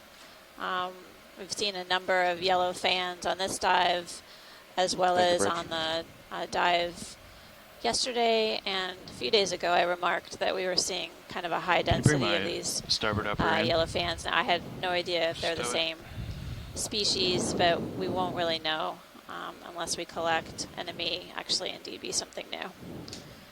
Given the fact that they're a dominant coral here, they're a good candidate for collection, and clearly it's a trade-off. Let me know when it's stood. We may not, we won't likely reach the peak of this feature, but we'll make way as best as we can as we continue the dive.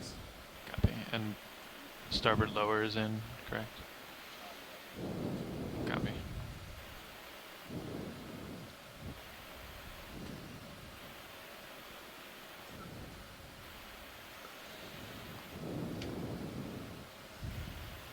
Can you take Mini Zeus right towards the arm?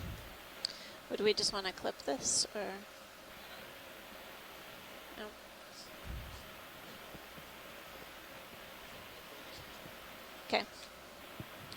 Yeah, pilot, basically it's up to you if you think clipping would be the most efficient. We don't need a huge piece. So whatever you think would take the least amount of time. Copy. Thanks.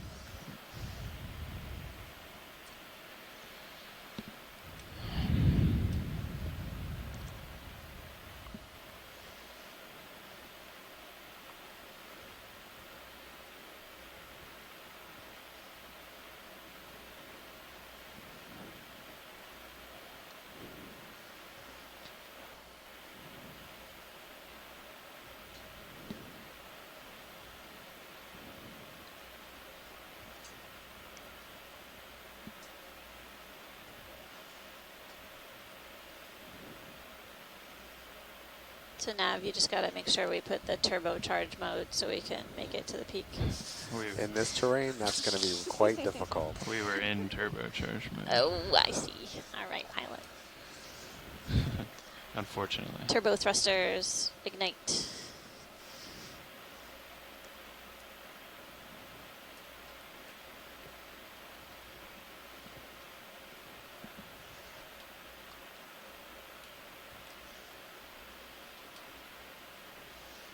Thank you, Bridge. Can you come down maybe a little? So there's a cooperator. Yeah.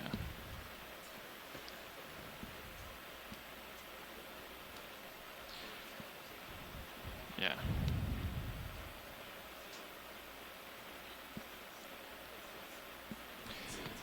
And yeah. And is our hydraulics ramped up? Copy.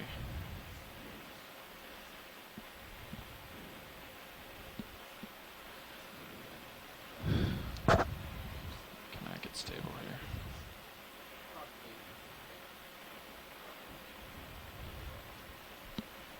This is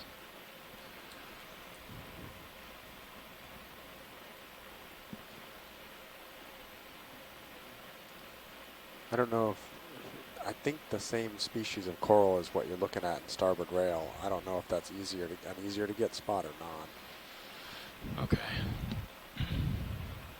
Copy that now. Yep.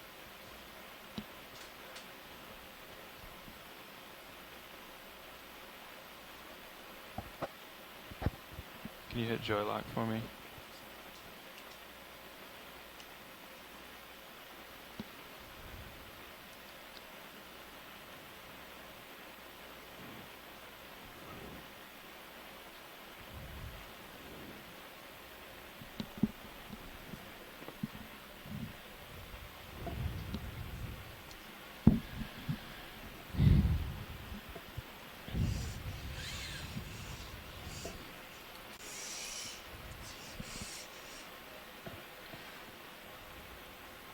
Okay, come in on mini Zeus and then on Zeus.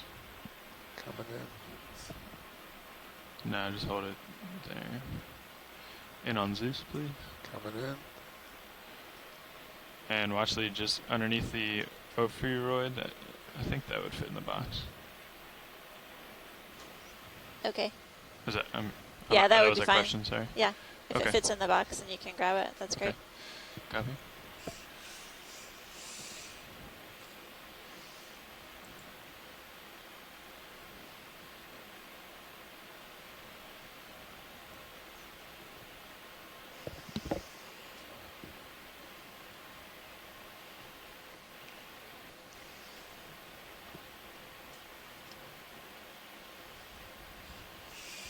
Can you come wide on mini Zeus? Coming wide. That's wide. Copy.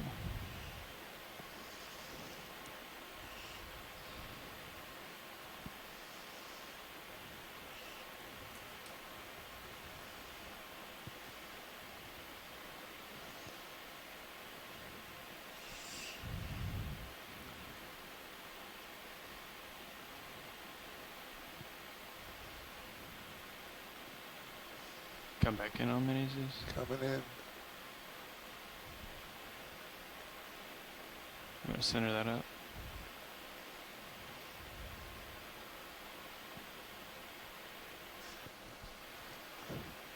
Copy. Copy. Got it.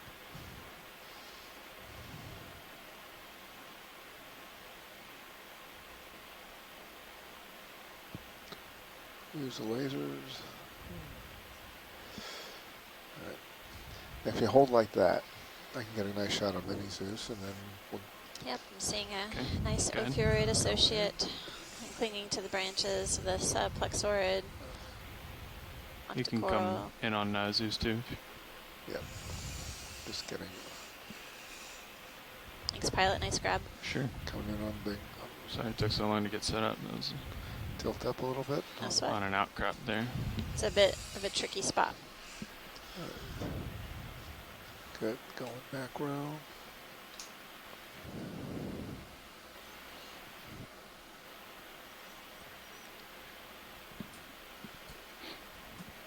Not an open polyp. Whenever you're set.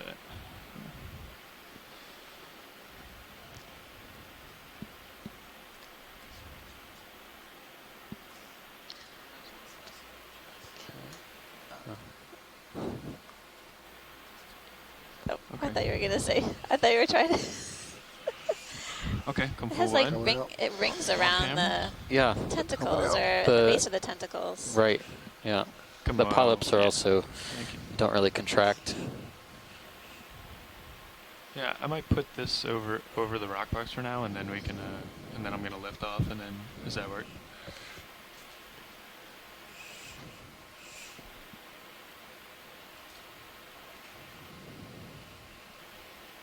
Sure. Yeah, thank you. Copy.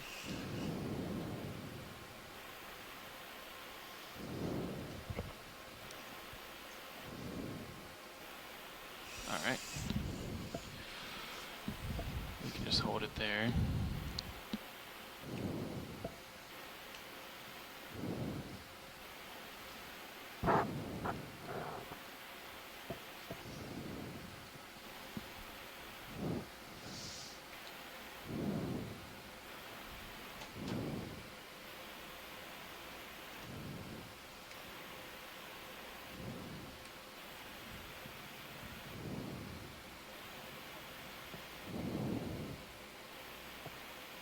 Alright.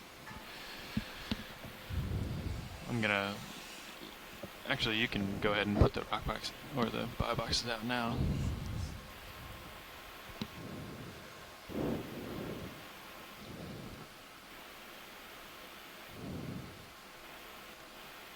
I guess we'll go... Yeah, that's perfect. I guess I'll go port outer. So we're just in the process of stowing the yellow plexaurid octocoral that appears to be one of the dominant corals on the dive thus far. We're diving on an unnamed seamount within the Phoenix Islands protected area. A little worried about this. Currently at a depth of 1,118 meters. And as soon as the coral is stowed, we'll progress upslope to this pinnacle feature. Yeah, go ahead.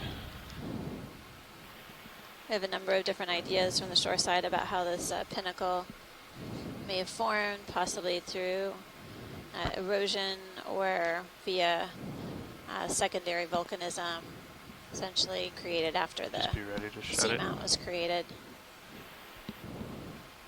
Yeah, I'm looking at throughout the dive, we've been noticing a number of boulders of different sizes, some of which are covered with sea fans.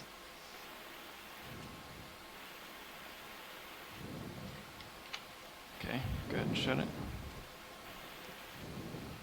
Very nice. Good job, pilot. Nice job, front row. Yep. Nice shot. On the fly. That was really nice.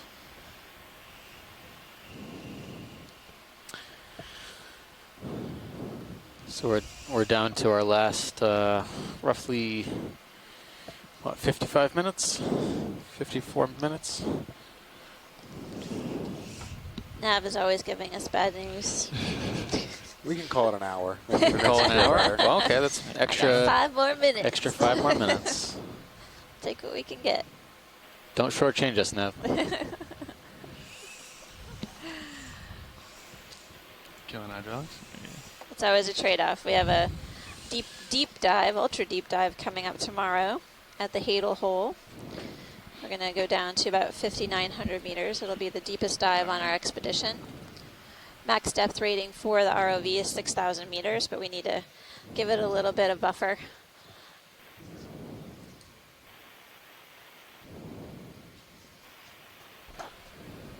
Quick pilot change, and then we'll go super thruster mode. Thanks, pilot. I haven't seen super thruster mode Yeah. yet. Is there fire that jumps out of the back end of the ROV? No, you've seen it. We were doing it before we got to the sample. Oh, so. all right. So it's not as dramatic as it sounds. I don't think so. Okay. It's dramatic from up here. Super thruster mode commence.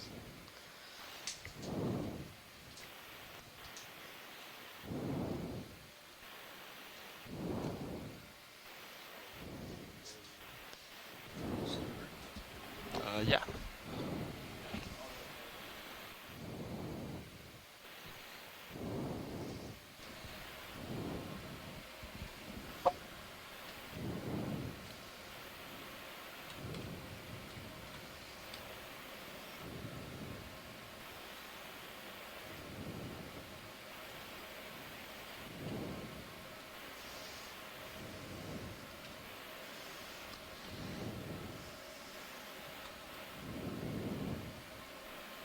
Okay, I'm deployed. Lowers are in. Just put my mini-sys back real quick. Oh yeah, I can do that if you want me to. Ah, it's almost there. Got a delta of 18, I'm looking at you at 75. Copy that. Let's push forward.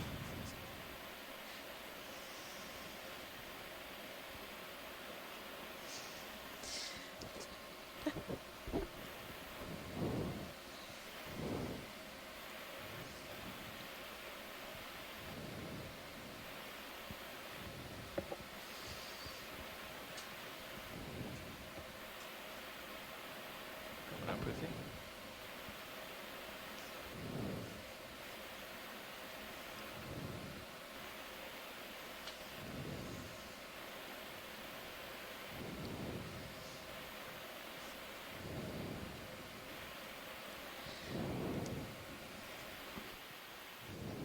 Well, that was a really successful collection. Appreciate the front row taking the time to do that so carefully. We are progressing up a really steep feature and can make for challenging viewing as well as challenging collections, and they were able to leave a bit of the coral behind as well, including the base and a few branches, which is great. This pinnacle feature that we're progressing up right now is some really rugged terrain with these large boulders, very angular rock features, and at the base of some of these boulders are scattered rocks. So curious. These look more crusty than what was down below. Yeah. Oh, pretty. Another large purple Victorgorgia, some chrysogorgids. I came It's way another up to colony. look at sonar and Yep. Copy that. clear there. Basically, I think shoreside, we're we'd just be going to in keep for another move. progressing up slope. You comfortable with 20s make again, observations on the fly. I think And on this one. Yeah, clearance. definitely would say that this 20 is would be the good, yeah. Okay. Chrysogorgia Bridge garden, nav. knoll of Chrysogorgia. 20 meters. I thought we would see a lot degrees, yesterday as well, and 0.2 knots, please. there really weren't as many as I expected to see, but they're everywhere here, and topography is similar. Wow. I would say there's more. Yesterday was more of a consistent wall with occasional crevices. This is topography seems more like lots of these promontories, which could accelerate currents. Yesterday we were seeing more scleractinians. Today we saw only a couple at the start of the dive. Have you seen any scleractinians recently? No, it's been a while, Yeah. actually. This is amazing. This sort of nose feature promontory jutting out here in front of us. And then it Thank you, kind of Bridge. levels off in a bit based on what I can see in Sirius cam. Look at all of these corals. It's a cool shot. That's beautiful. It's a cool feature.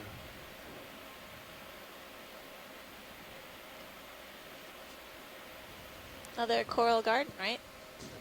Meets the definition. Wow. This white one with the really skinny branches looks quite different from everything else. And I noticed Yeah. that some of the shapes of the yellow fans are changing to be not as wide and more Zooms in it, Yeah. Russians? Yep. On the If we get bottom, yeah. The one on the bottom of the nose. I can see it from here. The Just looks different than branches are everything else. paired. Alright, video, come on It in. looks like coming out of the main stalk Come in.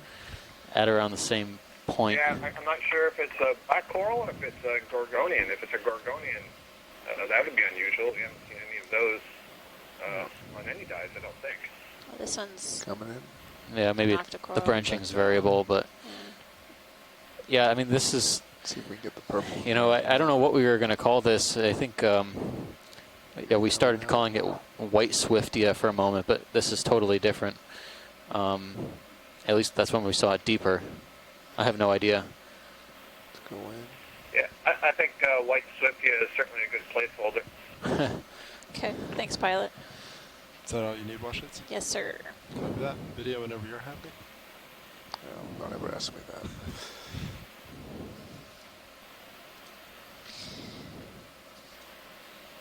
But this is the largest colony of this, certainly, that we've come across on this dive so far.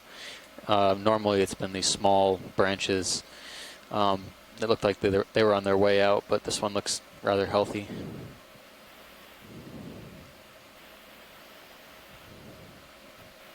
Okay. All right.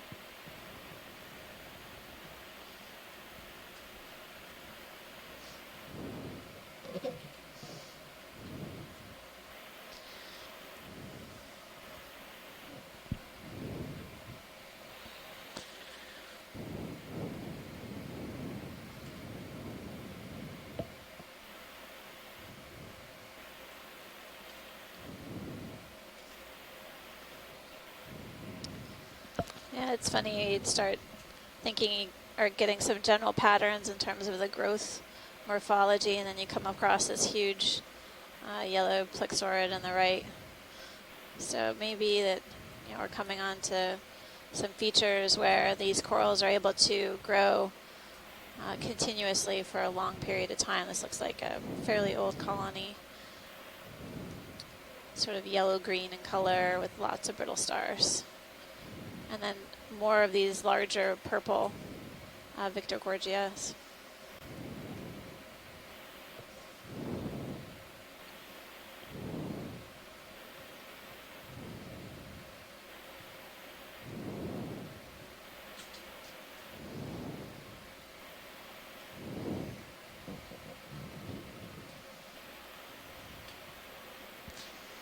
So it's just a really tall local feature.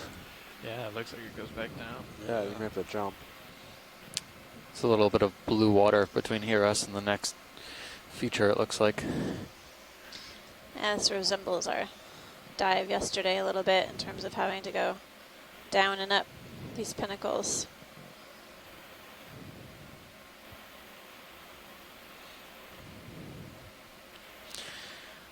Although yesterday we were seeing these shiny crusts. None of that kind of evidence today. Seems pretty rugose crust.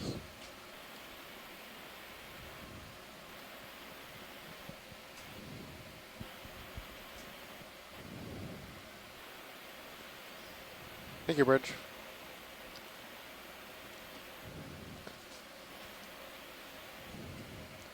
So, pilot, which way you want to go? You want to follow the terrain, or? Let me spin around real quick.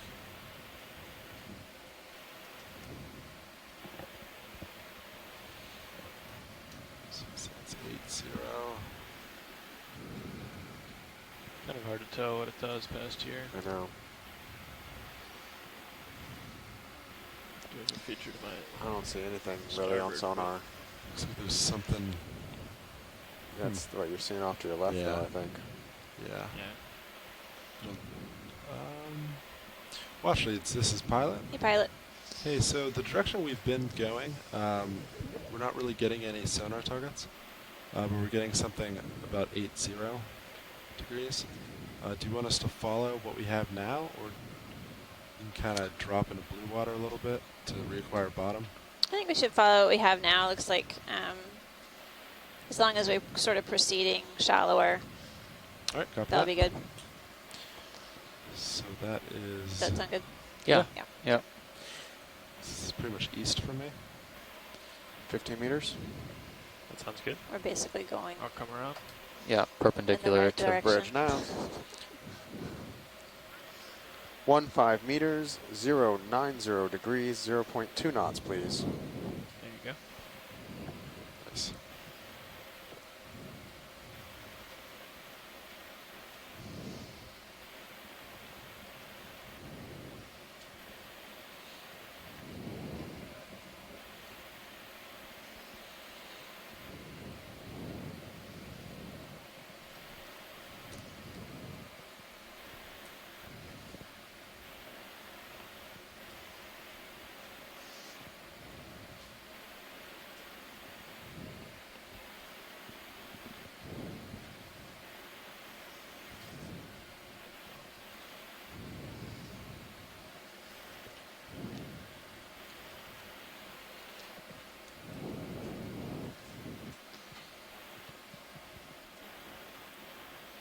Thank you, Bridge.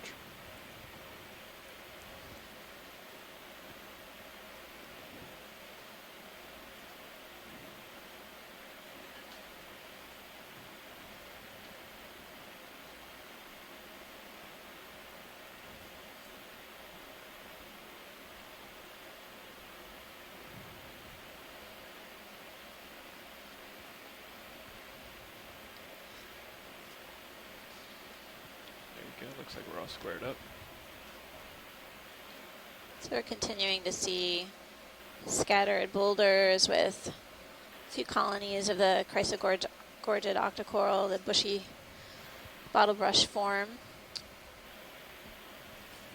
A few small yellow plexurids, or yellow fans. Haven't noticed any fish in a while.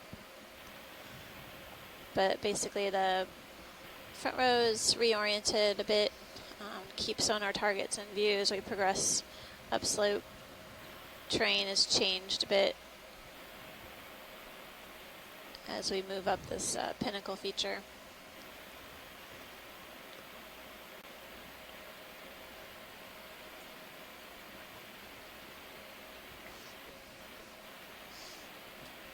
Pilot, do you think you could push out a little bit to the east and try and see what the sonar returns look like a little bit that way? Can you get a second? Absolutely.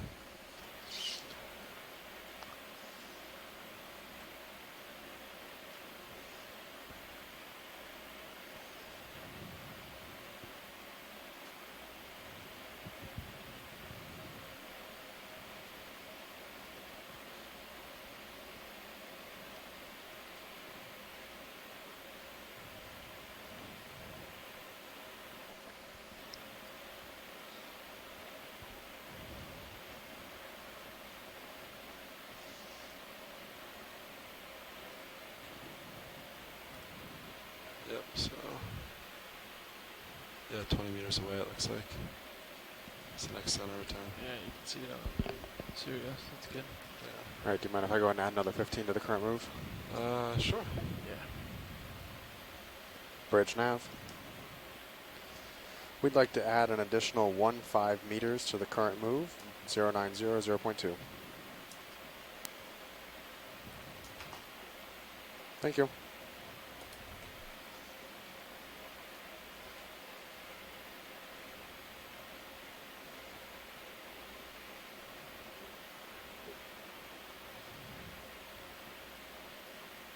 Bridge, you got an open mic.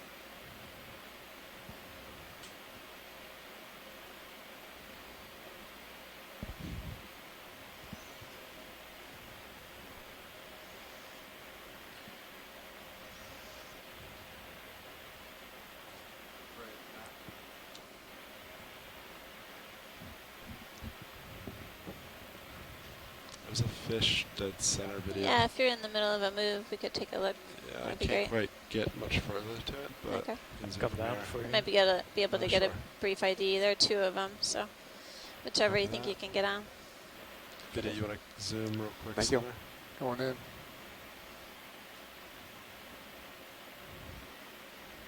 Yeah, you can probably just tell me if I pull you at all. Copy that. I came down. I think I'm over that feature now. Okay, great.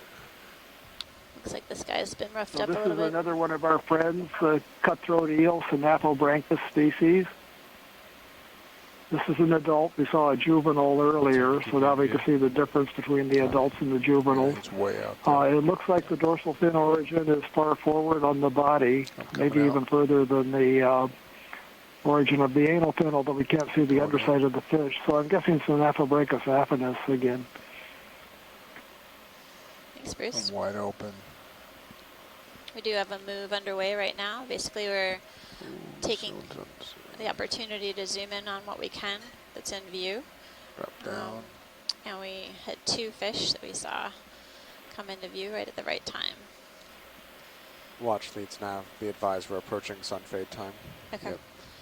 Shoreside, we are at that time of day where we may have some interruption in the video and the audio due to sunfade. So just be aware if you have an interruption, stay tuned. May last 20, 25 minutes or so. Coming out. That's me. We will keep moving upslope and making observations along the way so that once you guys reconnect with us, Dry lab nav. we'll catch you up.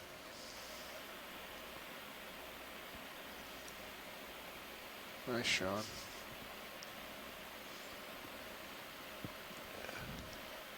All right. He's doing his Dry best lab to nav. evade us. He's trying to hide. This fish is up too. Bad job.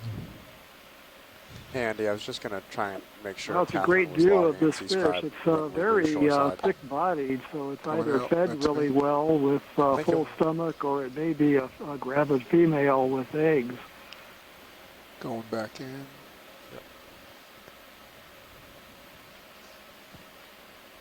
And we can also see some scarring or scrapes on the body. These things are probably digging in among the rocks looking for little crustaceans. Right now it's probably disoriented by the lights and other sensory stimuli from the ROV. But these are often scraped up like that.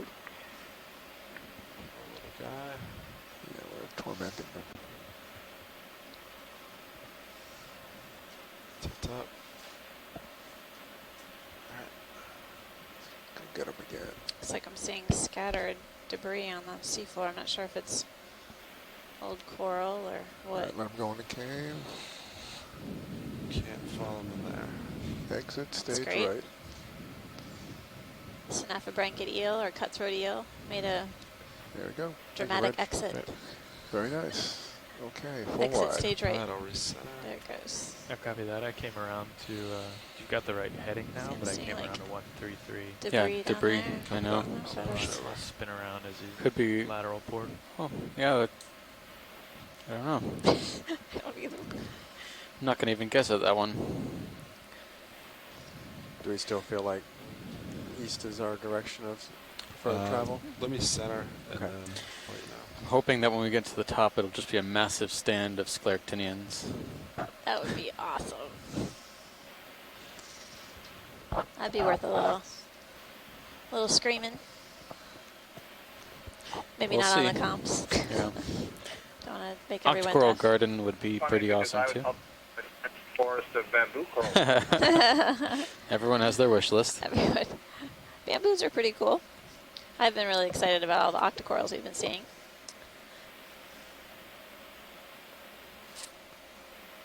So we have a ship move underway right now. We were just imaging a Synaphobranchid eel or cutthroat eel. And we've seen a number of fish on the dive thus far. As far as I'm concerned, the most notable observation was of the whalefish, the I want to call it Barbarella, but it's not it. Barbaricea. That was neat. I've never seen those before until yesterday. So, whalefish. But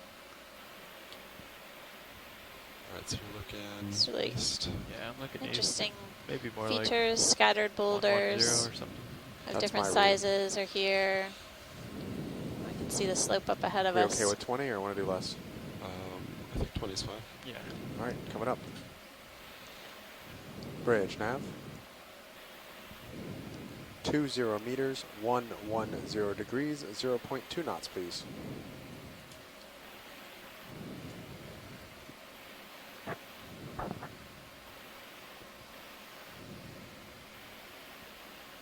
There you go. You're all lined up.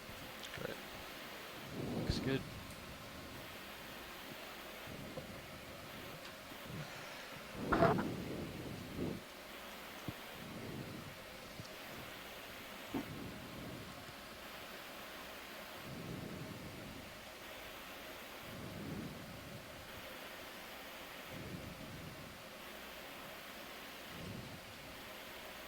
You definitely still see the north to south current, Yeah. but it's not ripping through there, but it's Yeah, enough it was to cause some. back when we were on that high point. Yeah. It's a little stronger. Yeah. It's not so bad right now. Thank you, Bridge. It's nice and steep.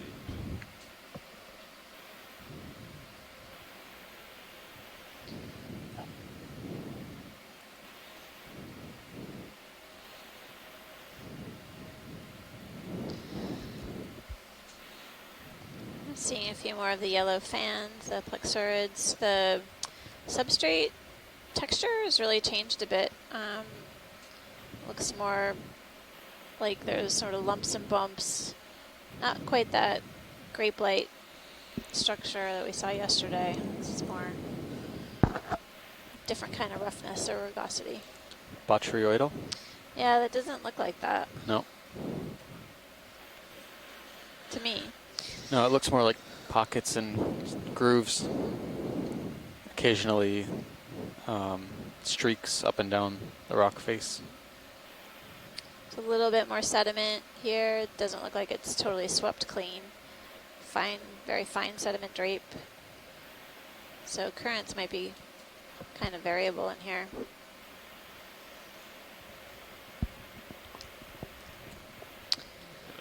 Fish serious view.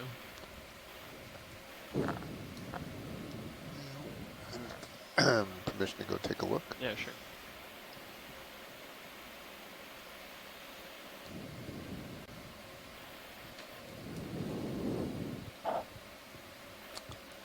Bruce, if you're watching the Sirius view, there's a dark fish in the water column. Well, we don't know what it is. This looks like a type of cusk.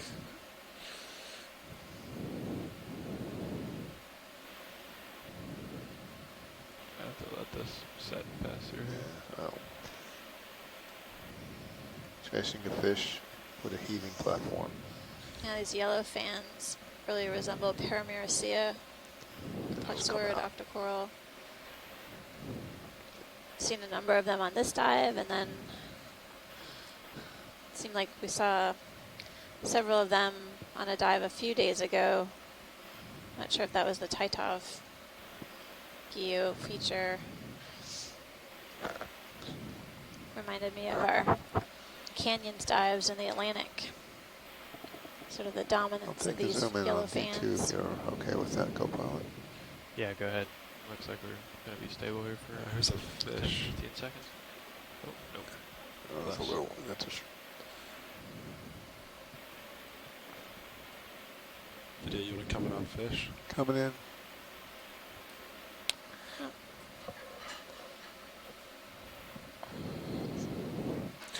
Another cusk eel. Cutthroat eel. Snaphobranchid.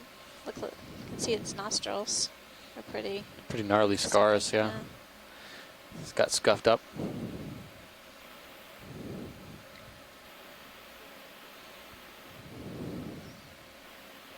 That's a good pilot. We've seen a few of these on the dive so far. Copy that.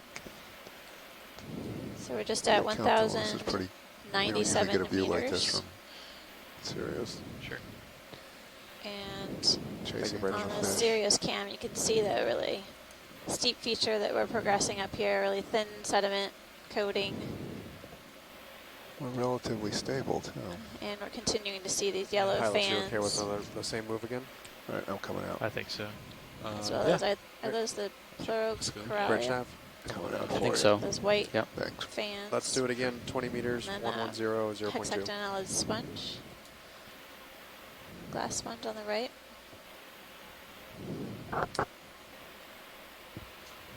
Coming up with you. Yep.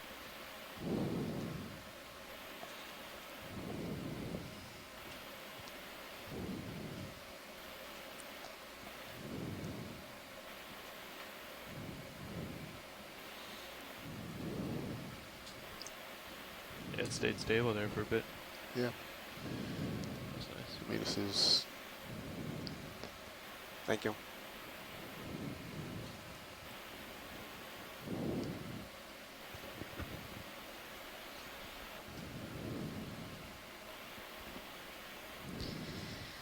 Remind me again, this is our 6th dive in Pippa, is that right?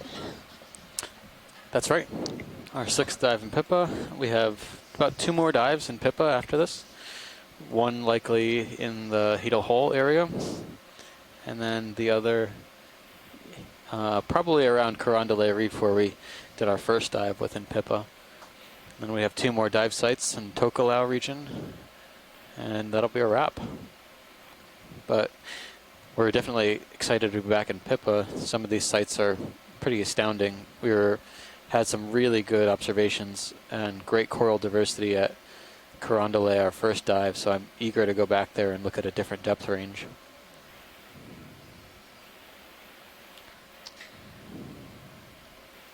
And I definitely don't want to take it for granted. This is the first time we've seen the seafloor in this area, first observations ever of this unnamed seamount within Pippa, and the information that we're gathering on the different species that we're seeing, not only the corals and the sponges, but also the fish, will enable the managers within Pippa to better conserve and protect the species here and the biological resources in general. Really interesting sort of feature here that breaks off. Yeah. Sort of rounded. It's a lot of fracturing along the slope.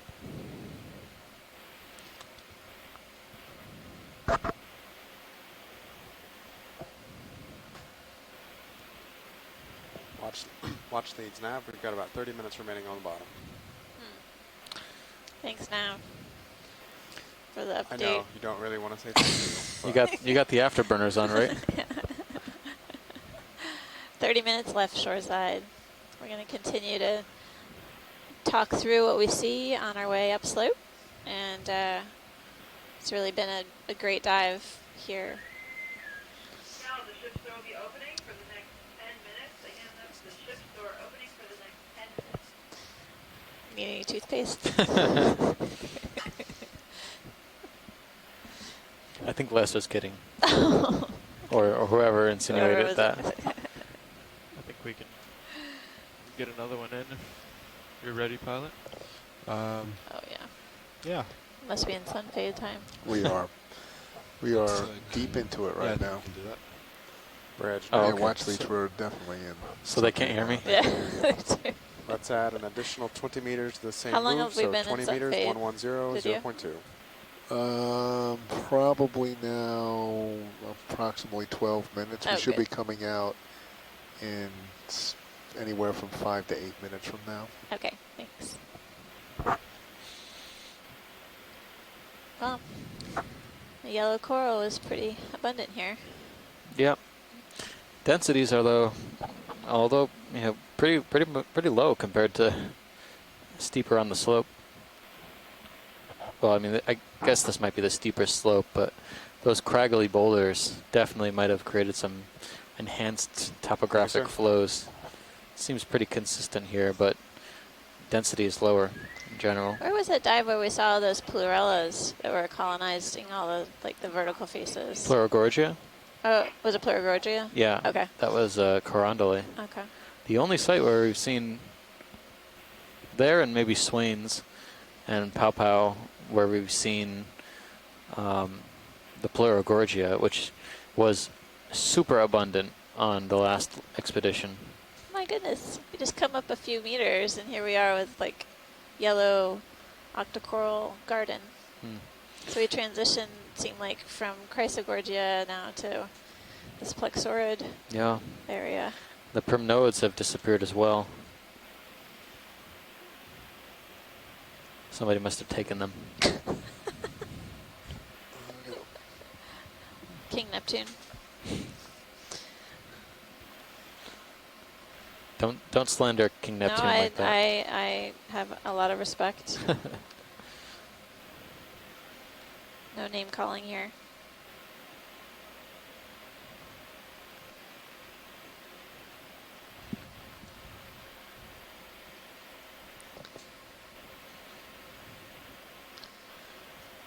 It's curious. It's like this ledge looks just as good as that ledge. You know, how they settled out, why they settled out here versus on the other feature is curiosity. Coming up with you. Mystery. Definitely any sort of larval studies on cold water corals would be extremely valuable. I guess the first step would be getting them to spawn in a laboratory setting,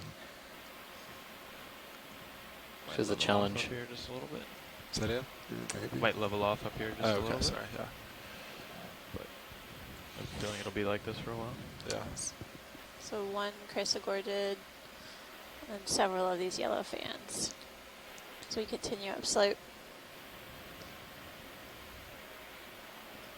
I wonder if some of this smoother rock basically represents what was revealed after the larger boulders were cracked off. Maybe, yeah. Because you can see on the Sirius view, it's like this part pavement area is, well, flatter, but also looks like this crusty stuff fell off. Yeah, I think that's what it is, crust.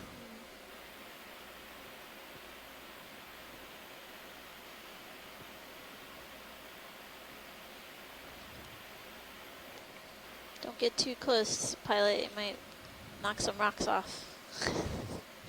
Copy that. Keeping a good distance. Just looks like you peel off a layer.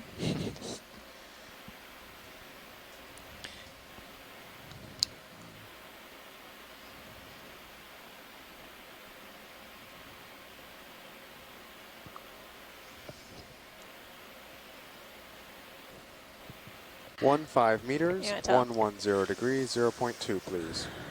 This is a Hamalid crab carrying a bit of plexaurid, which is again on a corallid. Mixing it up a little bit. I don't think that's very effective camouflage, but it's pretty good. Not bad. Nice try. In the deep dark sea, A I for think effort. it probably works. Yeah, I think this might be a different corallid than what we've seen so far, or it could just be an old pleurocorallium or something like that. Coming out. Thank you, Bridge. I think we're The morphology of the colony looks slightly different. The branches are, or the polyps are a little bit more closer together, making it appear bushier. It seems a bit more highly branched as well than the pleurocorallium we've been seeing thus far. Are you happy with that, Washington? Yes, thanks, pilot. Very good. Yep. Nice job. Good. Yep. Great. Coming out. Laser's gone. We got it hit. Okay. You're full wide. So, Bruce, we think we saw another Brotula as well. Another fish. Oops. Oh, we got that one, pilot. I think. Oh, we have this fish? Yeah, we have that one. Yeah. Copy that. Thanks. Yeah, we did. Well, during the sun fade, so. Oh. That's not an Oreo fish. That's a different fish. No, no, it is an Oreo. Never mind. Okay, thanks. I'll look for that later on. Here's another Neocytus species, or maybe it's the same individual, the Oreo. there's a couple of individuals There's here. another one there. At least, yeah. Oh,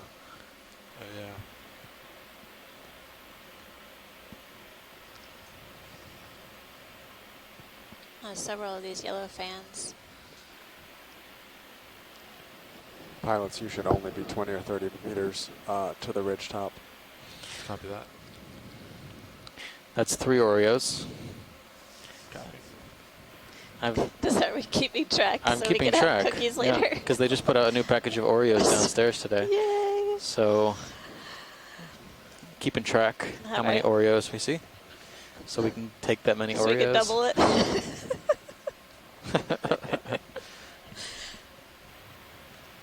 They might hide the package from us now that we just said that. Yeah, we're not going to take that many Oreos. No, we won't. I have to leave some for our friends out here.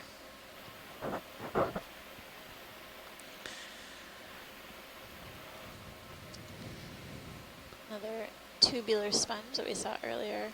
It looked like a euplectellid. Yep. Yep.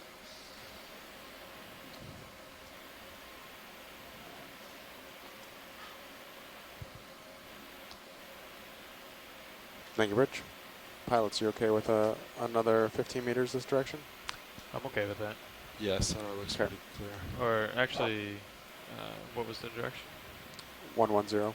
Let's do, I'm at 080, we've kind of come around. Let's do maybe just due east. Yeah, due We're east. getting very close. We're around Bridge 10, 26 meters. Our end dive target depth was around 991. 0 degrees, 0.2 knots. And we're mostly seeing plexaurids up here, but also some chrysogorgiids and the occasional corallid, but they're certainly more rare.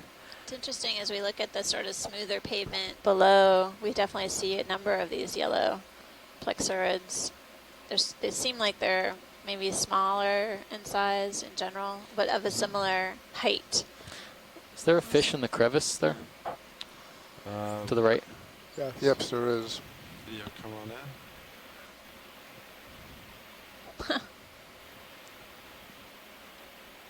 It's partial. Going all the way.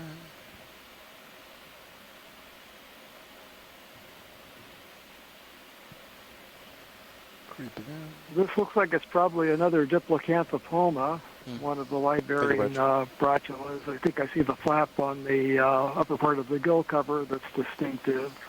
I can't quite make out the lateral line, but I'm sure that's what this is, a light-bearing brachyla. There he goes. He's turning for us. Yep. Well, you heard he has to show his lateral That's it. line. I think I just spoke before when I said that the young are born as miniature versions of the adults. They are born alive, but we actually don't know the size at which they're born. They may be like the shallow water rockfish of the North Pacific that are born alive at a smaller size and earlier stage of development than, say, the guppies and swordtails are in freshwaters. Thanks, Pellet. Copy that.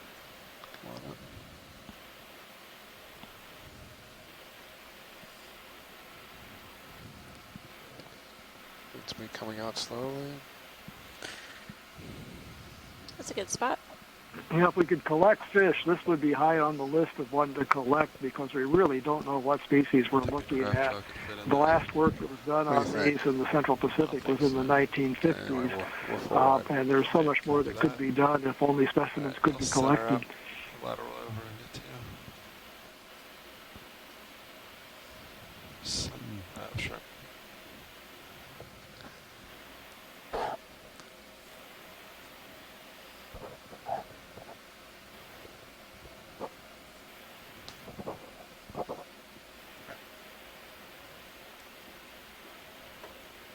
If you just come back to center screen here, we'll be all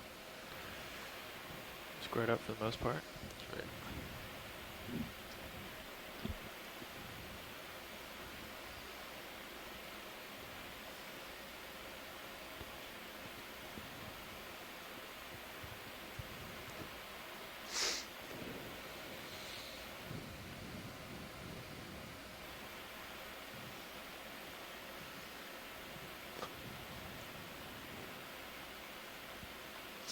valley. Yeah. And then I think a sheer face right in front of you. Yeah. Great Sirius view as well. Another one of those Oreo fish. This geology seems to be more fragmented than a lot of the slopes that we've seen. Sea cucumber. Okay. Yeah.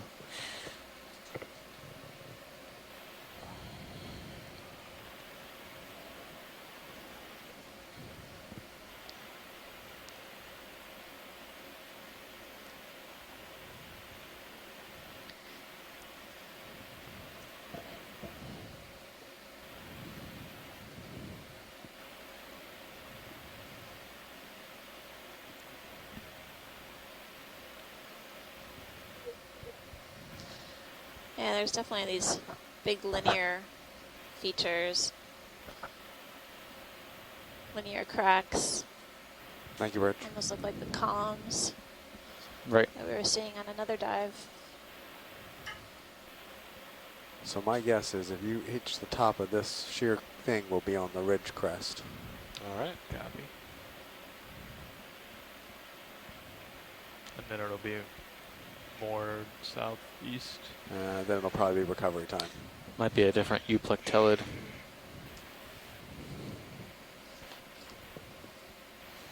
Or at least a glass sponge.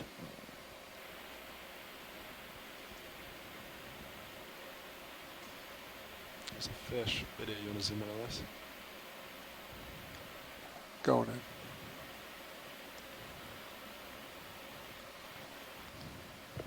Looks like another synaphobranchid eel. Lots of marks on its body. Cutthroat eel with distinct nostrils. All of these seem more dinged up than the other. Well, this one's different than what we've been seeing before. The dorsal fin's placed very anteriorly. The snout is not as pointed as the ones that we were seeing, and the curvature of the mouth is different. It also has the larger nostril flaps on the head, and it's got pale lateral line pores. They look like white dots along the body. This is in a different genus. It's the same family, Synaphobranchidae, but it's in a subfamily called the arrow-tooth eels, genus Ilyophis, I-L-Y-O-P-H-I-S. I'll type that into the event log and chat room in a moment. There are a number of species. I keep mentioning Ken Sulak, who's recently retired from the USGS in Florida. Perhaps, Amanda, you know him. Yes, he Anyway, has an office right next to mine. Co-author of a revision of the genus, and sometimes he participates. So genus Ilyophis, an arrow-tooth eel in the family Synaphobranchidae. It's the first one that I've been sure that we've seen, I think, on this leg. There may have been a couple of others that I was less certain about. Thanks, Bruce. Arrow-toothed eel.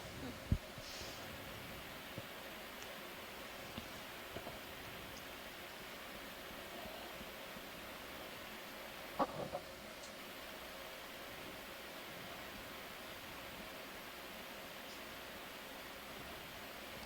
top yet. Serious yet.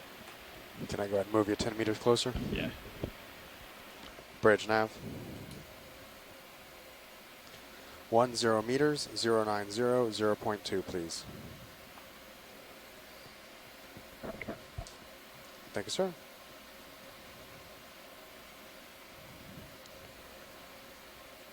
To be the bearer of bad news, 10 minutes remaining in the dive. Oh, man. Nev. That's bad news. I wonder where I could find him.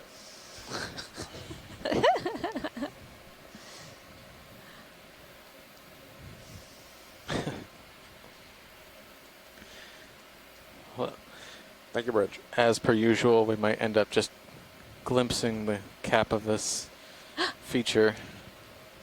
There's a sea star. Watch it, I assume. We can either see the sea star or we can see the summit. I think we'll zoom past the sea star as we approach the summit. And our turbo speed. You keep riding and just go in. Or a sea star yoga going on. Looks like another goniasterid, but different genus than what we've seen. Yeah. Got tilt down. can't even hazard a guess anymore at these. Tilt down while you're while They all look the rising. same, but we appreciate all of our shoreside support for helping us. Yeah. Specifically, Chris Mott Smithsonian has been really helpful over the past several weeks, calling in, answering our sea star Seen him questions. before. You see the cup coral? No, I'm just seeing these shorter, smaller colonies of yellow corals, sort of short in stature. Okay. Thanks, pilot. One good view. Get full view. Oops.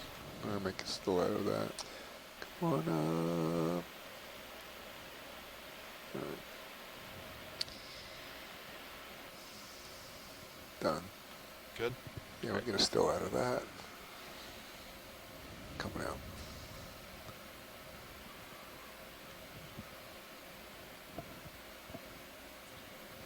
You got a little.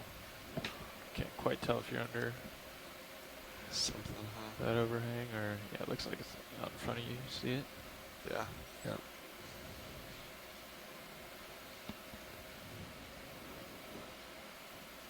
Definitely a lot of irregular features as we approach the summit of this pinnacle. We're just passing about 1,000 meters right now.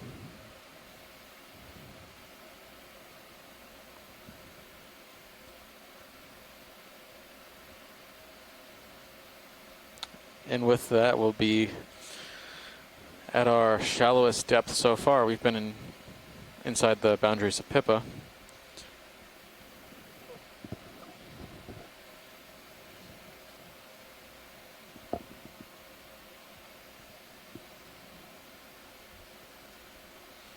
It's starting to level off a little bit. Yeah.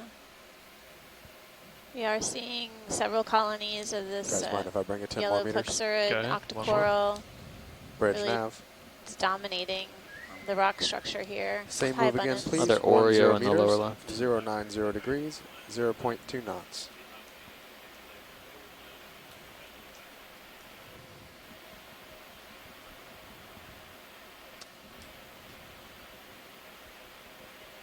Yeah, I see that. It's like a big sponge It's like a to the bamboo head. whip, but I don't know if it's alive. Can we snap zoom on the whip on the right? Copy that.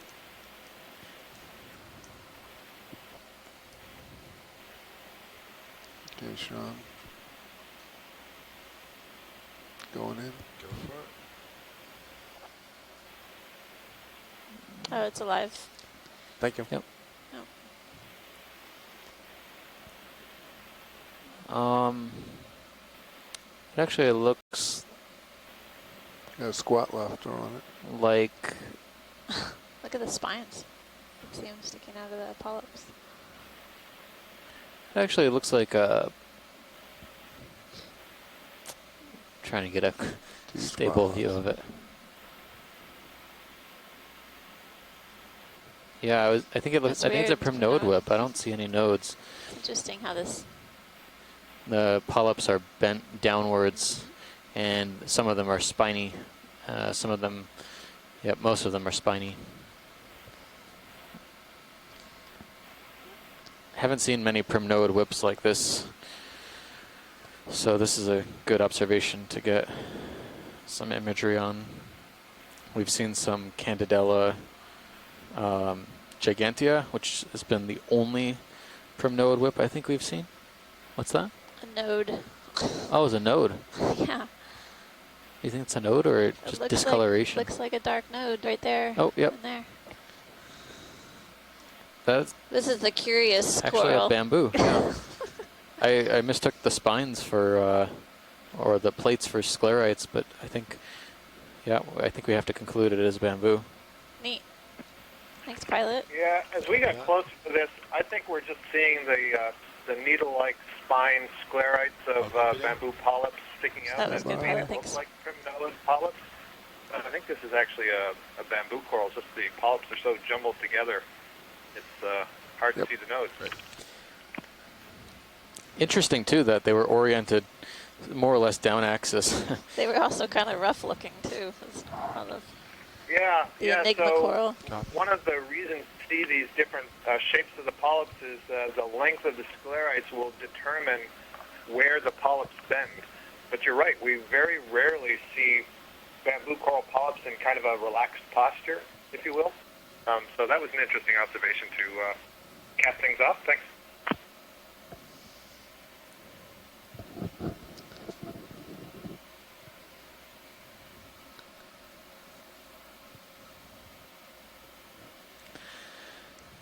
We're now passing our dive plan shallow depth. Still haven't reached the top yet, but we're getting there. Thank you, Birch. So this feature seems to be a little bit shallower than our dive track had predicted.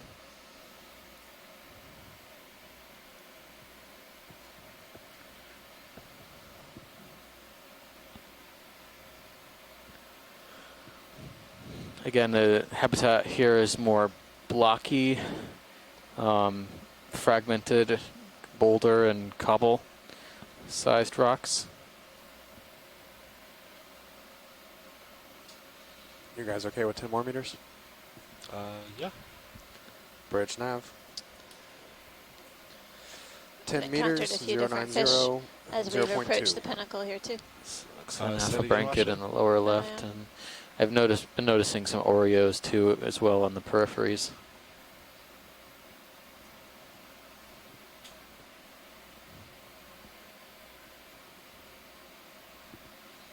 Oh, I think it's safe to say we're leveling off now.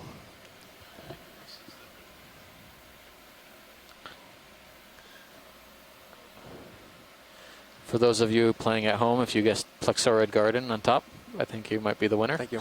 Yeah, we should be approaching perpendicular to the ridgeback. Nice. But there's also some Chrysogorgiids in here and the occasional bamboo whip, I think. Or Looks whip like coral. There's an old coral there, some overgrowth. Yeah, you got it. Do you want to do something? Yeah. Cool. We really wanted to make it cool. We turned some lights off on stereos, but get rid of some scatter.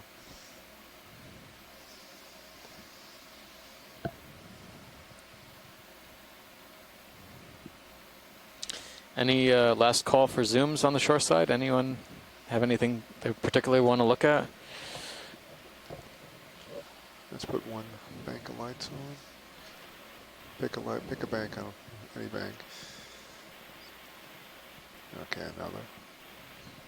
Put another bank on.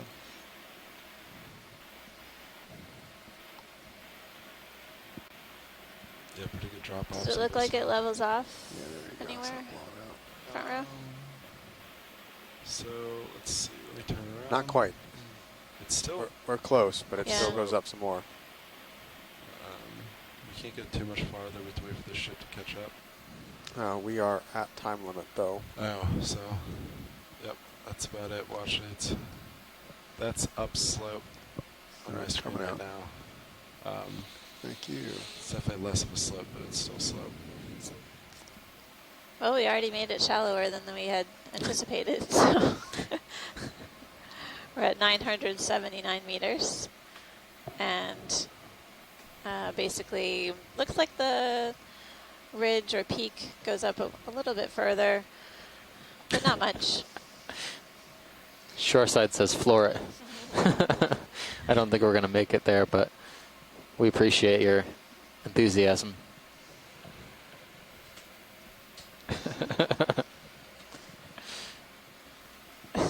So how do you want to set up here, pilot? Let's see. So I need to do. Permission to stow your swing arms? Yeah, go ahead and do that. So I need to go starboard half a turn. Or no, I'm sorry. Port. No, so I have a lot of backseat drivers at home, just so you know. Well, okay. Appreciate their input, but we'll keep it to ourselves. We are starting recovery procedures. All right. Thank you, thank you. Thank you, front row. Incredible dive as always. Pleasure was ours. Oh. It's Chris's.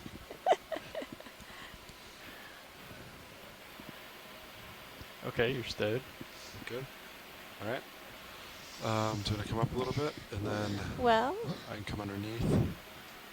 thanks again, everyone on the then, ship, I'll and do half to our time. shoreside scientists and citizen Yeah, scientists alike. Sounds perfect. Many thanks for your participation today.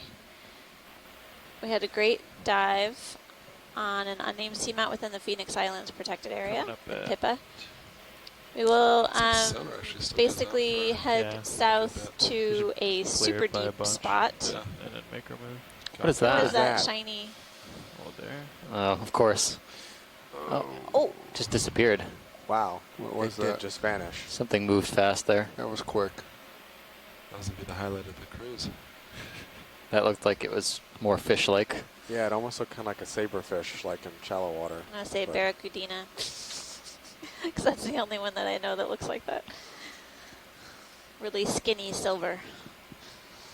But I am going to figure out what I'd like to call tomorrow's deep site. It is going to be around 5,900 meters. Yeah. That's going to be our dive depth. And we'll essentially target a relatively steep slope and head up slope until we can't dive any longer. It'll be the first dive ever in that location, much like every other dive we've done on this expedition. But it'll be interesting to see see what we find. When do you want to start the call? We can do it in 5 minutes. 5 minutes shoreside? And then until then, thanks again. I'm Amanda Demopoulos from the U.S. Geological Survey. I have Steve Oskovich here from Temple University. We're on the Okeanos Explorer in the middle of the Pacific Ocean, exploring the seafloor. We're coming up off the bottom now, and we will be right back Yeah. in a few moments to review the dive with our shoreside scientists. to the But top until here. then, thanks so much for joining us. Appreciate all of your pictures Back up. that you've posted throughout the day, and I'm looking forward to doing this again tomorrow. Thanks so much. Bridge nav. We are off the bottom.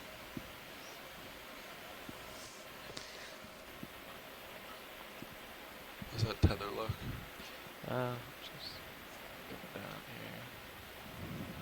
here. Might want to start your turn now and then kind of give Yeah. it a broad Copy that. berth.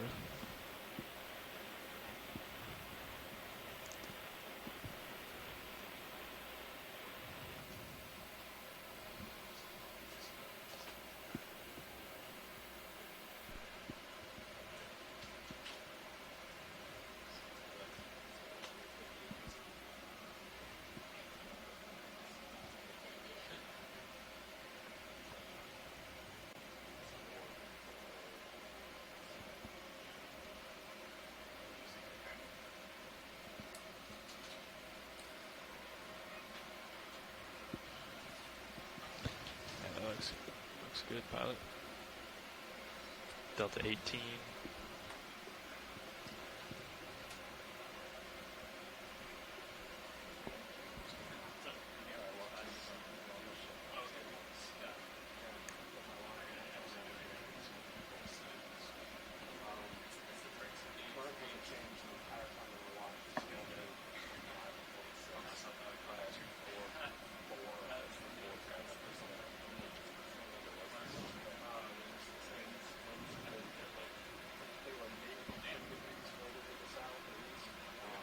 Video, there's fish in Sirius cam. The last 30 seconds or 2 minutes or something. That seemed pretty unique.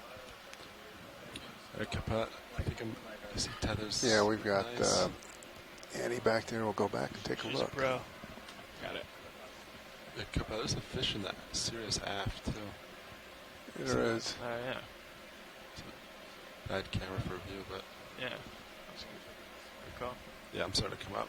Nice stretch out. Yep. Yeah, what? I don't know what that is. Actually, you just got turned. Oh, yeah, my, Stand by for a second.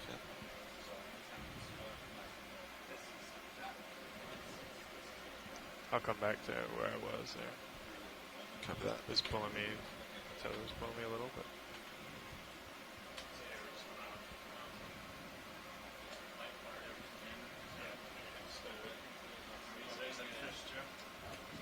There it is.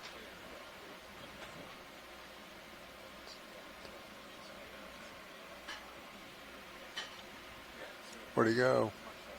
Directly under. Yep. Can you tilt? Well, you're pointing straight down now, all right? Yeah, that's full tilt. Yeah.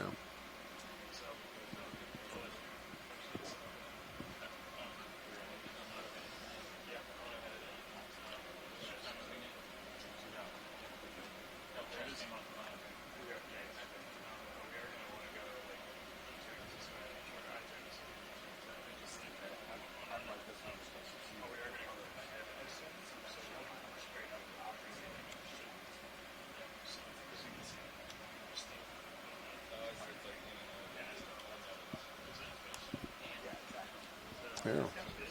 What is that? There's two of them there.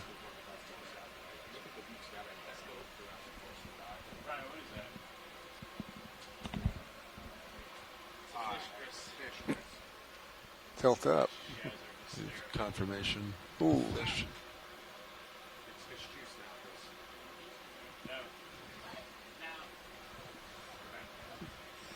It's pretty big.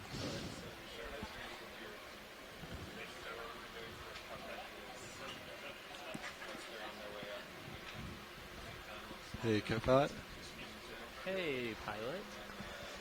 Nice to see you again. Yeah, welcome, co-pilot. Okay.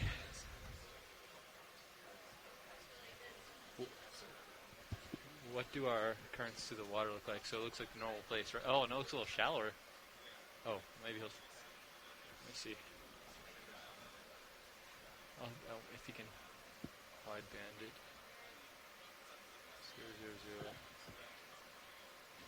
Wow, the thing really jumps to the north, doesn't it? It just goes like this. It stays west, but it just goes north. It definitely comes north, so it'll come like this. It is, but it's a big jump. So right now, it's coming east down there.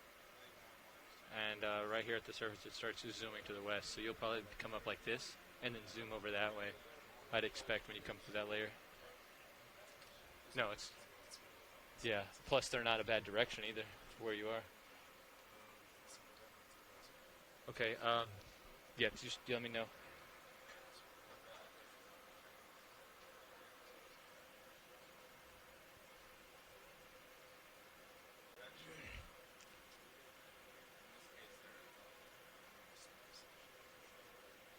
Okay, I'm starting up slow. You're at 60 already, 70. Okay. I guess I can go ahead and probably lock in, huh?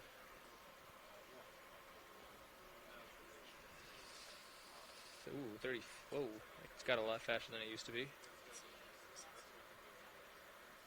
was up to 35. I was not aware it went that fast.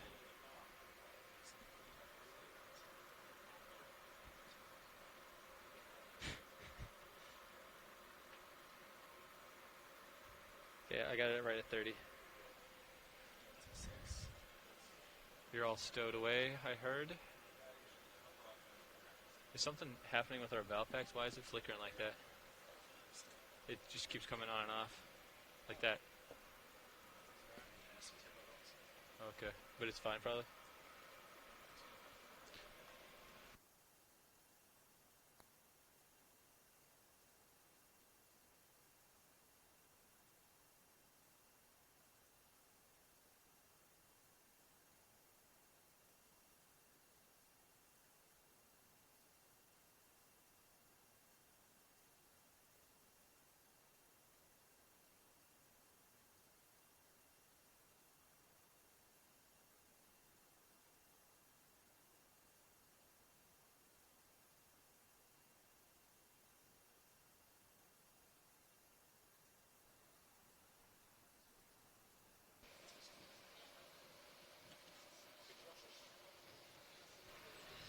show us that water column again?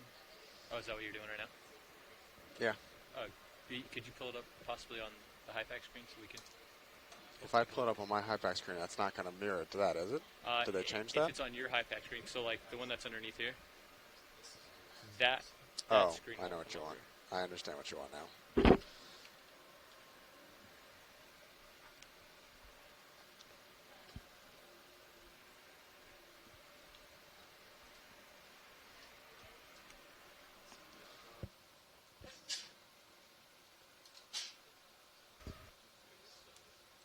Could we switch to the wideband for just a second? What do you want to go about? The wideband real quick, just for a second. It'll show us a little bit better on that switch, the exact depth of it. How do you switch? On this? There should be... Actually, there's another bookmark. It might be open. Narrowband, broadband. Broadband, let's see. There it is. Yeah. Okay, so it's right at 200. It starts. Yeah. So if you guys want to look, this is I can't pull it up here. It's only in the ADCP program. But if you look at this one, I actually think this one's way easier. Anytime you see a large red to blue color shift, that's a shear line. So you've got, so red is positive, blue is negative numbers, and this is your northern component, this is your eastern component.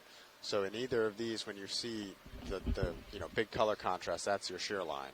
So this isn't a very strong shear. You've only got about half a knot of current change, but it's right at 200 meters. So it's in a good direction for us because it looks like it's mostly the north that's going to shift because the west current, I mean, that's fine for us. Well, it's the east-west component is the big shift. The north-south component is not a big shift. Yeah, it looks, but luckily it looks like it's going to the west when that shift occurs. I think so too. We'll just stay slightly ahead of it north just in case, just like you're doing. Andy, are you staying in for recovery? I am. Okay. Do you guys want to go ahead and, are you comfortable? The ship's basically doing half a knot through the water already here. So do you want to have them go a half a knot over ground and give you some way, or are you guys comfortable in just joy lock? It's your call. If we do anything, it'd be over ground, right? Yeah. So that's what you want? Are we? What's the max peak that we have? Well, you should be well above it. Okay. We were basically at it when we got off. Okay. Yeah, I mean, up to you and pilot, but I'm happy. Okay, half knot over ground.